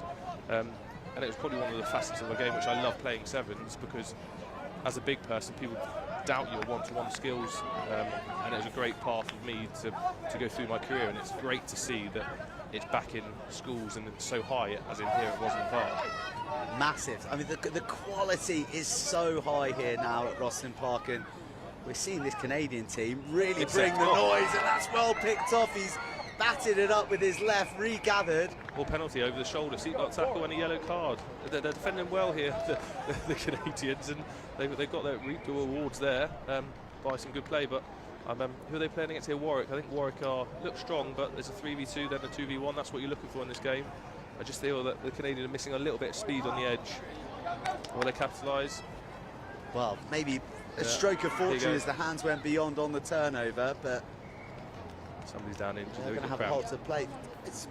They're playing some really nice rugby. Yeah, it's a little bit greasy at the moment. Like I said, we've had a few rain downpours, so it's tough to get the ball out wide. But like you said earlier, the skill set of a lot of these boys, catching, passing, staying square, recognising when defenders have got high on the outside, is very impressive. And I think the awards go to the schools of how they're teaching them. Obviously, kids develop at different rates, even at under 18s. You've got kids that just want to be out there because they love rugby, and kids that are excelling. But to put them all on a full-size pitch in front of their peers all day is fantastic. And I think that's where we get to a point. Everybody wants to win it, but there's 180 teams here today competing for one. There's only going to be one people that can win it. So you've got to be out here and you've got to enjoy it. As long as my boys at Kingsbridge keep playing with a smile on their face, I'd never been fussed about the score or how they play. I just want to see effort, because 7s is the game. It's an interesting penalty. I thought he'd have to release there, but I just think that effort is that what we all want to see our children, the kids we coach, show all the time. 2v1 simple on the edge there. The mini-map man hand running there, long legs. I was going to say, you identify with that man who's striding down the touchline. I'd have slowed down a long way. I wouldn't have wasted that extra 20 yards running in. But Warwick do look comfortable on the ball here. I think the Canadians are defending with their heart on their sleeve. They just probably lack a little bit of speed on the outside. But they're still in this. What's that, 12-0 with still another half to go. 7s is so quick. You can score so quickly in it. Such a momentum-shifting game. Yeah. You can see a team on top for a half, but if you get an early score in the second, it can really sort of get the nerve jingling and jangling of the team that's in the lead. I've seen it happen many times playing, and you can have the ball for such a long period of time and not score, which is very, very hard. And then they capitalise on a bouncing ball and go score, and you're so disheartened because you've had the ball for 4 minutes and they've had it for 30 seconds and scored, and then you're 7-0 down. Unfortunately there for Warwick, kicking it straight out for a restart, which is a coach killer. Not so much when you're 12-0 up, but this could be a momentum shifter. They're back to 7 aside now, which is good for Warwick. It's a mentally fatiguing game, isn't it, Sems? Because you've got to be on your mettle, not like for every second of all 14 minutes, and just that one slip, and you get picked off, and due to more space and less numbers there to bail you out, you do get punished. There you go, 3v2. That's a lovely little loop around play from the Canadians. 2v1 on the side here. Here we go. Oh, drops on the boot, and he is impeded there. Referee happy for play to continue. There's big gaps now between the Canadian side if they want to shift it out to the right, Warwick. Yeah, they need to get a turnover here, but they... There you go, shift it one more. There's 3v2, there's your 2v1. That's all you're ever looking for. They'll make it the whole way. They recognise their good skills there. Loose balls get chased back.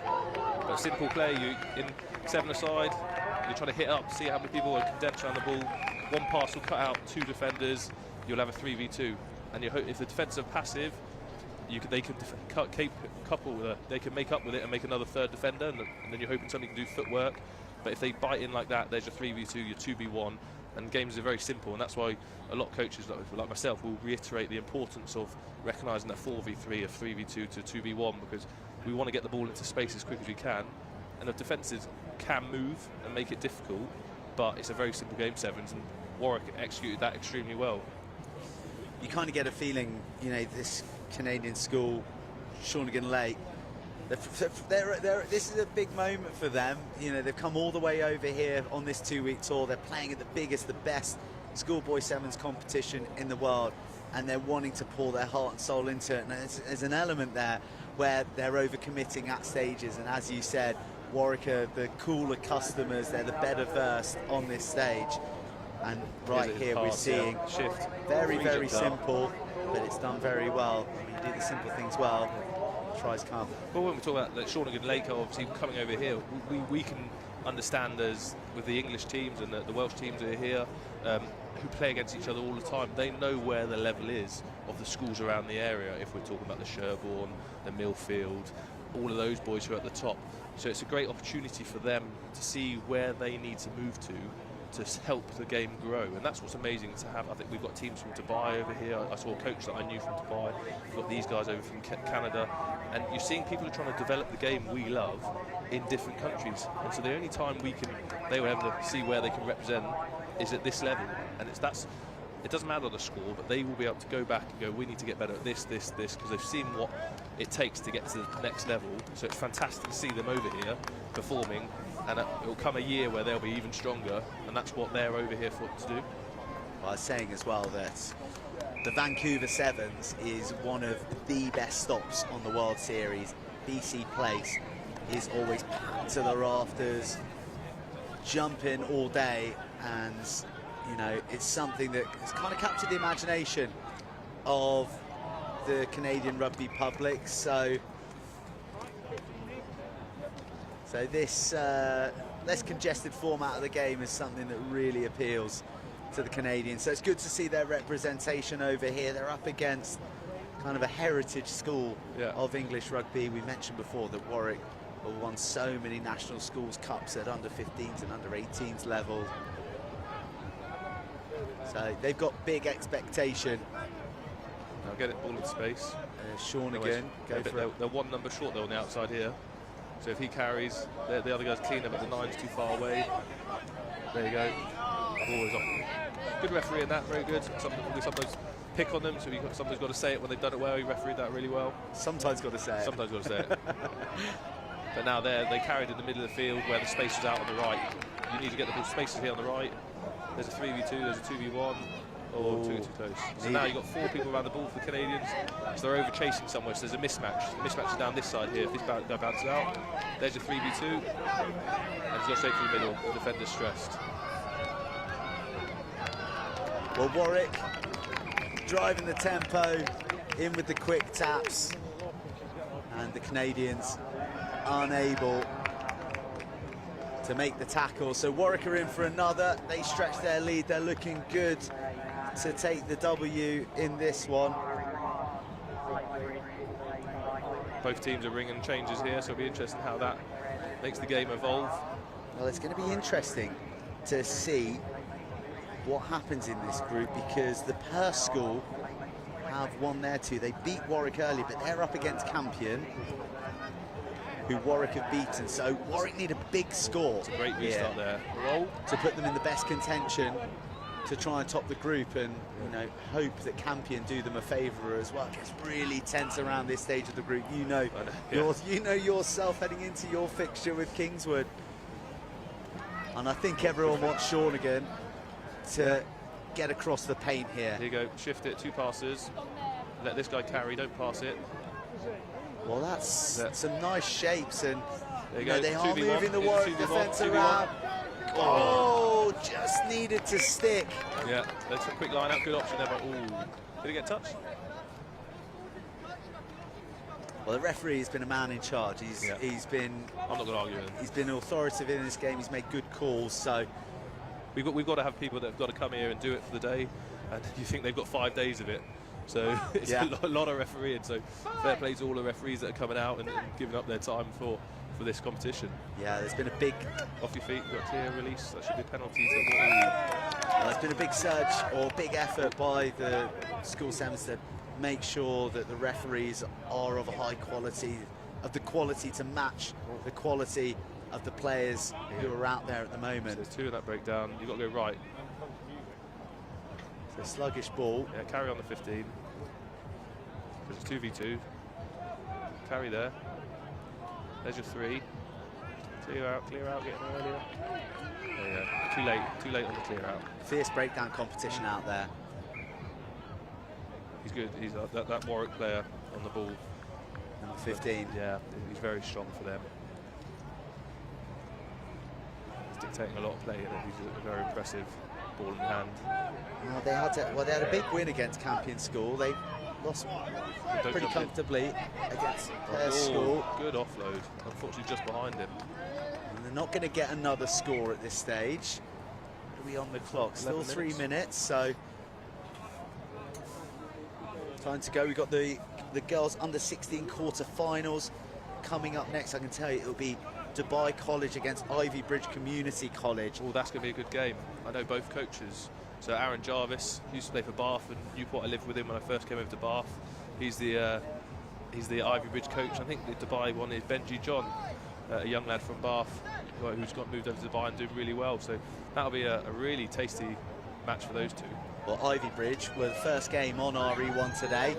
They opened things up with a narrow 17-14 win, and all that is a yellow card all day.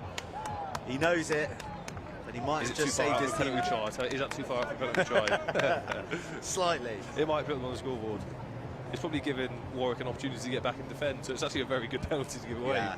Closer to the line, it probably would be a penalty. Well, they're going to finish the game, 1 player down. Okay, no wraparounds. Just give hands. Shawnigan Lake with their best opportunity to score against this Warwick side. Looking at all the numbers into the breakdown again. Oh. This is where, like I said, experience of just getting the ball to space, understanding that you can move it. They've obviously lost the breakdown, the physicality of working in 3s, ball carrier, cleaner, next person straight play, 9. Get the ball to space. The more you do that, then your moments, go on, get through. The moment of your contact gives you opportunities, but it's go on. Take it, get it. Well, here you go, Shawnigan Lake. They bring the physicality this time. Let's go, Shawnigan Lake. Let's get them cheering over in Canada, who are tuning in on the stream, but a well-timed hit and a turnover. And Warwick have been deadly in transition so far this half. That is a beautiful line. They might have time for one more play off this try as well. With still a minute to play. Warwick bisect the defence, a man down, but with all the smarts to find the gap. It's lovely when you can see a player making the run for the line and you just want him to be picked out. And he was. I'd have always been tired. Somebody's been chasing me, I'd have had to slow down. Well, still time for seconds. Shawnigan Lake. They've had opportunities, and that's where we said earlier about understanding what the area or who they're playing against, their peers, what they've got to get better at. And I think definitely that, like, working the 7 system of working in 3s straight out from Warwick there is one thing that they'll probably go back and realise that contact skills, getting over the ball, passing accuracy, but they've had opportunities, which is all good feet. Good feet until he slipped, until he beats himself. Tuttle does well to wrestle himself to the floor. Come right, go right now, right. Talk about that physicality. Oh, here we go. A dance inside, then brought down. Oh, the offload was the right option. That's time up. Couldn't hold it. Shawnigan Lake will end up scoreless in this one. They battled away against Warwick at 33-0. They've done pretty much everything they can. They're going to hope that Campion can do them a favour against the Perth school.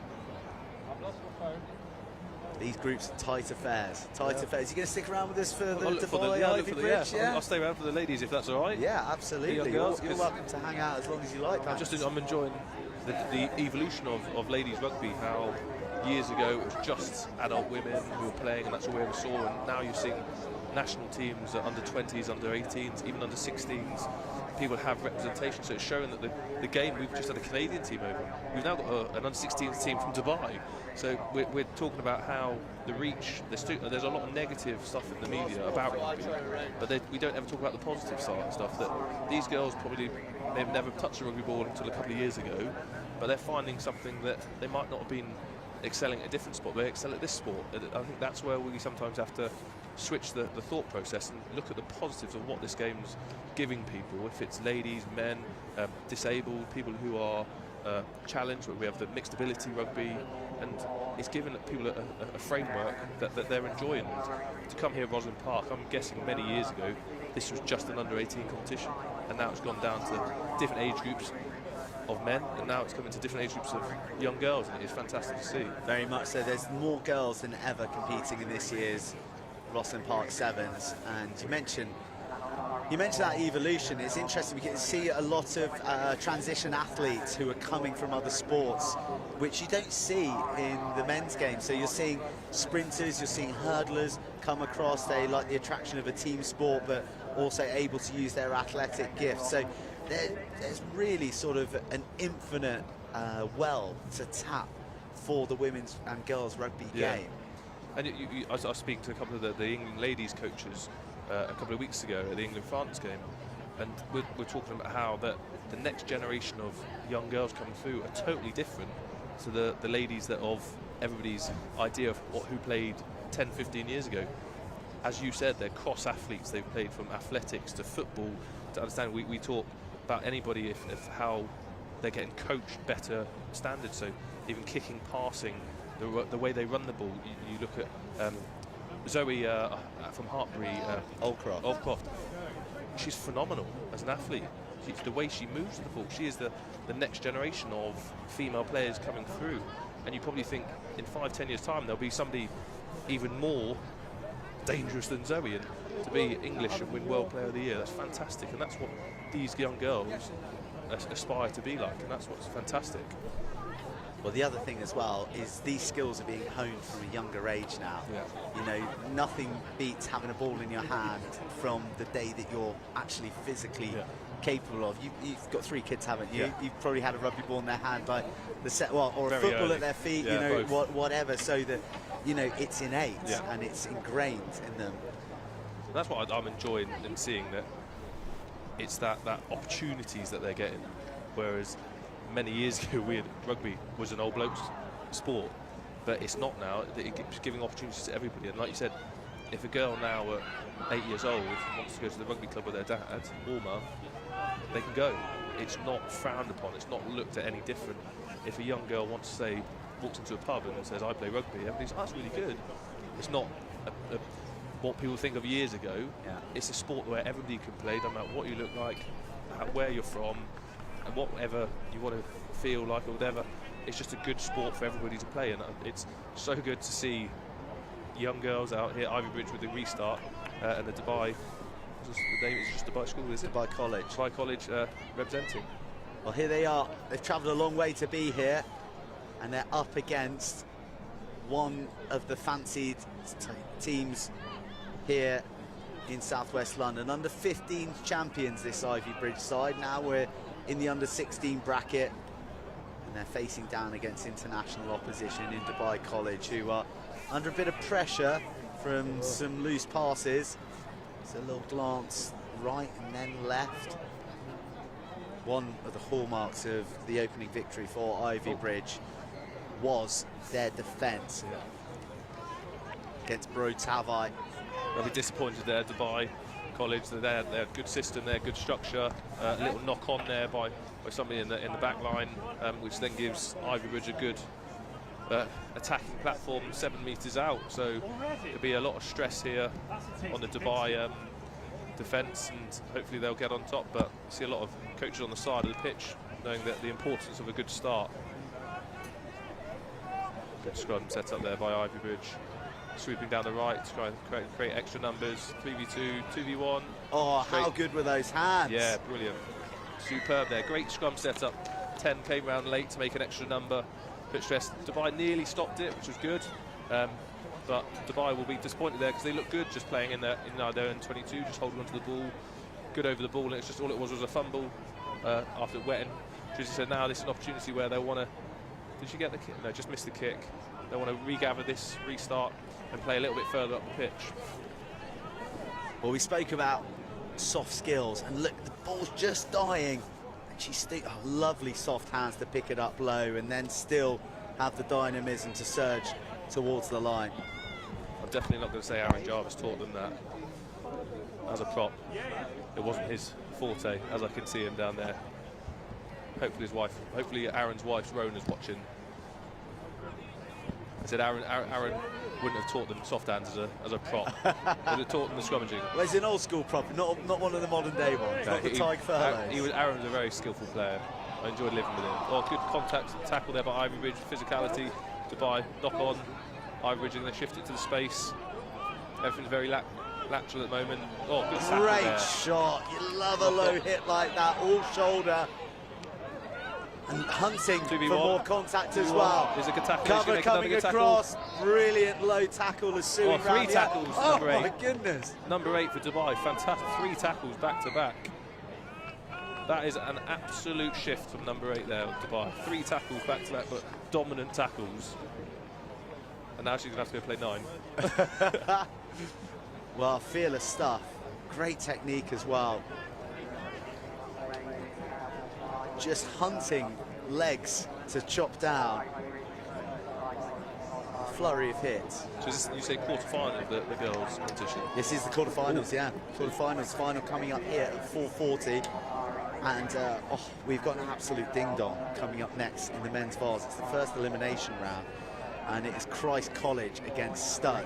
Oh, she made another tackle, number 8 for Dubai. Oh, dominant tackles here. Dubai are definitely bringing the physicality. That's a forward pass. They pick it up. Ooh, advantage. She is bringing it. That Dubai College number 8 there. Come on. I'm talking about you, Aaron. Don't worry. Aaron Jarvis is shouting at me. I'm speaking nicely about you. Sorry. He's obviously had a WhatsApp for his wife saying that Matt Van Hand slagging off your handling skills. He's a great man, run by a lovely lady, Rona. Here we go. But Aaron's done a great job down at Ivybridge with this team, with how dominant they've been over last year and this year. And I spoke to him at Taunton Rugby College on Sunday, and he said that he's very, very confident in the ability of these players in the next coming years. And having a coach speak so proudly that I watched his under 16 boys playing an under 18 tournament. They were amazing. The effort that they dug in all day. But long trip up from Ivybridge up to it. Fun trip back though. Yeah, you've got to make it worth it, and Aaron definitely is with these girls. They're brilliant. Well, they've come with high expectations, and well, this Dubai side, they're more than matching them. Voracious in defence, and a bit of competition in the scrum as well. They shear around the short side. Another tackle from 8. I mean, I assure you there's only one of her on the field, but at times it's feeling like there's multiples. Yeah, to see where we talk about the evolution of players, of girls or young boys, her acceleration into tackle is stuff that's hard to coach. She's got a natural hunger to be destructive. Lovely hands there. Beautiful hand. Can she get a fend up? That's a shove, isn't it? But it's overlooked by a referee, and well, guess who? It's number 8. Just hungry for work in any capacity. Space, get the ball to space. Just get it to space. They just need to hold the width, back their skills, back their pace. Off she goes, travelling down the flank. Towards the post, make towards the post. Don't argue, get closer. Oh. That's why I try to educate the boys that if you concede a try, stop them from getting towards the posts, because 2 points are very important in the game 7s, but when you're scoring, if at any point you can get under the posts, get under the post because it makes the kick easier. But we're talking about people when they get extremely tired after, in this game, 6 minutes. They just can't. They're hoping the line can come a bit quicker, so it can slow down.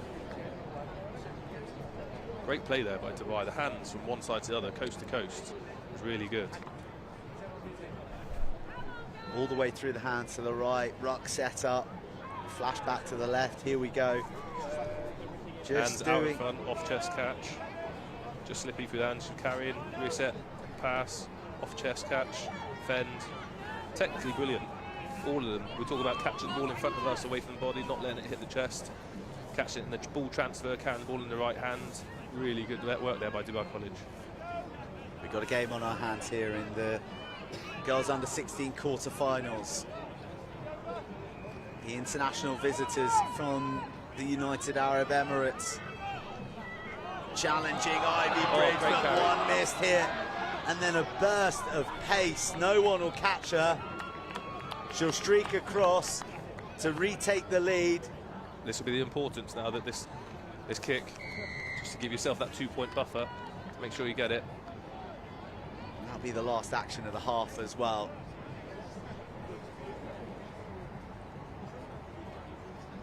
Great restart. Restart? Restart? Yeah, sorry. Great conversion. Great conversion. That could be important. Kicks hard to come by in conditions like this. So Ivybridge head into the break, 12-5 up against Dubai College, but big 7 minutes, twists and turns to come. Right, Matt, you've got to bounce, haven't you? Yeah, I've got a big game against Cheltenham, see if we can make it out to the knockout stages, but well, thank you very much for having me, and loved have a good you. week. All the best.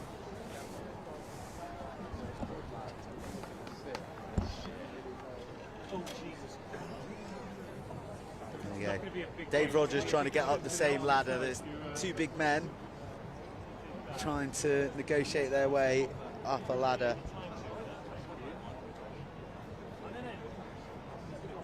And that's the scene in the quarter-final at the moment.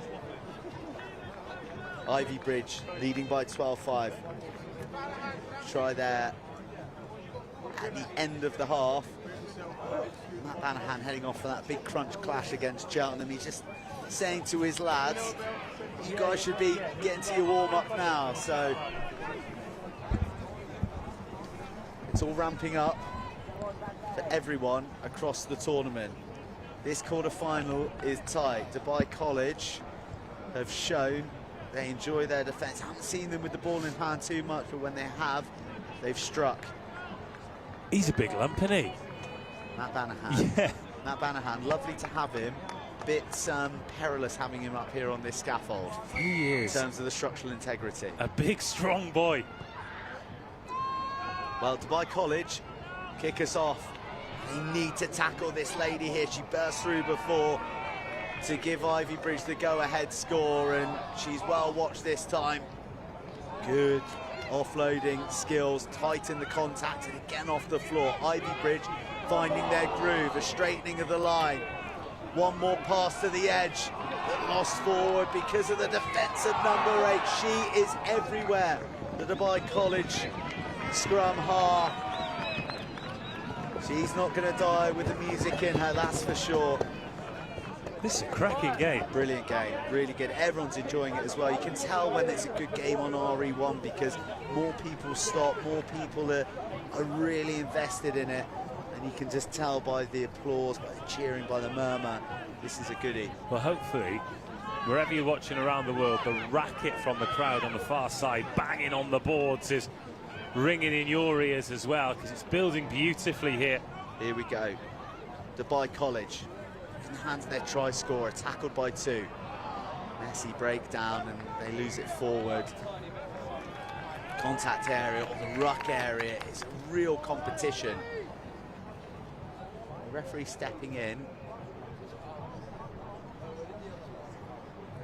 Don't have the luxury of a ref mic for weeks like this, which means there's a little bit of interpretation for us and for you. Clearly something referee not happy about with the Dubai College girls. Nothing more. Scrum down. A couple minutes of this second half played. No scores since the break.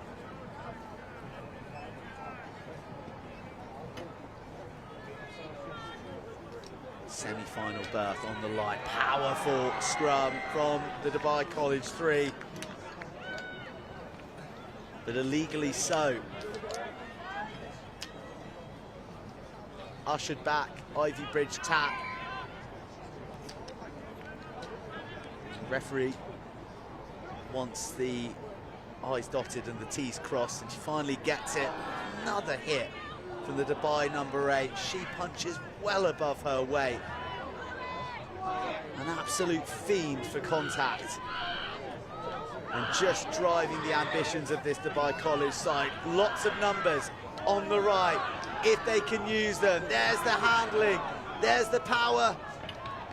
Oh, and that strong defence. Really important tackle, and she had a second bite as well, didn't she? She had a handful of jersey, slowed her down enough to reload and get that shoulder in. Potential try saver. And they hold on to the narrowest of leads. Ivybridge are in another battle here on RE1. They got taken to the wire in their opening match.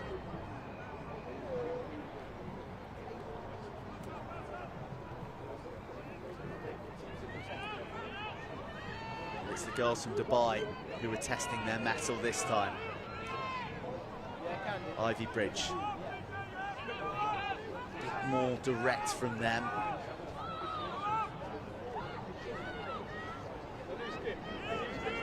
Just looking to exhaust these shoulders from the girls from the UAE. And the penalty, they're stacking up a little bit for the Dubai College girls. A tap and a go, and more tackles coming in. There's going to be some sore shoulders heading on the flight back to the UAE after this performance. Offside. And while they're tackling bravely, oh, she's not back 10, surely. look at that. Well, it just doesn't quite get the tackle in. Offload. Good hit. Ivybridge. This could be a huge score, but wrestled across the touchline, and the advertising barricades being banged in appreciation.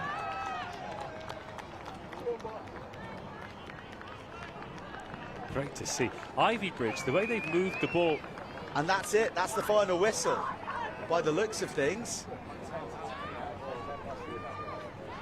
I don't know if our clock has stopped halfway through the match there, but the final whistle blown, the quarter-final over, treated to a classic. We wanted more, we thought there was more, but fortunately for Ivybridge, there was no more. They had the points, and they progressed to the semi-finals, 12-5.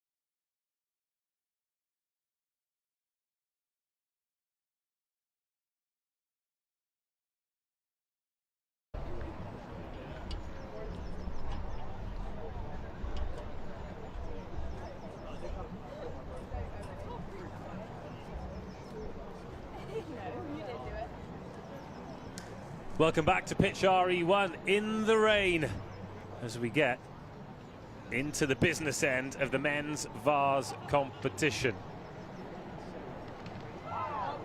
The team on the right there, that's Dubai College.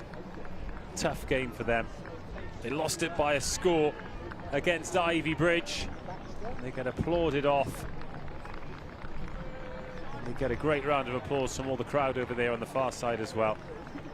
A lot of warm respect and appreciation around the place here on day one of the National Schools Sevens. We've just awarded the first Fair Play Award. That's an award that's given at every day of this great tournament for the team that have adjudged to have played in the right spirit of the competition. That was given to Ysgol Glantaf today. Travelled up from Wales and will not leave empty-handed. But this next game, this is one to whet the appetite of any and every rugby supporter. Christ College Brecon against Stowe School Stowe School sumptuous in their opening fixture, but Christ College Brecon, a rapidly rising rugby force. Can they upset the apple cart here? Can they upset one of the favourites? We always talk about the Vase being a competition that dishes up the odd surprise. But they've got their work cut out here. This will be the biggest test of the day so far. It's the elimination round. Christ College against Stowe School. No sign of Stowe just yet. In fact, they've arrived just now, and I wonder if we might see a kit swap here, because Stowe have got navy and amber hoops and Christ College have got green and amber hoops. If the referee out there thinks that she can differentiate, then we will try and do the same. Christ College Brecon on the right hand side of your screen, Stowe School on the left. Stowe yet to concede a point in this tournament, and that tells you everything you need to know about the quality. I wonder if they do this toss here, whether or not we might get one of the teams turning their jerseys inside out as well. And let's try and keep our eye on Christ College as well, because they do this strange huddle down on one knee with the man in the middle. There they go, look. We couldn't quite see it there. I'm not sure what I think about it, but either way, stands them in good stead. Stowe School in the amber and navy, kicking to Christ College in the amber and green. The rain coming down here on day one of the National School Sevens, and that is a very good take. Watch out for this man and his delivery. And Christ College straight on the move. That's a good take in the rain. And a very good start from the Breconians. Up over halfway they go. Great chance for the opening score. The pass needs to be on the money. The pass is on the money. Stowe School concede their first try of the tournament, and it's Christ College Brecon who are off the mark. Taking it in closer to the posts as well. You get the impression the points off the boot are going to be important in this game. So all eyes on this drop goal. Bad strike, slices off the boot. So Christ College do not add the extras. Love that opening try though. Christ College 5, Stowe School 0. Just watch this here, the execution. Christ College still running onto the ball, even though it's in the way. We expect Stowe to do the same. But again, offering the option on the inside. Pass, that was so good. Missed pass as well. 1 minute gone, 5-0, we're back underway. First touch for Stowe. Oh, the nudging behind as well. The galloping chase, it's 5 on 5, and that's a good take in the wet. Buys himself a second or two as well. Oh, another dummy. It's a good one. And Christ College away again. Back come the defensive troops. What a start from the Brecon team. Few missed tackles from Stowe. Burnsley's just come back.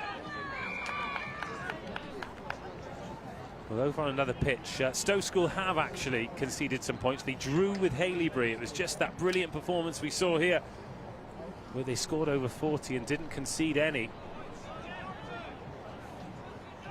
And Stowe School defeating Ivybridge Community College 36-0 as well. That was over here. Oh, that's a lovely dummy. Christ College off to a great start, grafting hard to keep this ball in and around the Stowe School 22. Stowe struggling to get their hands on the ball at the moment, but there is a rib cage lined up and dealt with. Such intensity. And despite Christ College Brecon having all of the ball, Stowe School setting up the defensive wall on the 22 and doing their best to disrupt Christ College. Referee really having to wrestle this breakdown. Now are there numbers over here? No, it's been picked off. Oh, we're going to be level. The chase is on for Christ College. They're going to try and force him wide. In fact, they're going to make a try-saving tackle. The ball spilled out. There's a wrestle for it. And the try's been given. Oh my. It's unorthodox, it's brilliant, it's chaotic, it's everything that this sport is about. And most importantly, it's level on the scoreboard. Christ College 5, Stowe School 5. Well, there's been an injury in the process. A remarkable try-saving tackle. You were calling it in. We were all calling it in our heads from 40 metres. Such determination to reel him in. And then the fortuitous ricochet off the boot, really, from a hurried presentation. Gonna see here, look at him. Oh, the lactic was flooding into those long limbs. Writ large across his face. An excellent tackle. Well resourced, and here it comes spurting out off the boot. And then, oh, we just missed the money shot, but he did get it down. And we're 5 apiece. Christ College back on the ball. I think Stowe owe that try to that defensive effort on their own 22, though. That's a loose pass, just pushing the envelope. And again, this evenly balanced, those mistakes can be costly. Yeah, it was really good awareness, wasn't it? Dragging Christ College players over the ball. I think we're going to see the grounding now. At least we hope we will. Great tackle, unbelievable. The pained face of the Stowe breakaway. And right here, brilliant finish. No question marks on the grounding. Great spot from the referee. 5 minutes gone, 5 points apiece. And that one squirts out the side. Oh, lovely dummy. Create your own space. This is a serious contest, physical contest. That one's off the shins. I think they'll get away with it, Stowe School. And they'll create some space at the left-hand side. They won't just get away with it, they'll capitalise on it. Crossfield kick. It's ambitious. But it's going to go dead.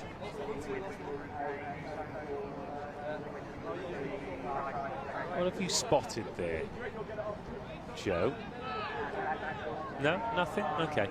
Just looking back through some of the scores, some of the performances of some of the schools elsewhere in the competition. You can get on the Sox website just to see how everyone's doing. I was in the Sox tent just looking at the results. I had to wait a long time to go through the whole draw. There's so many groups here, so many schools, and some very, very big names to come in this Vase competition, which concludes tomorrow. So there are big names doing big things elsewhere around the grounds that we haven't seen on RE1. We've seen a lot of Stowe, we've seen a bit of Christ College, and we like what we see from both of them. Suggestion of a high tackle. Referee happy enough to continue. Options both ways for Stowe. They decide the left-hand side is the way to go. It's a lovely pass in behind. Oh, it's getting physical out there, isn't it?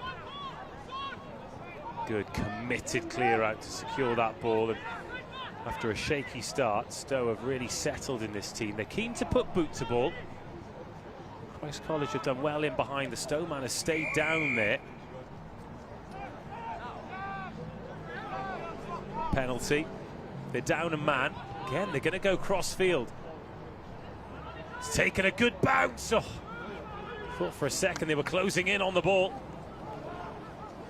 Good counter-ruck coming in as well. Really scrappy down in that corner. A couple of times Stowe have managed that, making it an absolute nightmare for Christ College to exit. This is breathless stuff, isn't it? So much ball in play time. There he is again on that right-hand spiral. Is there some space now? Foot race, backing himself, gets the fend away and then coughs the ball up. But then coughed right back up by Stowe. Defence at ones and twos until that tackle. And it's ripped, and it's turning defence into attack. And Stowe School are going to lead going into half-time. Lungs bursting for all those wearing hoops. Christ College and Stowe are like a breathless end-to-end passage of play. There are bodies strewn across RE1, and we're only through the first half.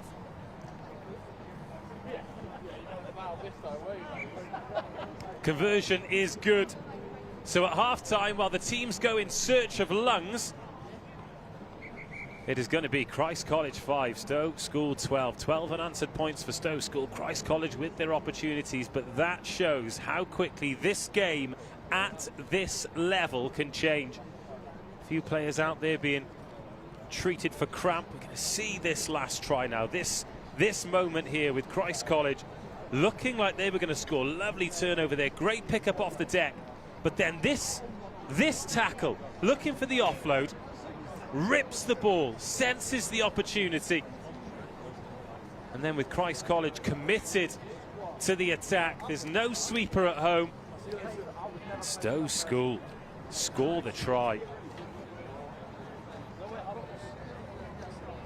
What a fantastic game of rugby we've got on our hands here.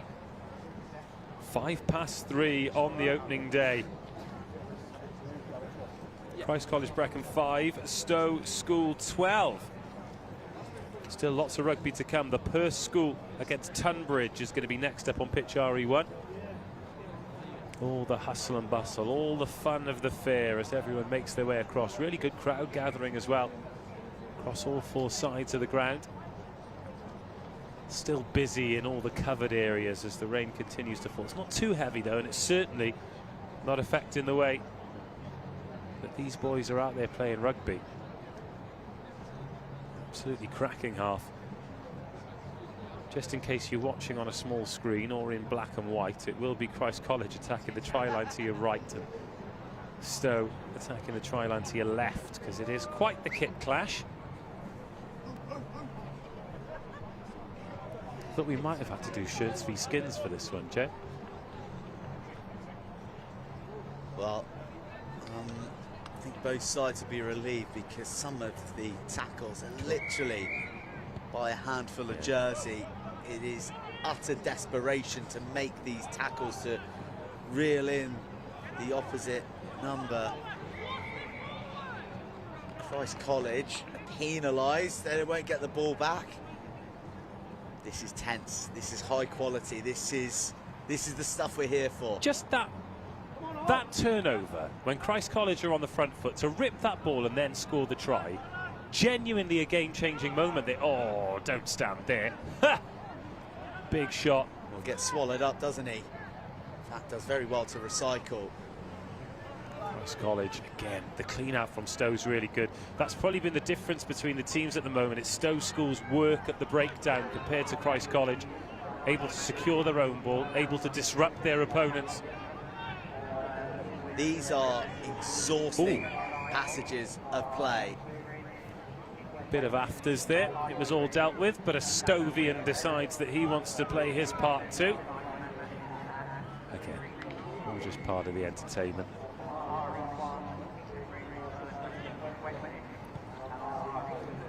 Well, the touch is missed. I presume the touch was meant to be a finder, and Stowe, Stowe are going to score a brilliant try. The game breaker. Sometimes you need a little bit of luck. Sometimes you make your own luck. And Stowe there, nobody in the backfield for Christ College. Again, it's what this game's all about, isn't it? Spot an opportunity, take a chance, roll the dice. That was all about desire. Oh, well, the try's been chalked off here. We're going to get a replay. The officials out there don't get the benefit. And a penalty has been awarded. Here's the replay. So there's the kick. This is the desire. Look at this man in Stowe colours, hunting the ball like the Terminator. Well, he's fly-hacked it on. Are we going to see whether or not he grounded it over the dead ball line? Either way, the score is Christ College 5, Stowe School 12. Christ College inside their own 22. Securing that ball. And the game very much still alive, still in the balance. Well, let's hope that that disallowed try isn't a talking point come the final reckoning. Penalty advantage for Christ College from the high tackle. Their chance to play with the ball. They've been starved of it a little bit, mainly in the hoops of Stowe's hands. That turnover was fine, but we're back for the penalty advantage. Clock ticks to 10. These are the nervy 4 minutes. God, this is a fun game. Probably not that fun to be playing. Very, very tense. Very tiring as well. A lot of tackles, a lot of physicality in the breakdown. Real sort of test of physical endurance as every last bit of play is scrapped upon. Stowe's breakdown work has been exemplary. They've turned that ball over. They've managed to make every single breakdown a scrap for the ball. And then the mistakes coming in from Christ College, and that's the difference in a tense game. Discipline, massive. The knock on there, there's a player left stricken after that passage. Doesn't look in a very good way either, fortunately. Out to be tended to very early. Interesting one there as well. The Stowe scrum half picking up and ball going forward. I wonder, his hand knocked down, and well, that's a popular part of the Rosslyn Park Sevens. He's enjoying himself, isn't he? Go on, get it down here, sir. The queue for the burritos was too big. I went for a good, honest cheeseburger. But good vantage point for people to congregate to chat a bit of code and really enjoy what's going on here on RE1. And what they've got in front of them at the moment is a tussle between two top sides. Spirit's pretty high as well, as I had a little wander around earlier. People not letting the weather, not letting the rain spoil their Monday. And why would you? Oh, what a battle at scrum time. Stowe. And how well did Christ College do to recycle that ball and come away with it? It is more like Greco-Roman wrestling than rugby sevens over on that far side. Serious physicality. Christ College's core skills just letting them down a little bit. The passes behind the men, but then brilliant tackle. Oh, and then picked off by Stowe. This is the transition ball that they love. Looking for an avenue to dart down. I wonder if there's a suggestion of the Manchester United in grey jerseys there, because he's offloaded that straight to a Stowe player. Well, it was an instinctive one, that's for sure, and definitely this is a kick clash. This time the kick is sent towards the touchline, and it's dribbling and it's flirting, but it doesn't quite catch the paint. Christ College reply, fractured defence, needs to give it to his support on the left. Oh, he had the man outside him there, didn't he? He didn't spot him. And Stowe again are in there stealing the ball. Voracious at the breakdown. They're short of numbers, but there's space in behind, and they're happy to put their faith in their gas. Oh, it's actually brilliantly gathered, but then held on the floor. What's the call here? Yes, holding on, Stowe. They tap, they go for a drive, they're held up, they ride, they wriggle, and they're across. Can I just say, they have kicked beautifully, Stowe, haven't they? In these conditions, we thought they'd scored a brilliant try from it. They went to the boot in the first half, plugging the corners, turning Christ College. They've done exactly the same there, kicked in behind, no sweeper in, won the penalty that's eventually led to the try. It was a lovely wrestle, great win of the physical battle for Stowe School to score the try eventually. But as you've said a few times today, there's more than one way to skin a cat, and Stowe have found a way today. Brilliant at the breakdown, really creative kicking. I mean, the initial grab here from Christ College, excellent work. That's such a hard ball.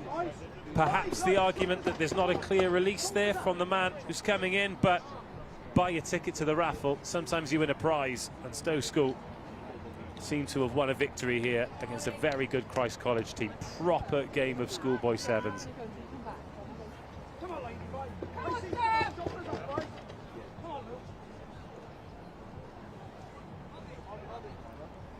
Christ College 5. Stowe School 19 with that conversion going over. Oh, and then the knock on. And not only did he knock the ball on, he got ironed out as well. And that knock-on could be game, set and match for last year's champions who've been pushed all the way. Forward pass will give us the opportunity for one more scrum. Our clock deep in the red. There can't be much time. The referee's just put her hand up, gestured, there's 1 minute left. So while Christ College have the put in, surely time has run out.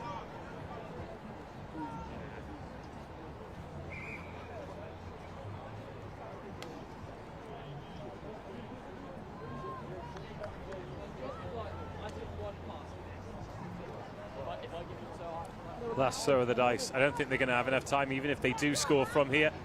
But they're going to give it a good go. Off they go. Battling to the end. The trailing support line was there, but the backup option collects and he gallops through the tackle. A race to the line. He gets it down. They'll need a quick conversion. If there is to be any time at all, needs to go over. But time has elapsed. The end to a thrilling game, Dave Rogers. High caliber action on RE1 with two of the best sides we've seen on this turf on day one. But it is Stowe who prevail. They march on in the Rosslyn Park National School Sevens, defeating Christ College Brecon 19 points to 12.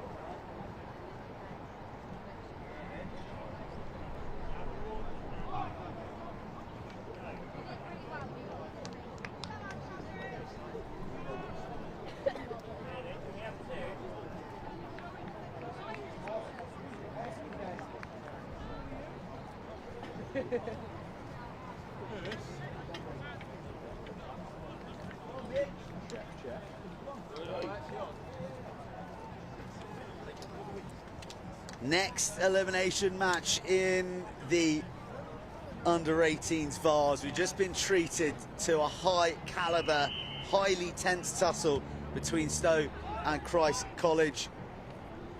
And this time it is Tunbridge against the Perth School.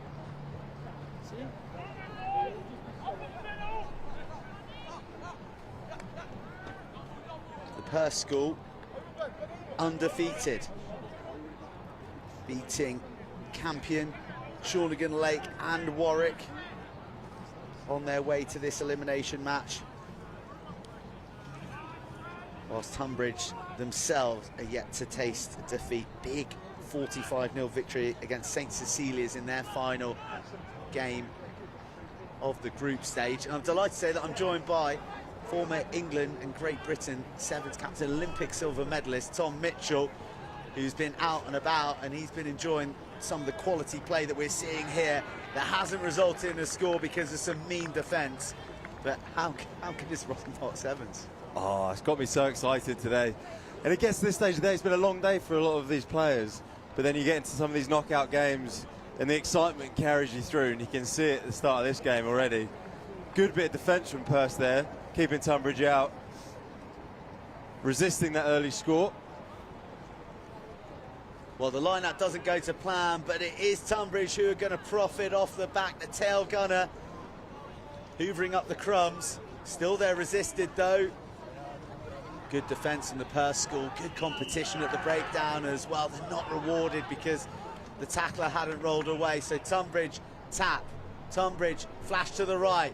Hands not given, but negotiated across the line, carrying two Perth school tacklers with him. Tunbridge on the board early. That's one of those, it's criminal if you don't give that pass for the 2v1 and put your wing away. You've got to score it. He carried two defenders over the line with him. Really nice finish in the end. And it's made the kick a little bit easier. And in these tight games in the knockout, that can be all important. This may sound like a really obvious question, but how much that is a brilliant conversion? How much more difficult is it to drop goal conversions in the wet? Yeah, super difficult, and also something people don't consider with sevens is the limited amount of time you've got to set up for the kick. For those people who watch a lot of 15s, they spend a lot of time setting up for the kick, putting it on the tee and the rest of it. In sevens, you don't have that luxury. And doing it under the fatigue as well makes it a very difficult, complicated skill. So fortunate to have a man who's missed so many drop kick conversions in the wet with us to bring that expert analysis. I've missed him in the wet, I've missed him in the dry, missed him indoors, outdoors. Well, first sighting of the Perth school in attack. They've been the ones defending against the hoops of Tunbridge, but the Purples showing us what they can do. Nice bit of footwork darting through. Look at that contact, that physicality in the close quarters. Penalty to the Perth school, who tap, and they're in a hurry, and they go weaving their way through the Tunbridge defence. Good last-ditch tackle. One more pass needed, but just squirts forward because of the big hit coming in.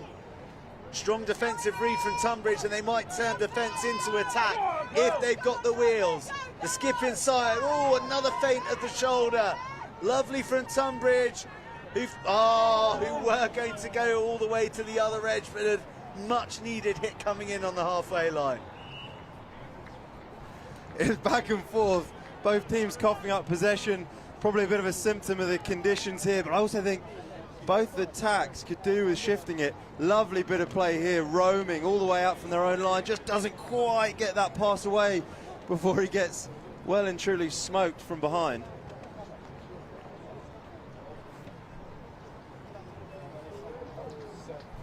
And you're here all week, Mitch, as well. In what capacity? I can't get enough of it, so I will be here as much as I can. Now, it's really nice opportunity to come and watch and kind of stay in touch with some of the talent coming through. Well, that's a nice bit of skill.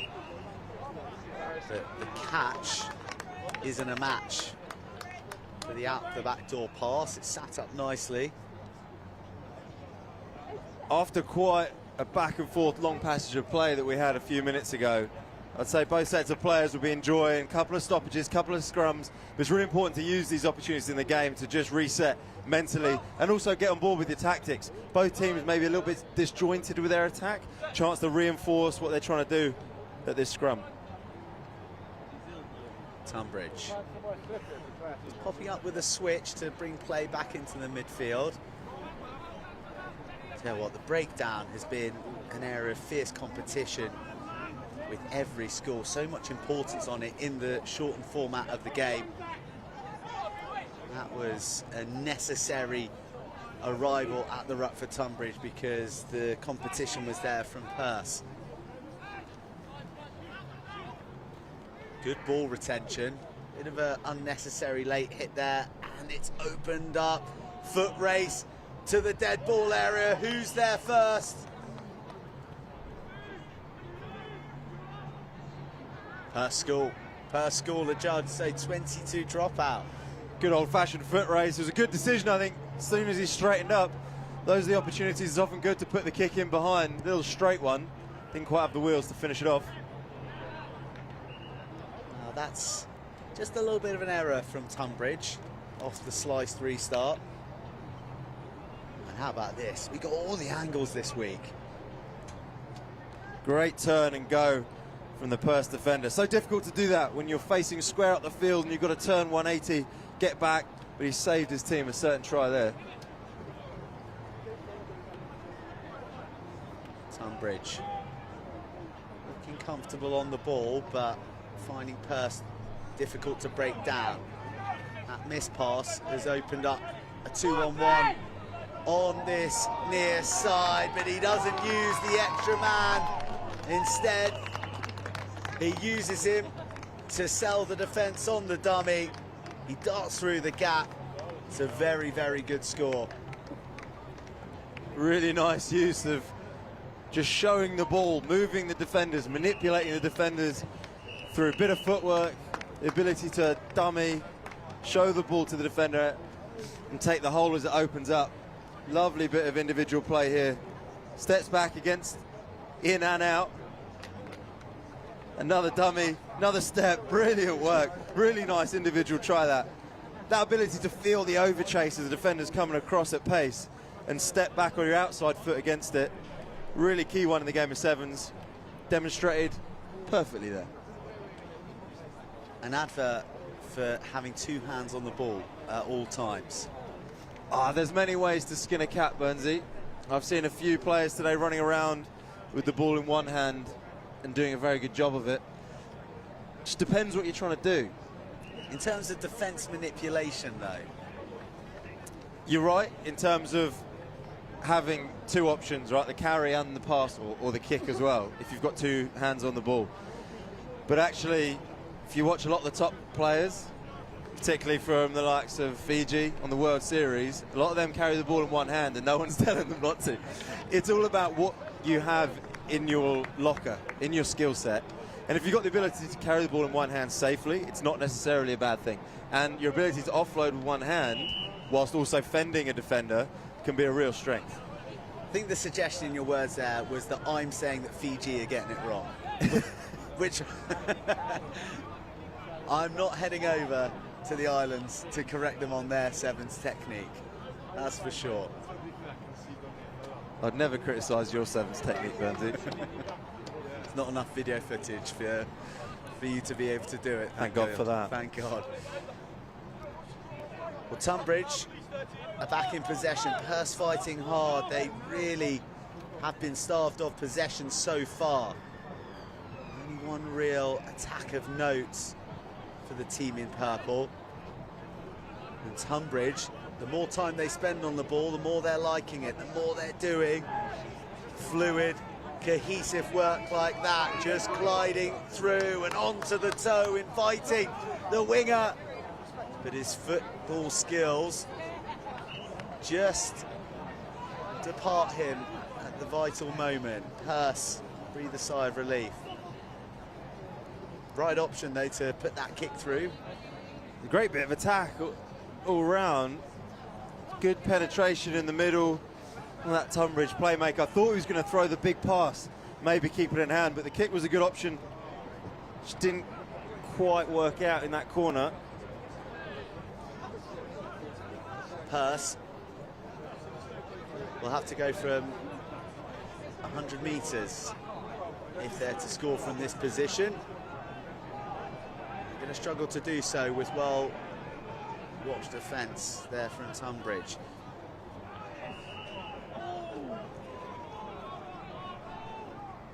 Penalty to Perth. Trailing by 14. A lot of time left in this contest. They do need to make some progress up the field. They're sort of locked in their 22 and passing the ball into touch isn't going to help their cause. Tunbridge happy to go quickly, but serve up a rib tickler for the Perth defence. Well recycled by Tunbridge, who are in retreat mainly of their own doing, before Tunbridge go through, but they lose the ball on their way to the deck. Very open now. Ball in play for a long, long time. There's going to be some lungs bursting. Can Perth let the ball do the work and get it to one of their speedsters out wide?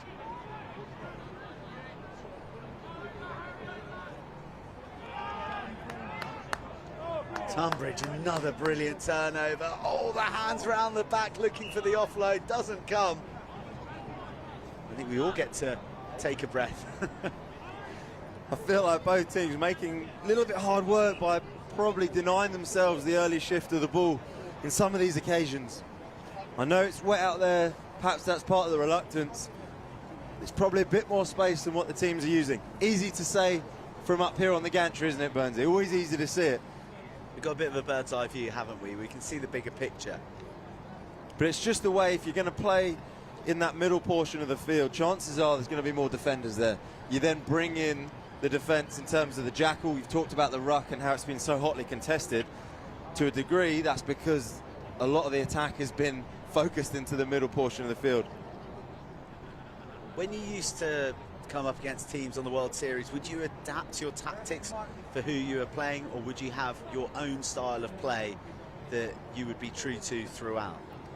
So this differs across all the top teams. Some teams will be very prescribed with what they're going to do, and they'll roll that out regardless of who they're playing. Maybe a few little tweaks.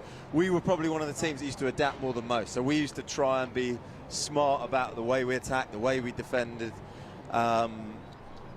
as a result of whatever the opposition had been doing in that competition or in previous competitions.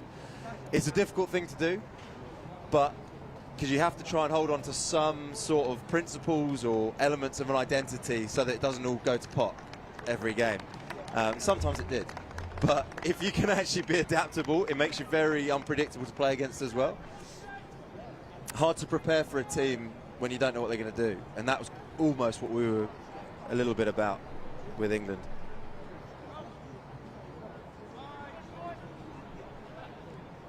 Well, we lose one of the Perth players to an injury. Applauded often, well looked after. Really such great medical provision here across the many, many pitches which have been flooded with players. From our vantage point, we can just sort of peek beyond the gazebos and the marquees, and it's just been teeming with people playing sevens all day. But it's beginning to wind down. The focus is beginning to transfer to our pitch RE1, to RE2, the other showcase pitch, which is being streamed on Next Gen, because the big games are beginning to come. This is a big one for Perth. It's a big one for Tunbridge. It's the under-18s Vase elimination. And it's Tunbridge who are in the box seat. 14-0 they lead. 90 seconds to negotiate. Perth need to get to score. They need a converted one at that. But they can't get out of their 22 at the moment. The defence so good from Tunbridge, but they're being asked some questions. And a seatbelt tackle is going to be a yellow, not a yellow card, a penalty, I beg your pardon.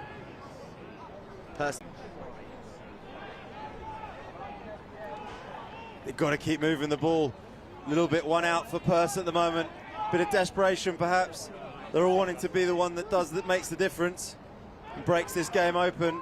They've got to keep working together. They're going to unpick this Tunbridge defence, which is holding fast. Oh, they got lucky from a ricochet and then a brilliant tap tackle. Still alive, fabulous hands. Are Perth going to get the score they need to keep themselves in the game? They're under the sticks. They need a quick conversion. Time running out.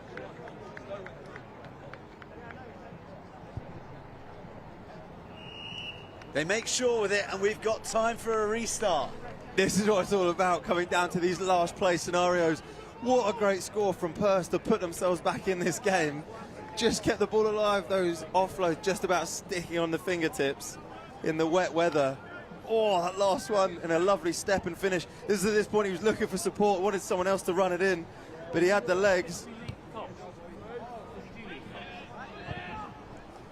Does he want to game on Saturday. Well, Tunbridge, from a position of the game being all wrapped up, are deep in their 22 now. They're searching for the score that is going to make this certain. The touchline beats everyone to the kick, still no final whistle. Grandstand finish coming up. A line out to defend for Tunbridge.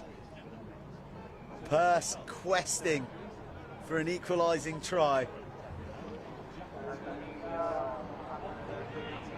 But it goes long and over the intended jumper. Tunbridge have possession surely now.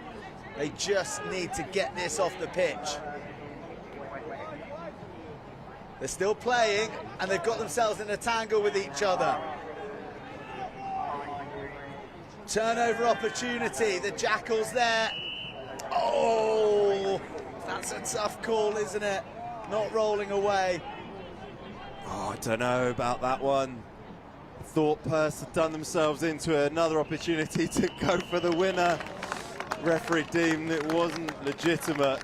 Tunbridge grateful to tap that one and kick it off for the end of the game. Oh, the final penalty at the end puts paid to the Purse comeback, and Tunbridge will march on in the under-18s Vase. Fabulously entertaining game. More action to come on RE1 very shortly with the girls under 16 semi-final.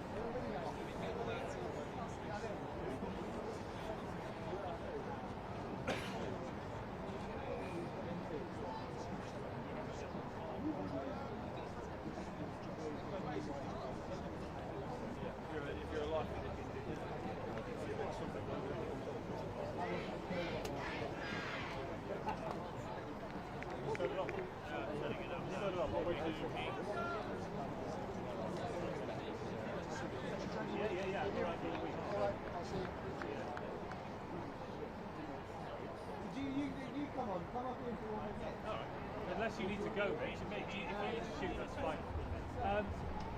Do you do lead cops ever? Basically, the RFU are desperate and they need someone to do a chap game on Saturday. Get your thinking cap on, Joe, because everyone you've ever met is busy. Tom, you and Chippy. I'm scouting from up there. Oh, yeah. You are scouting? You got me in trouble now. Yeah. Well, with the important The boss. The importance of it. The boss.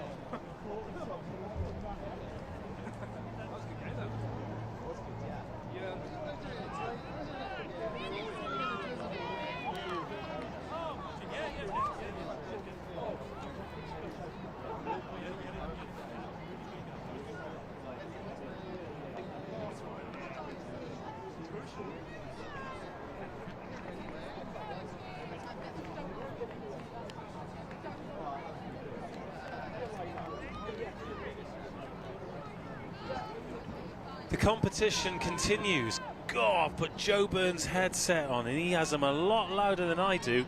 Crikey.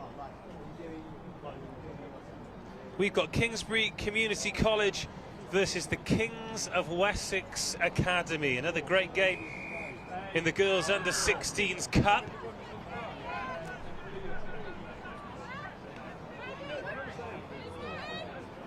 And we're having fun. I'd like to say fun in the sun, but it's fun in the rain here, and we are off and racing. Big gaps in the middle. The chase comes across, but it is futile. And that is some score to open the game. Lovely opening. Seamlessly went through the middle there. Great wheels to finish it off as well. That's the way you want to start. There'll be a bit of nerves coming into the knockout games. Always is. In the finals rounds, so it's nice to settle yourself, settle your team into it with an early score like that. Not entirely sure what it came from, but when the gap's there, you take it, just like that. Kingsbridge Community College in blue, scoring that beautiful try. Kings of Wessex Academy. What are we going with? Grey on black with a golden trim?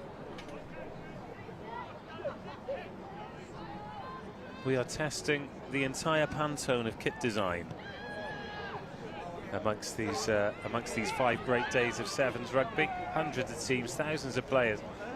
Found out before I climbed the ladder of doom to come and join you for this one that there are 120 refs who are going to be on the whistle throughout the week. 80 a day. Of course, they can't all commit because apparently they have jobs outside rugby, although they know the laws so well. I'm surprised. Yeah, it's a huge event. It's such a good atmosphere, kind of the festival of sevens, celebration of the game, so many people involved in different facets.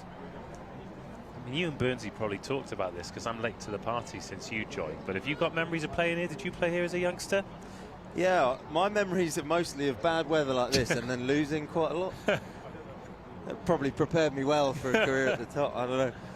No, I had amazing memories. It was always a great day out coming to Rosslyn. It was something that, as a lover of rugby and lover of sevens, I look forward to way in advance. Yeah. And it was always a buzz. As I say, we were never in contention really for the trophies.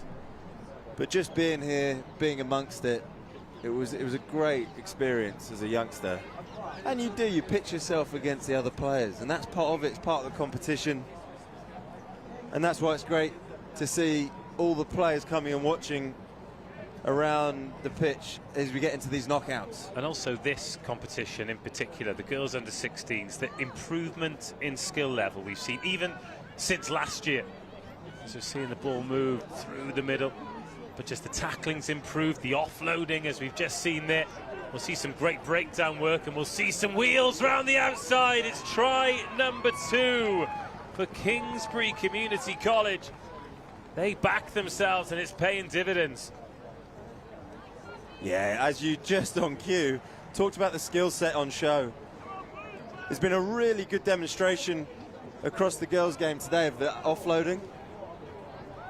I think as a general rule, if I was going to pick it out from assessing the day's games, it'd be nice, same with the boys, to move the ball a little bit more early. But as a result of engaging with the contact in the girls, they're actually practicing that offload skill a lot, exploiting that opportunity to keep the ball alive once engaging in the contact, and then it allows you to move it to players in space, especially, and if you've got players with wheels like that who can finish it off, it works very nicely indeed. Have a little faith, feed the speed. Kings of Wessex Academy struggling to deal with that kick-off, and Kingsbridge College slowing that ball down now. Kings of Wessex looking to do it the hard way. Again, looking to free the hands though. Got to admire the way they're trying to play. It's not come off on this occasion and they've coughed the ball up. Kingsbridge on the march again. Our commentary view, the same as your camera view. We've not spent a lot of time looking right in this opening 4 minutes. All the action happening down there to the left. Oh, more space on the outside. Oh, but she's checked in instead of backing herself. Still going. But it's going to take at least another phase here for Kingsbridge. Now the numbers. The step inside. The 2-on-1 butchered, but the try scored. We got there. A lot of rugby being played between the 15-metre lines during that passage, including from the end players who did seem reluctant to run it into the corner. Why make it easy? Why make it easy? They got there in the end. Well worked, well done holding on to the ball. And in these conditions, a lot of it is about maintaining possession. They've certainly asserted themselves in this game. 15-0. So we talked about the things going on outside of the rugby. As we take another look at this, there was so much space on the outside, but the outcome was the same. They've been pretty clinical in the red zone of Kingsbridge Community College. Are we going to see you on the climbing wall before the end of the week? I've done a very good job of avoiding that climbing wall today. Treacherous in these conditions, I'd say. Burnsy and I have done well to avoid the pick and mix counter so far, but resistance is futile and it's a long week. It's dangerous enough climbing up the ladder to the gantry to do this. It is. It is, it is. Here are the Kings of Wessex. struggled to maintain the ball, haven't they? But that's well presented. And then just left where it was. The referee spotted 2 knock-ons there, so we'll have a look at the set piece. So I was talking to Burnsy earlier, and we were talking about various nauses in the game. I asked him if there are any 7 scrummage nauses, because, you know, it's not a part of the game where they spend as much time talking about it as they do in 15s. And he said there is a gentleman you may have heard of called Richard de Carpentier. He loves it. He absolutely loves it. Pop him in a 3 and watch him thrive. It was largely because it was the part of the game he didn't have to run around too much. He's probably not even listening to this. I've just slagged him off. No, however, it's on the internet forever, so we'll make sure that he hears the clip. I'll send it to him. He was a big proponent of a bit of chat at scrum time as well, which I had a lot of time for. Can you let us in on that? Or? Nah, no, most of it I can't. Okay. It is 3:45 on a Monday. If we ever play floodlit Rosslyn Park School 7s and there's post-watershed, then maybe that is a particular lid that you can lift. But until then, the scrum chat will remain a mystery. Unlike the Kingsbridge defence, which is very much on show here, pinning the Kings of Wessex Academy inside their own half. And eventually the ball's coughed up and it's back in blue. Clock's red at the end of the first half. Next stoppage should end it. And there is that knock-on. A scrappy end to the half we're getting here. Kings of Wessex have just struggled to really do anything when they've had the ball. And bear in mind, they've not had a lot of it either. It's been a tough half for them. They'll be looking to regroup a little bit at half-time here. Well, they're going to take a breather, so let's have a quick chat. I mean, obviously you're here as the global face of UK 7s. But what are you looking to get out of this week? Is it just sort of feeling the vibe, or are you scouting, are you helping, are you coaching? What's the purpose of your commentary, obviously, but generally outside of that? Well, commentary was an added bonus, so thanks for inviting me along. Largely here, I mean, holistically, because we want to try and help the future of British 7s. And one way I'm trying to do that is with UR7s, Sevens Academy that runs across the UK. And it's been a super exciting day trying to actually pick out the next generation of talent, because we need to create a pathway from these sorts of tournaments towards the top level, where you see all these superstars play on the World Series, and how do we maintain consistency? It's been a pretty tough time at the top level of 7s in Great Britain over the last few years, the ups and downs that we've had. But hopefully there's enough in it for people to still be inspired to play the game. And I think that's what we're seeing today, and hopefully see for the rest of the week, is that there's no shortage of talent out there. So it's just a question of how we foster it. And at UR7s, we're doing our best to do that, both in the men's and the women's games, with players from 14 up to 18. Certainly feels that way. I mean, we've seen a good few of the under-18 Vase teams on here, and we've got boys from 1 to 7 who can all handle a ball, who can all pass off both hands, who can all be an active threat at the breakdown and sort of understand the mechanics of the game, and also really buy into it too. They're all enjoying themselves out there. We've all talked as well in this under-16s girls, bearing in mind we go up the age group as well, but how the ceiling of their skill set has just got higher and higher and higher. Now they can pass and tackle and turn the ball over and again be an active threat themselves. I think certainly the way that the game has gone and what we've seen of the way the game has gone, there's a lot more room for improvement in the girls' game, and they're thriving in that, and they're responding to that too, enjoying themselves and improving as players. Well, that's what 7s is about, right? It's always had that element of fun and enjoyment, and a lot of that comes from the ability to express yourself with the extra space, with the more touches you get on the ball. 7's a brilliant opportunity to develop your strengths as a player and express those in 14 minutes on a pitch. And again, 14 minutes doesn't sound like a long time, does it? But when you are in perpetual motion, you can feel like someone's dropped a match down your lungs. Oh, it's another score early in the half. Kings of Wessex struggling with the Kingsbridge pressure, and that'll take them up to 20. What about these conditions then?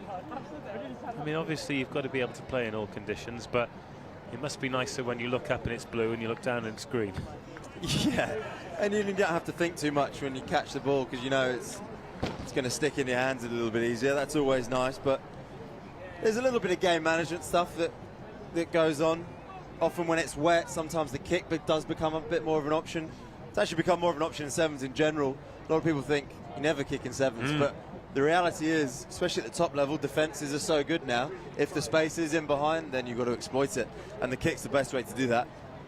We've had a good example of that today as well. There was a real arm wrestle between Christ College Brecon and Stowe School. Then in the second half, Stowe went to the boot. They kicked beautifully, got field position, led to 2 tries, and they won the game. So we saw a good example there of a team adapting and finding a way to win. I suppose even more so than in 15s, there is the opportunity to think on your feet and make those decisions and manipulate your opponents in this great format of the sport. Yeah, there are opportunities. That's also the challenge of the game, is being able to make so many decisions constantly and doing it all under a lot of fatigue. Just been knocked on again there by Kings of Wessex. Now, I break the fourth wall sometimes with the millions of viewers who are currently tuning into the live stream, and when we've got a game that's a bit one-sided like this, then impartiality goes out of the window, and I am fully behind the Kings of Wessex Academy here, and I really want them to get a try, and I think that's okay. You might disagree. You might think that impartiality is paramount. However, Kings of Wessex, come on, let's go. Part of me goes the other way, actually, and really wants them to be put to the sword. The ruthless side of me wants to see them. No, I'm with you. I think that was probably their best chance for a score there. Unfortunately, they didn't quite hold on to it on the width, but good pressure on the scrum. They might be in here. Here's the nudge. Needs a bounce. Oh, it's a good contest for the ball. Where's that gone forward? Oh, it's off a Kings of Wessex hand. And now Kingsbridge go again. It's a good cover tackle, but a lovely offload. Whoa, what a shot! Crunch goes the shoulder, and she's back on her feet. Love that. Brilliant cover defence. Desperately trying to pin them in. She's just gone again, the #1 for Kings of Wessex. The enforcer. This is good offloading, though, from Kingsbridge. It's 3 big tackles on the bounce. You've got to keep going. 4. Oh, lovely offload. Scoop that one out the back. Here's the space.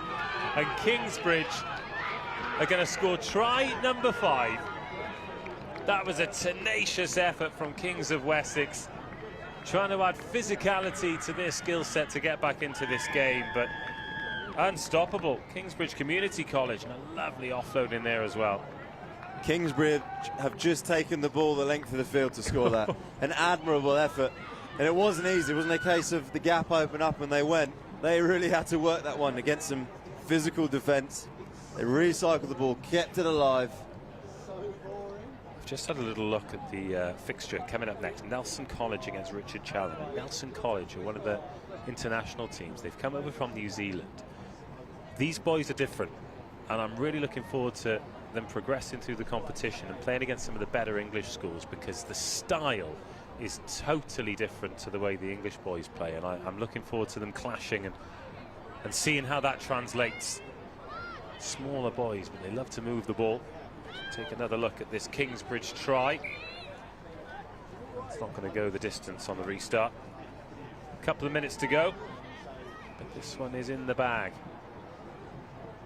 An opportunity here, though.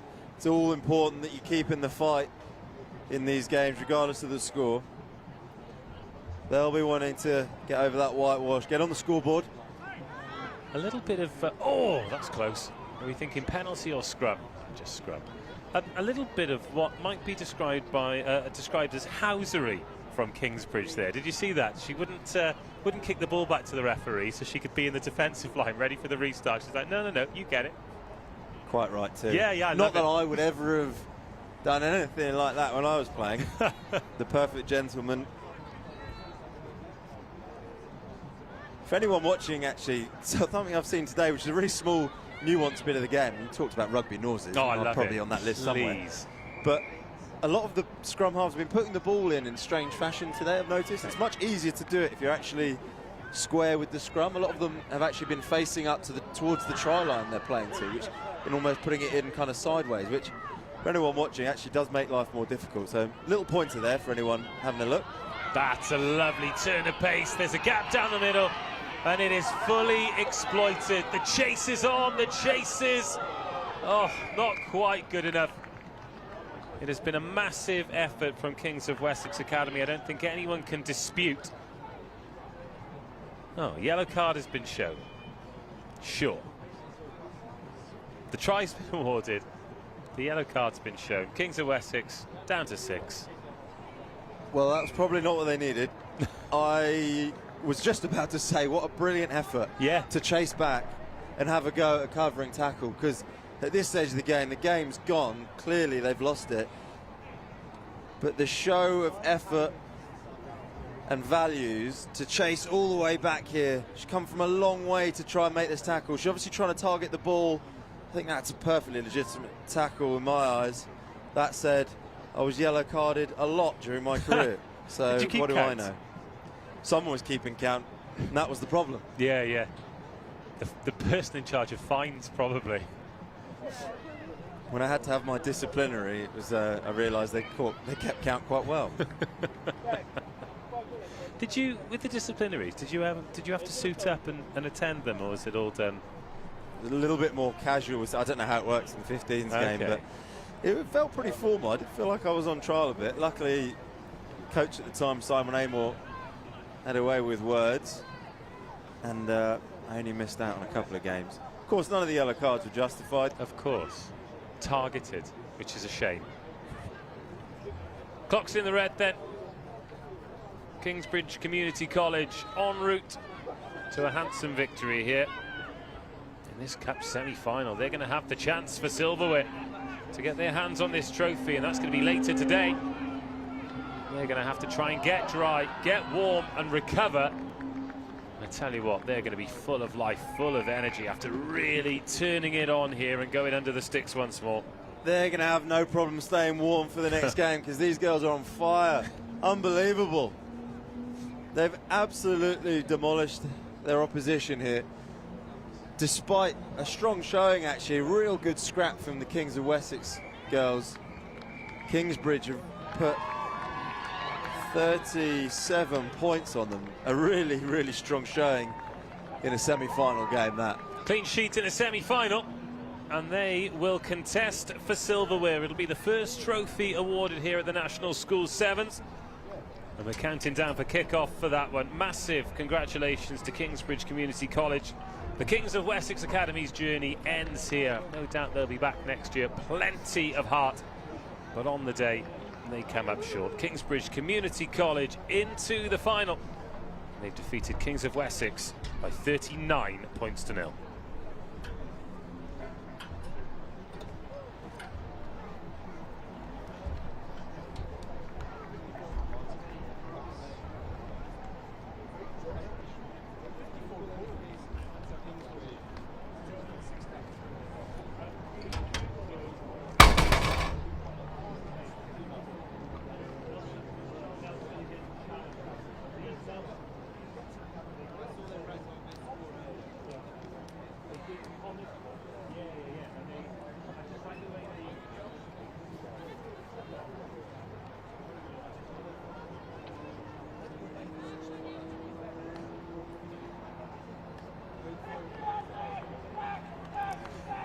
Back into the under-18s Vase competition.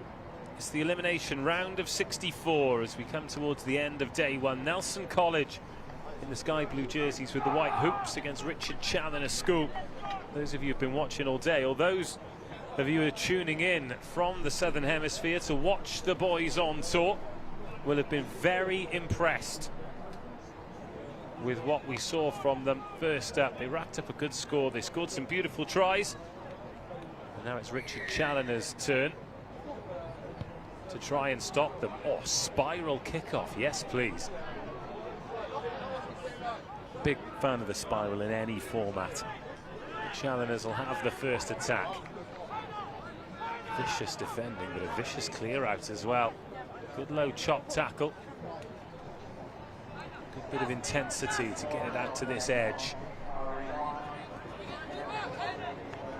Full-blooded tackle, but he does very well to not get beaten by the touchline there. A space in day 2 up for grabs. And a nice offload as well, and half a gap. High energy starting, good discipline, good ball maintenance here for challengers, and as I say that, the fingertips defy him. Yeah, decent start for Challoner, but if you watch against that Nelson defence, they're pretty slidey. So moving the ball to the width without anything coming back against the grain, it's going to be comfortable to defend all day. I'd like to see Richard Challoner just, someone's got to come back against those weak shoulders. So by that I mean stepping off their outside foot and trying to carry against a weak shoulder, maybe bringing a short line just to check that defence for a bit and test it, because they'll just keep going side to side all day. First touch of the ball then for Nelson. Again, this lovely drift that they do. Difficult for Challoner to plant their feet and make those tackles.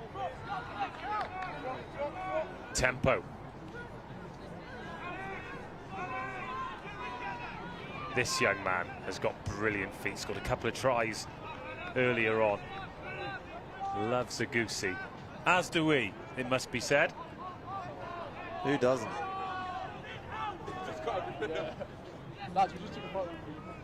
They're on it. God, that is a good collision. A little bit of Greco-Roman. Challengers do well, trying to increase that physicality and win that ball. Really good scrap for it. Another penalty conceded. Another mullet in full motion. And on a penalty advantage, Nelson looking to move it. It's bouncy, it's bobbling around, but there could be some space here out on the left-hand side. Lovely flat ball, feed the speed, and that's the result.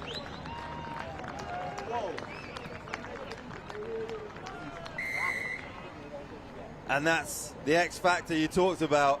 Not just the footwork, but the acceleration as well. Slipped it down a gear, managed to find some purchase on that wet turf, and picked up.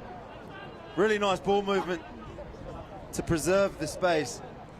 Capitalised on a penalty they awarded towards us on this side of the pitch. Took the tap. A nice pass out in front allowed him to just continue his pace onto the ball. So important. One of the details is easily missed in sevens is actually the ability to put the ball on the money, to allow your wheels to actually run onto it rather than being checked at all. It can make all the difference. It's a good pass. Now it's up to Challoner to respond. That ball in two hands, thinking about the kick. Oh, was that a tap tackle? Was it a clash of feet? Either way, Nelson on the floor. Challoner doing as well as they can to try and contest this breakdown. And that is a stunning mullet on 15, isn't it? Oh, look at that. Stop and go. Creates the 2-on-1, but doesn't get the ball away. This time, Nelson College infringing at the breakdown. Well, it was a delicious little change of tempo. So hard to defend, that little slow and then go again. It's a classic Kiwi thing you see at the top level on the World Series. The likes of Joe Webber, absolute Roccolasoa experts at it. Well, they obviously breed it in them right from the schoolboy level. That was a brilliant bit of attacking play, but equally as good in the defence. Coming across scramble, really impressed with Challoner and their ability to contest the breakdown. They look like they're really hunting in defence to create turnovers through firing over the breakdown, so contesting physically, pushing the opposition player off the ball. Oh, they're not straight at the line out. Oh, that's a frustrating one. The Challengers, they had that great attacking platform. Yeah, that stop and go, when it's done, or when you get done by, it's just, not that you ever did, obviously, but you must think, oh, come on. It's just, you know, to combat it, the importance is checking your feet. We talk about it a lot in defence. If you're still carrying a lot of speed and you end up close to a defender, that's the cue for the attacker. Sorry, close to the attacker, it's their cue to do something to you. you've got to slow your tempo as the defender the closer you get. Unless you're going to get a man and ball or blindside, you've got to be able to move direction as a defender. Otherwise, the attack is always going to be in the ascendancy. If you close fast as a defender, very difficult to adjust. It's kind of what happened there, I think. Chandler got an opportunity here for an attack. Let's see if they can do something with it. Bit of opportunity down the short side. Yeah, they've got 15 metres to aim for. No Nelson defender. Then they combat the scrum, so Chandler forced open. There's that wrap around. Oh, leaving the ball behind though. Now there's trouble. It's a foot race, and it's 2 Nelson players who are contesting it. Oh, the post has saved the day. Posted in, was it? Well. To be fair, I think the second Nelson player was actually offside because 11 had beaten him to it, and he was the first there. But that keeps this game on a knife edge. Certainly makes it more exciting. Oh, how is your luck, Richard Challoners? Richard Chandler, to be fair, you created a bit yourself by chasing back. There had a couple of guys scrambling to get back to that ball. So we'll give him the benefit of the doubt. See if we can see the grounding here. It was a great foot race. Well, good skills as well to actually kick through, but... So where's the grounding? Oh, do you know what? It's a 50-50. Let the boys play. Nelson. Well, they'll be pleased to be in the lead. Could be more. It's half-time. It's actually an excellent game. Challengers have managed to stay in the fight. Nelson looked like they could score from pretty much anywhere. But as it stands in this round of 64 game, Nelson College 7, Richard Challoners 0. As we've already seen in this tournament, absolutely anything can happen. Good fun, isn't it? Oh, it's great fun. And Nelson College, me in this one, looking like the better side. Some of their gameplay looking pretty smart. But Richard Challoner, really physical in the breakdown. And a hell of a lot of scrap to back it up. Yeah. This is going to be a brilliant second half when we get to it. Tough kids staying in the fight. For the meantime, let's just check out the mullet on number 15 from Nelson College. I'm actually starting a thing called Mitch's Mullets, and he's going to be first on the video. Well, I think you've got to practice what you preach and get rid of the sides, haven't you? If you're gonna go Mitch's Mullets, then if it goes viral, you help it go viral, then I'll do it. Joe Burns has overheard our conversation, and he is very much in the same belief system. To be fair, he's trying to embrace the mullet, isn't he? I'm not sure what he's trying to embrace, but it's not working. Very mean. Very, very mean. He's got a hat on today. Yep. Next time you speak to him off the microphone, ask him why he wears a hat for his London Irish duties. Ask him. I only like to talk to Burns in a professional capacity. Back to the action then, Richard Challoners in those navy and green hoop jerseys, kicking off to Nelson College. But a couple of good chances, and they managed to convert one of them. The post came to Challoners. Well, arrived as Challoners' saviour to keep it at a one-score game. Look at this as well. We've got the Nelson boys setting up for the one-man lifts on the restart too. I was just clocking that. You haven't seen a lot of pod work today. And with that, they kicked it the other way. Great. Good thinking from Challoners, actually. Don't play to your opponent's strength. But with that, they can't challenge for the restart, so it's a free go at it for Nelson. And then a penalty. This is where you're in trouble.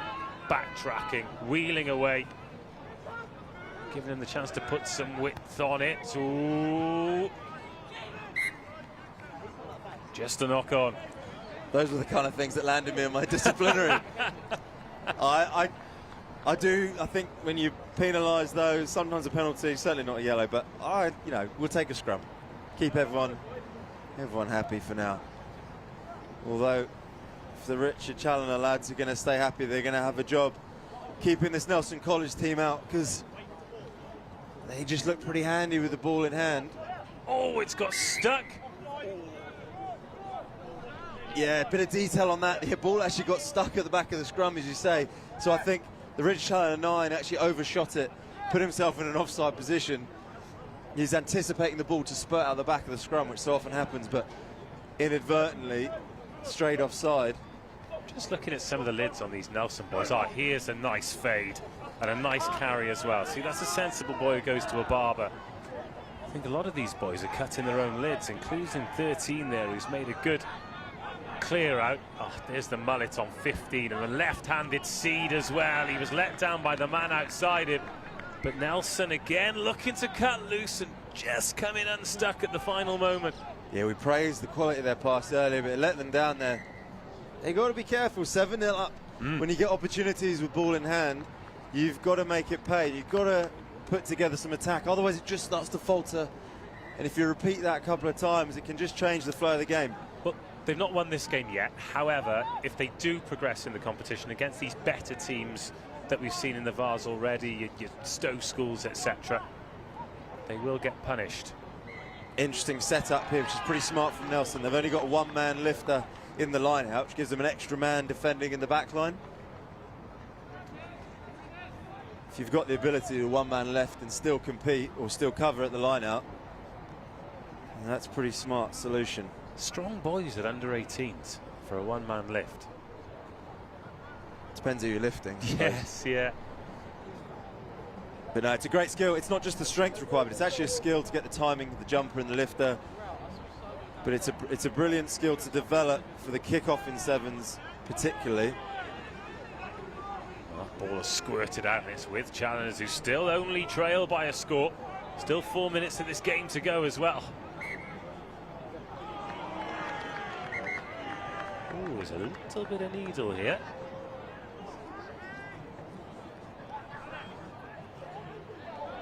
All extinguished very quickly and very amicably. It was a forceful clear out from the challenger 12, and I think he realised that he'd cleared out the biggest guy on the pitch a bit late. I thought I'd better apologise here, so smart work from him, self-preservation. It's been a good physical battle actually between the two teams. Key factor in these conditions, which to be fair, it's threatened to hose it down all day, but we've survived with a few showers.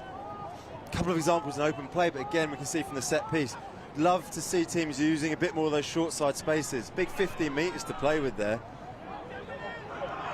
One of the Nelson players is limping back into position. I think he's got a stinger on the left shoulder. Is that something that challengers can exploit, or can they exploit this space at the left-hand side? Best chance of the game for them so far. The final pass is on the money. It's beautifully delayed. And challengers are on the board.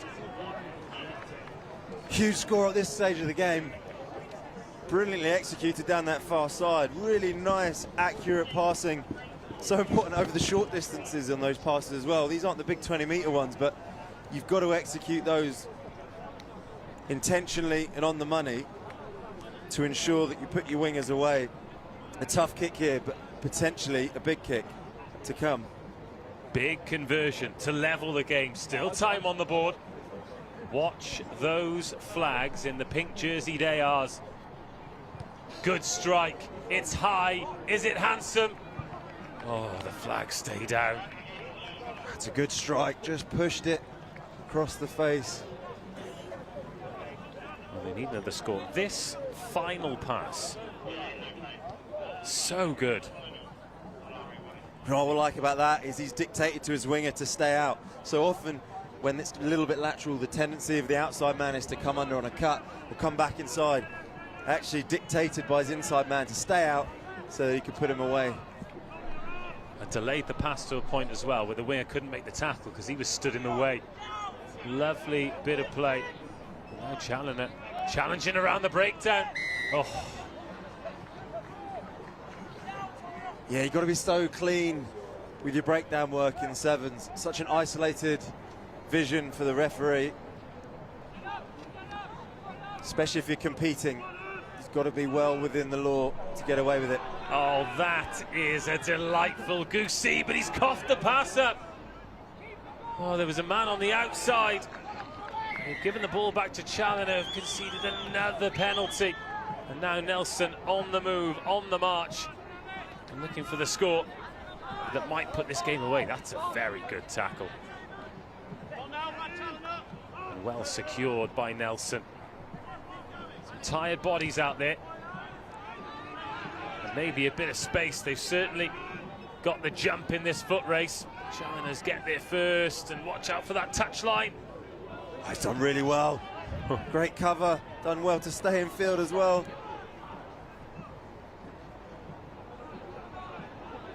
Oh, and it's been picked up and snaffled, the loose ball, the try, and maybe that is the end of Challengers' resistance.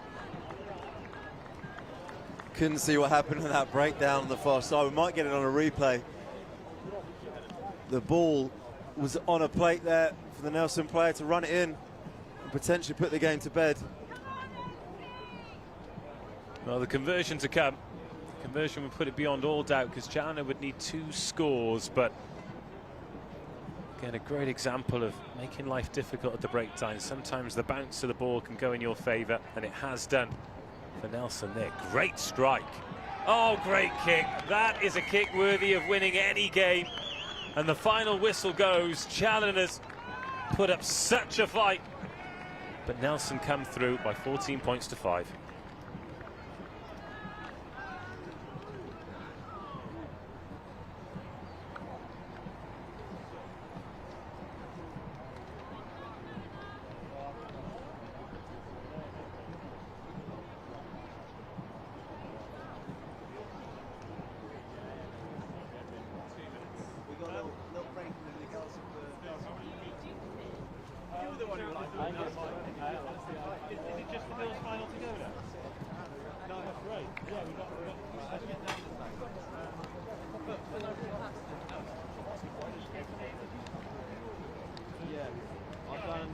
I've done 4 of them. Oh, have you? In total. For what? Rugby Europe games. Together. Oh mate, he was such a robot last night for the final. Oh, did you do the final? No, no, I did this. So I did the bronze gate, which was. I did. You did some help for the best game. Yeah. Me and Richie Reese did the bronze.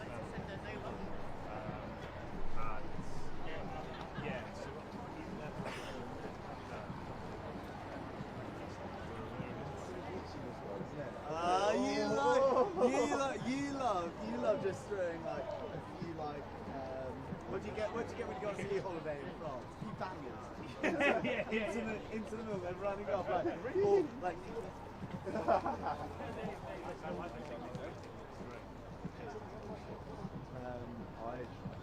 Do you like my analogy? Do you like my analogy? Like, it's like watching. Unless you hear the game, but I've got on my phone on WhatsApp when Burnley's message popping up. Like watching the Mrs. Cheese on movie, isn't it?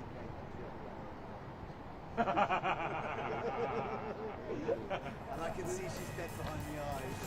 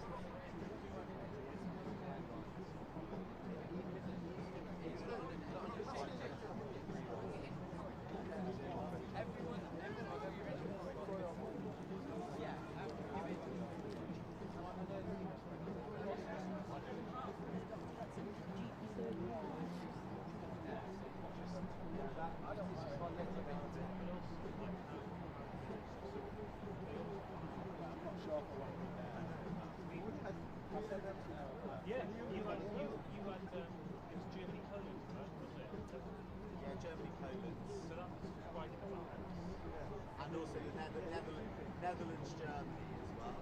Well, I so they were, I'll show you the WhatsApp message, like when you ran the match on 70 minutes, like, and they were like, but we needed to scrap it. I'm like, but it's class here, how can we pick? So in the end, I just said, Richie, we need to come out of back, and let's make sure it goes to the 18, give me one for each team, and that's Oh, that was a day. They did that. That was one day. That's right. I don't even know what I mean.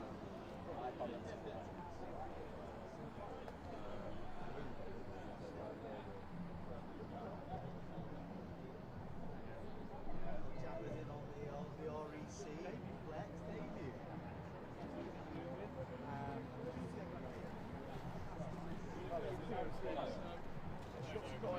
Looking at what, like, we were definitely in some. By any chance, can I get some food? Sorry? No, we're going. We're going to take ages. It's going to take us ages to get back.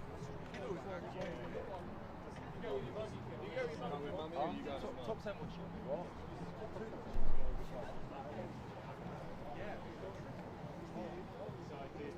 I know you did them fast. So Bernsey got his assignment semester. Yeah. So I did Fulham versus Belgium. Spain versus Croatia.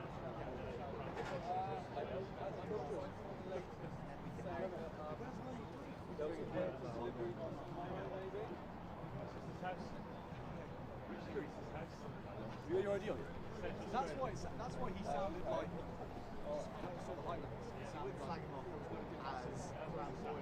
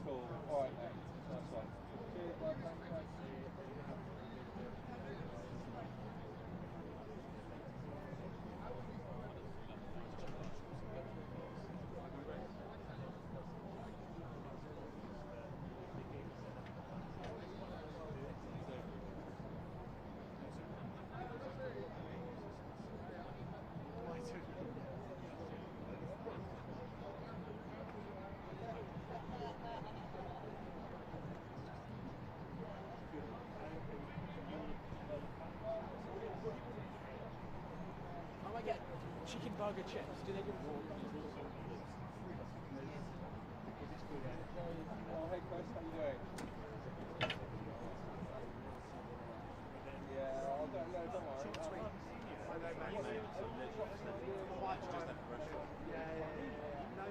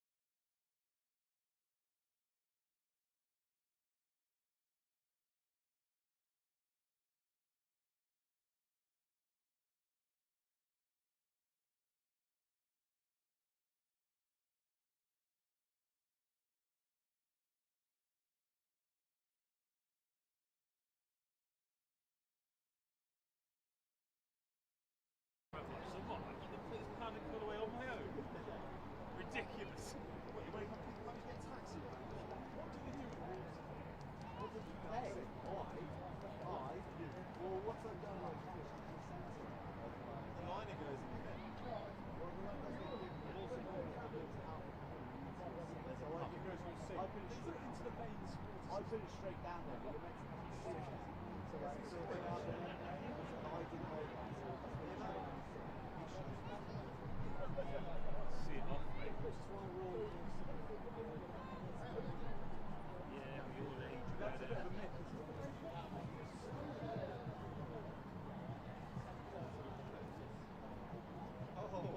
You're such a humble flex. I know.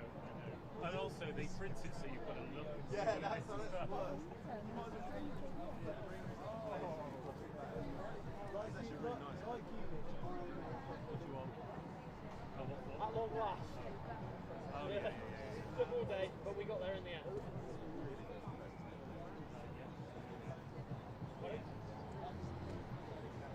Still got like half an hour.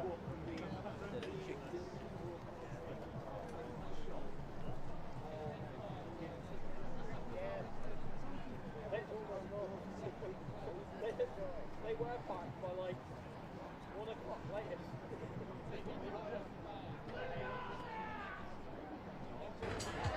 Good afternoon, everyone. I hope you're enjoying day one of the National School Sevens here at Rosslyn Park in the rain.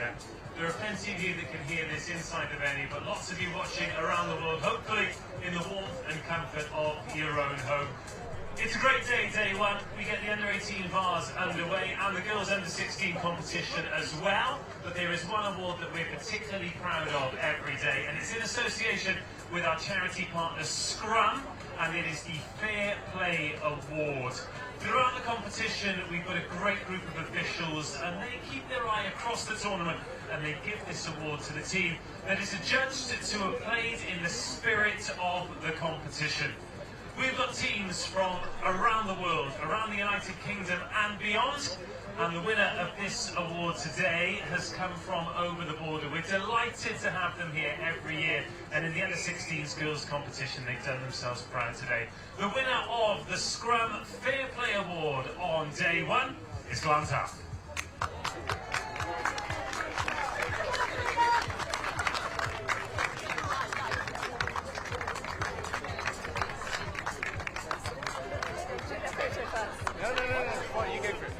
So presenting the award is Laura on behalf of our charity partner Scrum.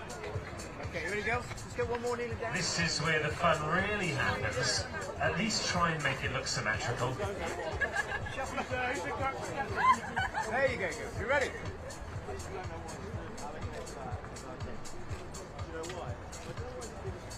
Congratulations to the winners of the Scrum Fair Play Award on day one. Glantaf.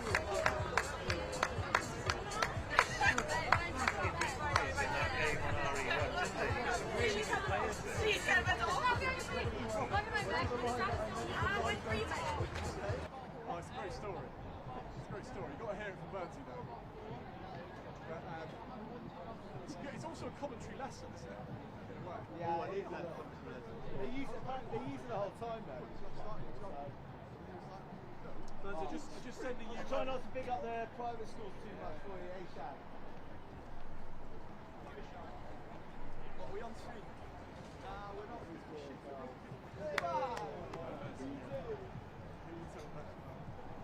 Just send you the Ivybridge team. Really good one.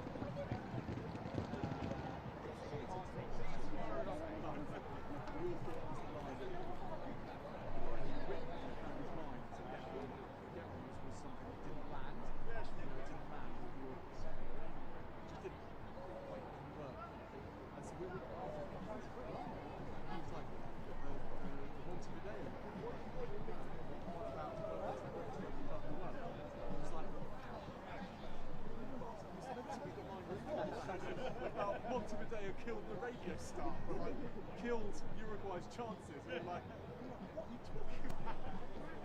But the line after that was really good, and that's what gets cut on socially. It's cut on. Welcome to the French Rugby Cup as well. And then social media managers are like, capping that up, and it was like, oh, but the explanation for the Montevideo, I mean, it was meant to be a play on video for the radio.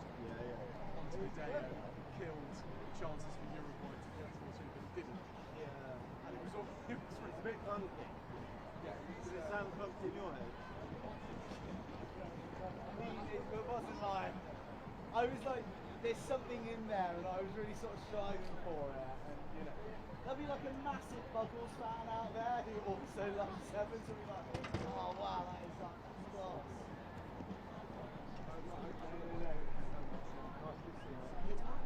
Are you here all week, Jack? Jack, are you here all week?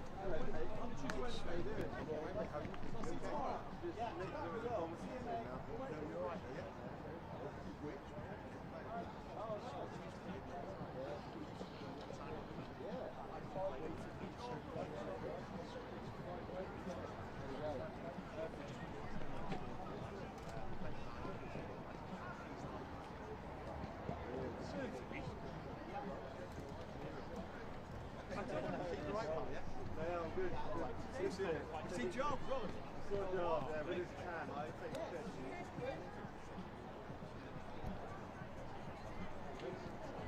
I'm happy for it. I'm happy for it. They might tap you up for a job.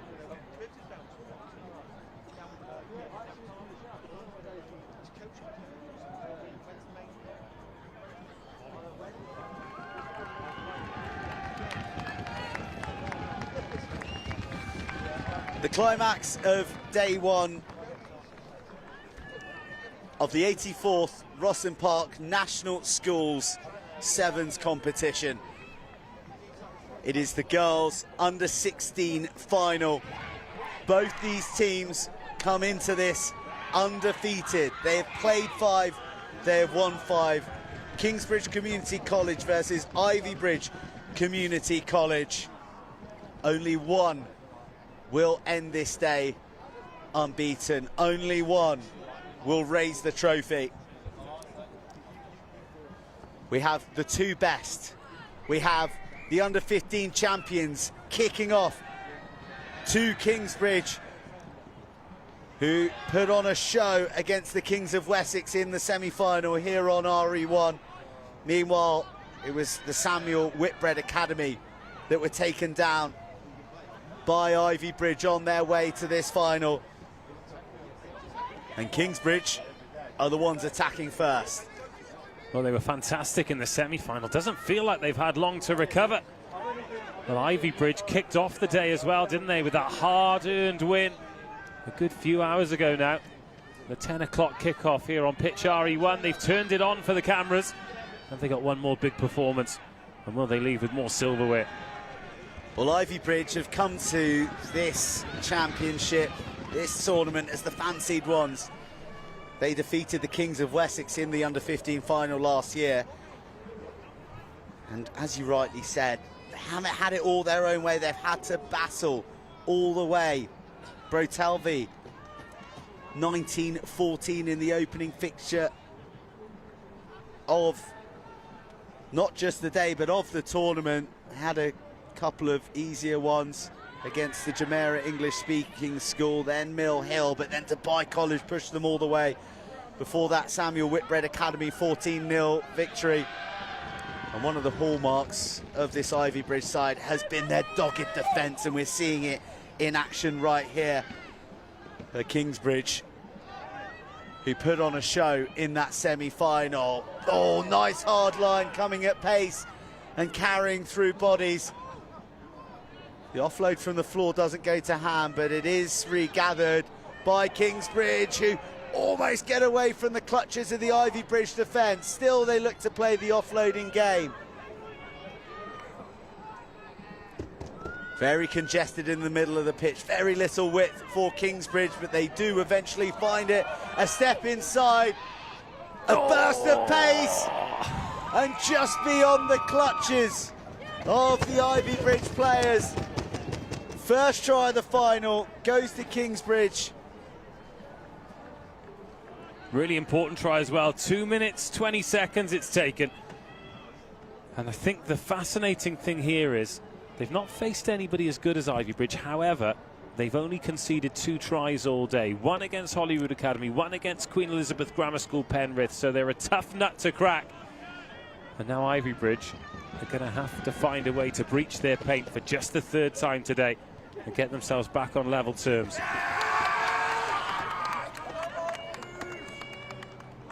I said they had no width. They eventually got it to their widest, and it was the step inside. And maybe just that little dummy at the end was enough to distract the tackler. Not cleanly gathered by Ivybridge, but adjudged to have gone backwards. And there is an opportunity for them out on their right flank. 1, 2, 3, 4, 5, all 6 Kingsbridge defenders across, and that's leaving them exposed on this left flank. A jag inside, a straightening, a burst of pace, and she stays on her feet. Still she goes. Ivybridge with the response. And Ivybridge under the sticks with a great conversion opportunity to take the lead. Well, big games provide big moments from big players, and we just saw one there. It's the conversion from under the post to take the lead. Oh, she's hit the beans on toast. How important could that be? But it was such a smart finish, wasn't it? They were moving the ball to the left. It looked like the space was round the outside. That is the space that Kingsbridge Community College looked to close off, but then step off the left foot inside. All the defence going one way, you go the other. Still work to do. Beat the sweeper in under the posts. And we are level. But again, you give yourself the best chance to take the lead. You can't miss kicks like that. That's a smart restart.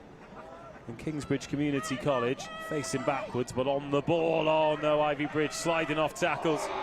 What a shot. That is one way to halt your opponents. Well, you miss one, and then you get stopped emphatically in the next. Ivybridge strong in the tackle there, and more defence means loose passes, and Ivybridge set upon it. Fly hacked through, but Kingsbridge, a shove off the ball. So Ivybridge have the penalty. Yeah, great field position here. And a lovely hard line as well, spilt in the contact. It's been a tough old day for handling, and I think the fact that we've seen so few handling errors in these conditions shows you the skill level of these players, both in the under-16s girls and in the under-18s boys Vase competition. Oh, 5.5 minutes is absolutely raced by. Finals, they go in a flash sometimes. Locked at 5 apiece. Real threats all over the field. The tries have come from a variety of numbers on the backs of the jerseys of both of these sides. Kingsbridge are the ones who've enjoyed the lion's share of possession. The Ivybridge defence, it is relentless, it is so determined. And Kingsbridge, one out, dance inside, but of course the cover defence is across. A good jackal as well, so accurate, and penalty advantage as well. Yes, still being played. Can they make one more pass? Here come Ivybridge. Great pace coming across from Kingsbridge. The smuggled offload doesn't go to hand. And the new advantage is for a knock-on. Ivybridge want more though. Ivybridge with the pass, the stutter, the step inside, the burst through the middle. 3 meters shy they are. Off the floor. More offloading play and a reach. And it's enough for Ivybridge to take the lead. What a try. What a try. The deft handling in close proximity, the support lines, not allowing the ball to die, not allowing Kingsbridge Community College to set themselves in defence. Another misconversion keeps this one in the balance, but the half-time whistle goes and Ivybridge Community College have swung the pendulum back in their favour. But there, that offload. And then riding the collision, another support runner in. 3 players getting their hands on the ball, one after another, before a tackle's complete. And they go into the second half here with a 10-5 lead. The favourites to lift the trophy. It's a great final, great rivalry as well. These two teams, as you mentioned, going through the age groups. But now Kingsbridge, after a great start, got a couple of questions to answer. The final stages, final game, the climax of a thrilling day one. We've seen some unbelievable rugby in the under-18s Vase. That's going to be concluded tomorrow in the cup competition. We've only really had a taste of some of the teams out there. I mentioned all these pitches so busy with action.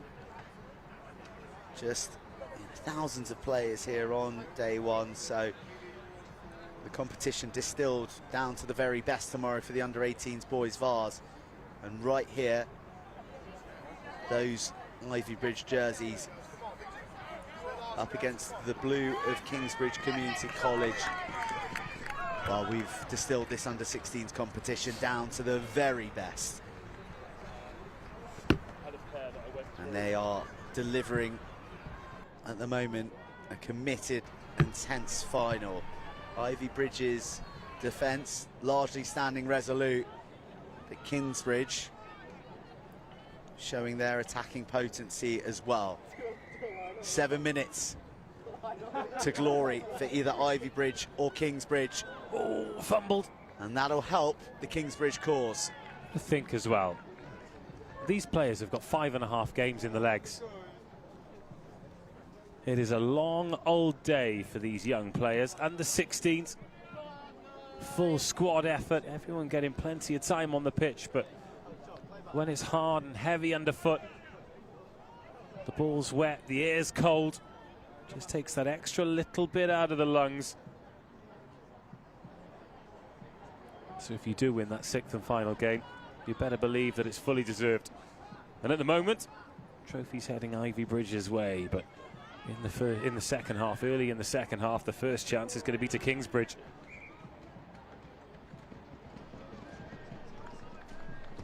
And that is a squandered opportunity from Kingsbridge. They look to use that bulging blindside. Knock on. But the scrums have been competitive. They've been competitive all day. It's not a foregone conclusion when you're playing sevens. Look how narrow these two sides are lining up. That's the widest player for Kingsbridge, and she's outside the Ivybridge player. She's trying to defend, and Kingsbridge do go narrow, but then they find the offload and they gallop away and under the sticks. A try to level the match, and a crucial conversion to come.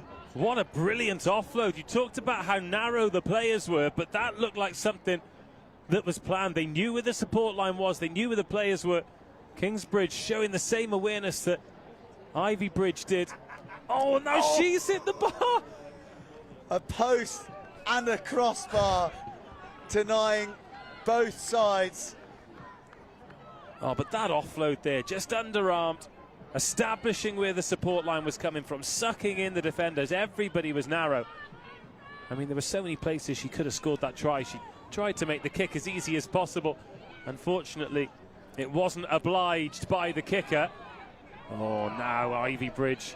Challenging ball, dying as it approaches the 10, and Kingsbridge go charging through. The offloading skills once again on show. Kingsbridge gather up the crumbs. 6 meters shy, and a penalty. The momentum of this game has turned. If they go right, they've got numbers, they've got room as well. Instead, they go right up the guts. 3 tackles come in, ball comes loose, but it breaks for Kingsbridge, who are across and then repelled at the last moment. Another transfer. Has she got it down? Held up the call. They've got to look up there. We've said it throughout the day. You've got to compliment the good things and you've got to be critical of the bad things. Kingsbridge had 2 players on the right-hand side from the tap penalty who could have walked it in. That is a key moment in that final. They could have walked it in. Instead, they tapped. They didn't even go to the left. They went up the guts. That is bad decision-making in this final. The chance is gone, but Ivybridge getting away with it because that's 2 kickoffs. Well, they got away for it for the time being, but more heroic defence. Halting Kingsbridge at the very last, a penalty. Once again, same position. Kingsbridge players lining up out wide. They swerve their way towards the uprights. Again, the tackles come in from Ivybridge. High tackle advantage. This has all come, though, from Ivybridge not being able to gather kickoffs. Got to deal with the kickoff threat. And they're really under the pump here. Head down. They do give the pass this time, but still they're so narrow, and all those hoop jerseys are there to halt them. There are about 10 Ivybridge players on the pitch at the moment because the subs had started to roll on the far side. The gap opens up. Still they're repelled. Ivybridge stealing on the line, held up. How is that for defence? So I've been critical about Ivybridge and their kickoff receipt. I've been critical about their opponents and not finishing the chances, but you have got to compliment the defence from Ivybridge there. How do you hold that ball up? Incredible, but they're back under the pump already. They just can't make their way out of their 22 for long. Kingsbridge just returning everything with so much gusto, but they get a penalty. This is Ivybridge's chance. 2 minutes remaining on the clock. What a final. They haven't had a scrap of possession, and they knock on from the tap penalty. Huge intakes of breath from coaches and players and supporters alike around commentators, the touchlines. This is a nerve shredder.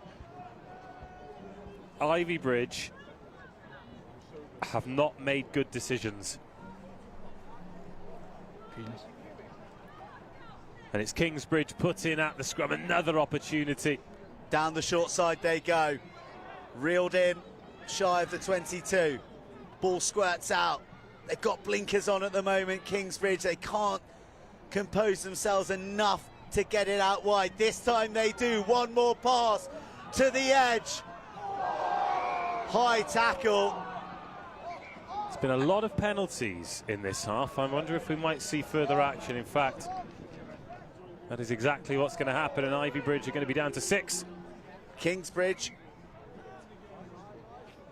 are asked to come back and take that tap again. So Ivybridge will see out the remainder of this match. Numerically disadvantaged. Kingsbridge, can they find the pass? Can they find the hole in the Ivybridge defence, which to this point has been unbreakable? They go around the edge and they find a way. Kingsbridge, with only seconds on the clock, get the score. And is that the one to hand them the trophy? Finally, after all those opportunities, they spent pretty much the entire second half inside the Ivybridge 22. They should have scored after seconds. They did score right on the verge of 14 minutes. Are we going to have a chance to restart the game? We are not. A lovely moment for Kingsbridge. They are the first winners on the Monday of the National School Sevens. They made hard work of it, Joe, but 15-10, deserved winners. Well, last year's defending champions from under 15 level from Devon, they're undefeated all the way, but eventually at Kingsbridge too far, because they are the under 16s girls champions of the Rosslyn Park National School Sevens 2023. Great scenes of celebration for the Kingsbridge girls. Great scenes of generosity from the Ivybridge girls, who played their part in an epic final.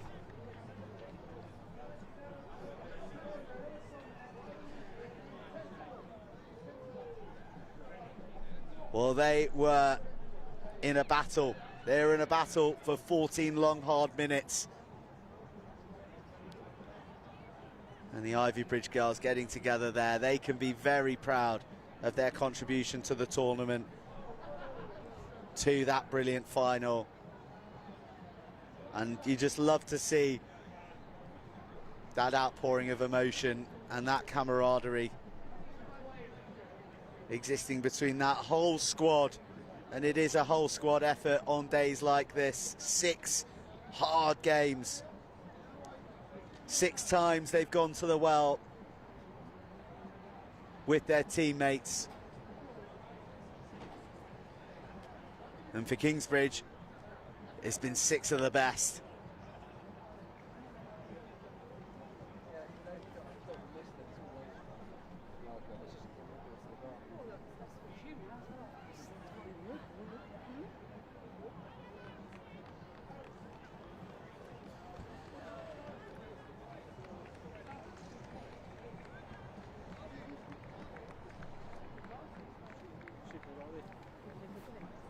Well, what an opening day for the best schools competition in the world.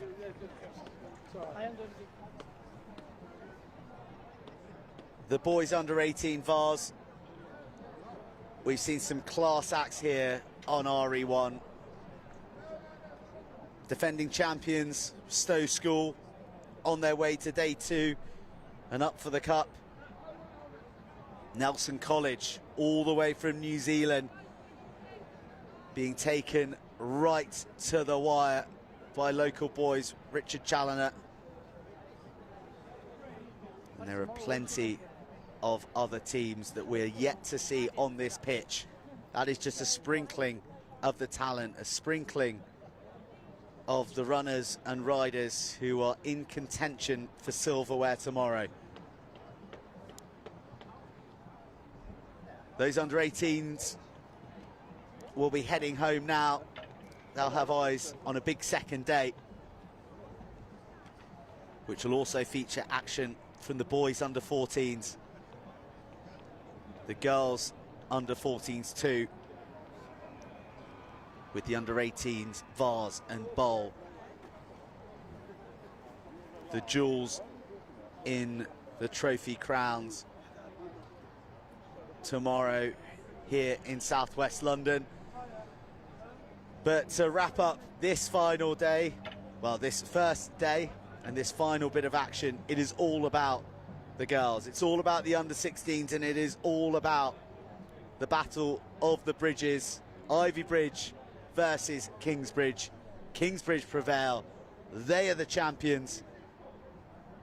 And we will be heading to the trophy presentation very shortly with Dave Rogers.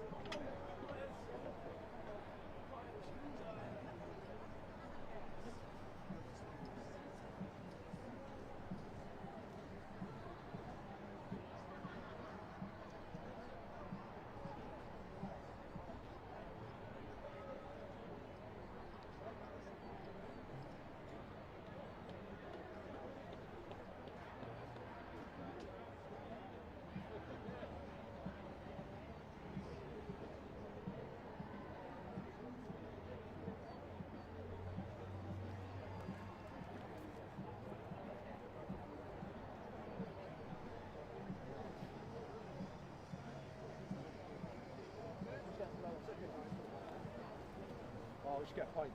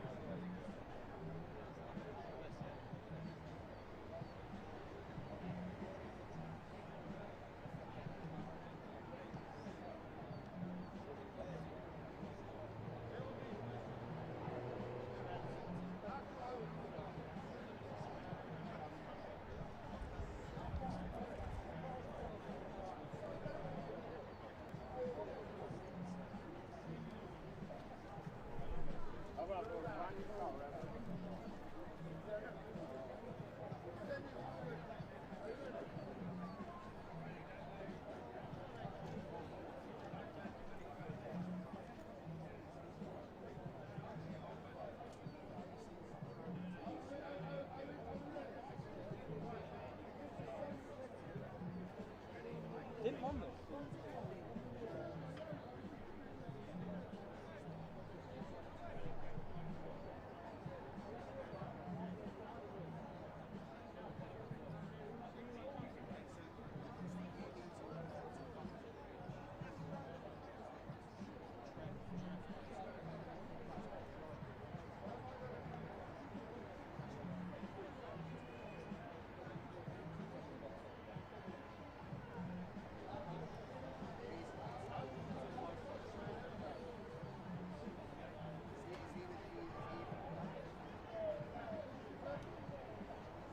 Good afternoon, everybody. That is incredibly quiet, but they need to use the microphone for the live stream. Hello to the live stream. Hello to those of you that are left in the venue. If everyone could please gather round, because now it is time for the presentation at the end of day one. So teams and supporters, support staff, everybody, great to have your company at the end of the day for the presentations. Before the presentations get underway, we'd like to take this opportunity to thank our official partner Limitless and the supporting partners Holroyd Howe and Lions Rugby Travel.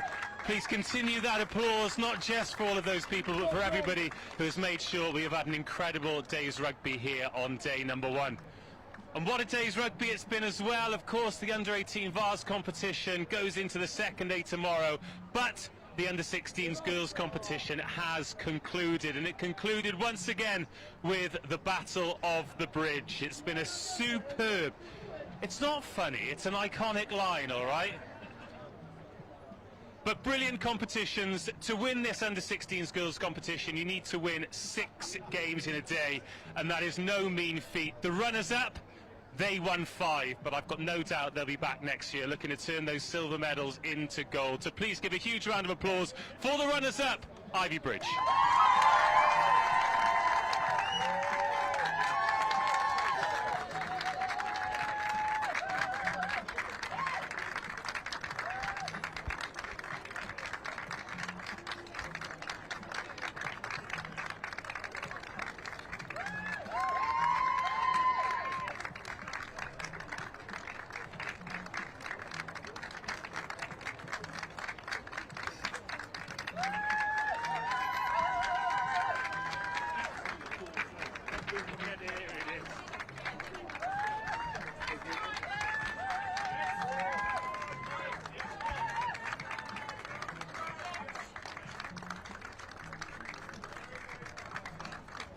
Once again, your under-16s runners-up, Ivybridge.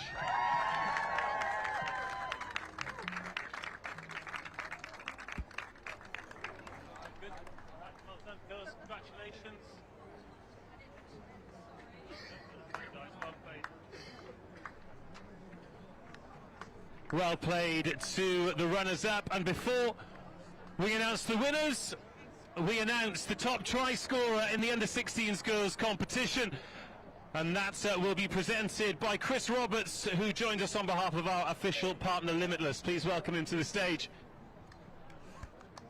And then welcome the top try scorer in the under-16s girls, Alice Gray.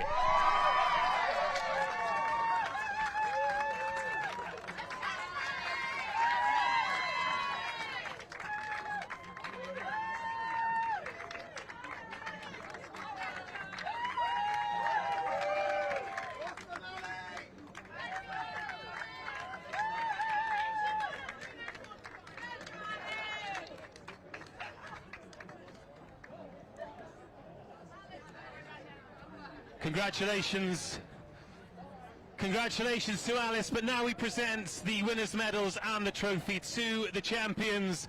A perfect day, 6 wins from 6. It is an incredible competition.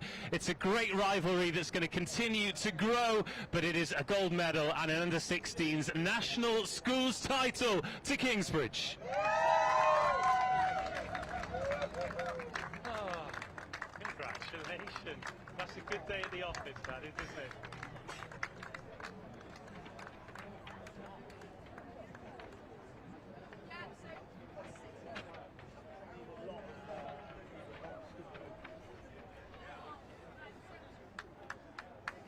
Trophy.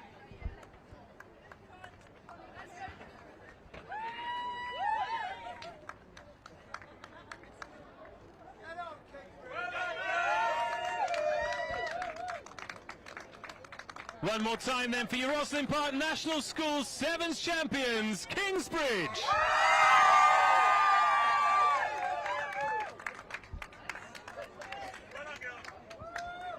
And that concludes the action for today, whether you're watching at home on the live stream or you've stuck around with us in the venue. I hope you've enjoyed it. It's been a fantastic day. We will be back tomorrow. The first match kicks off on RE1 at 10 o'clock. RE1 and RE2 every game throughout the week live. Get in the car, come and join us. But if you can't, get comfortable, get at home. Tuesday, Wednesday, Thursday, Friday, all the games, all the trophies lifted on this stage. And we can't wait. See you tomorrow.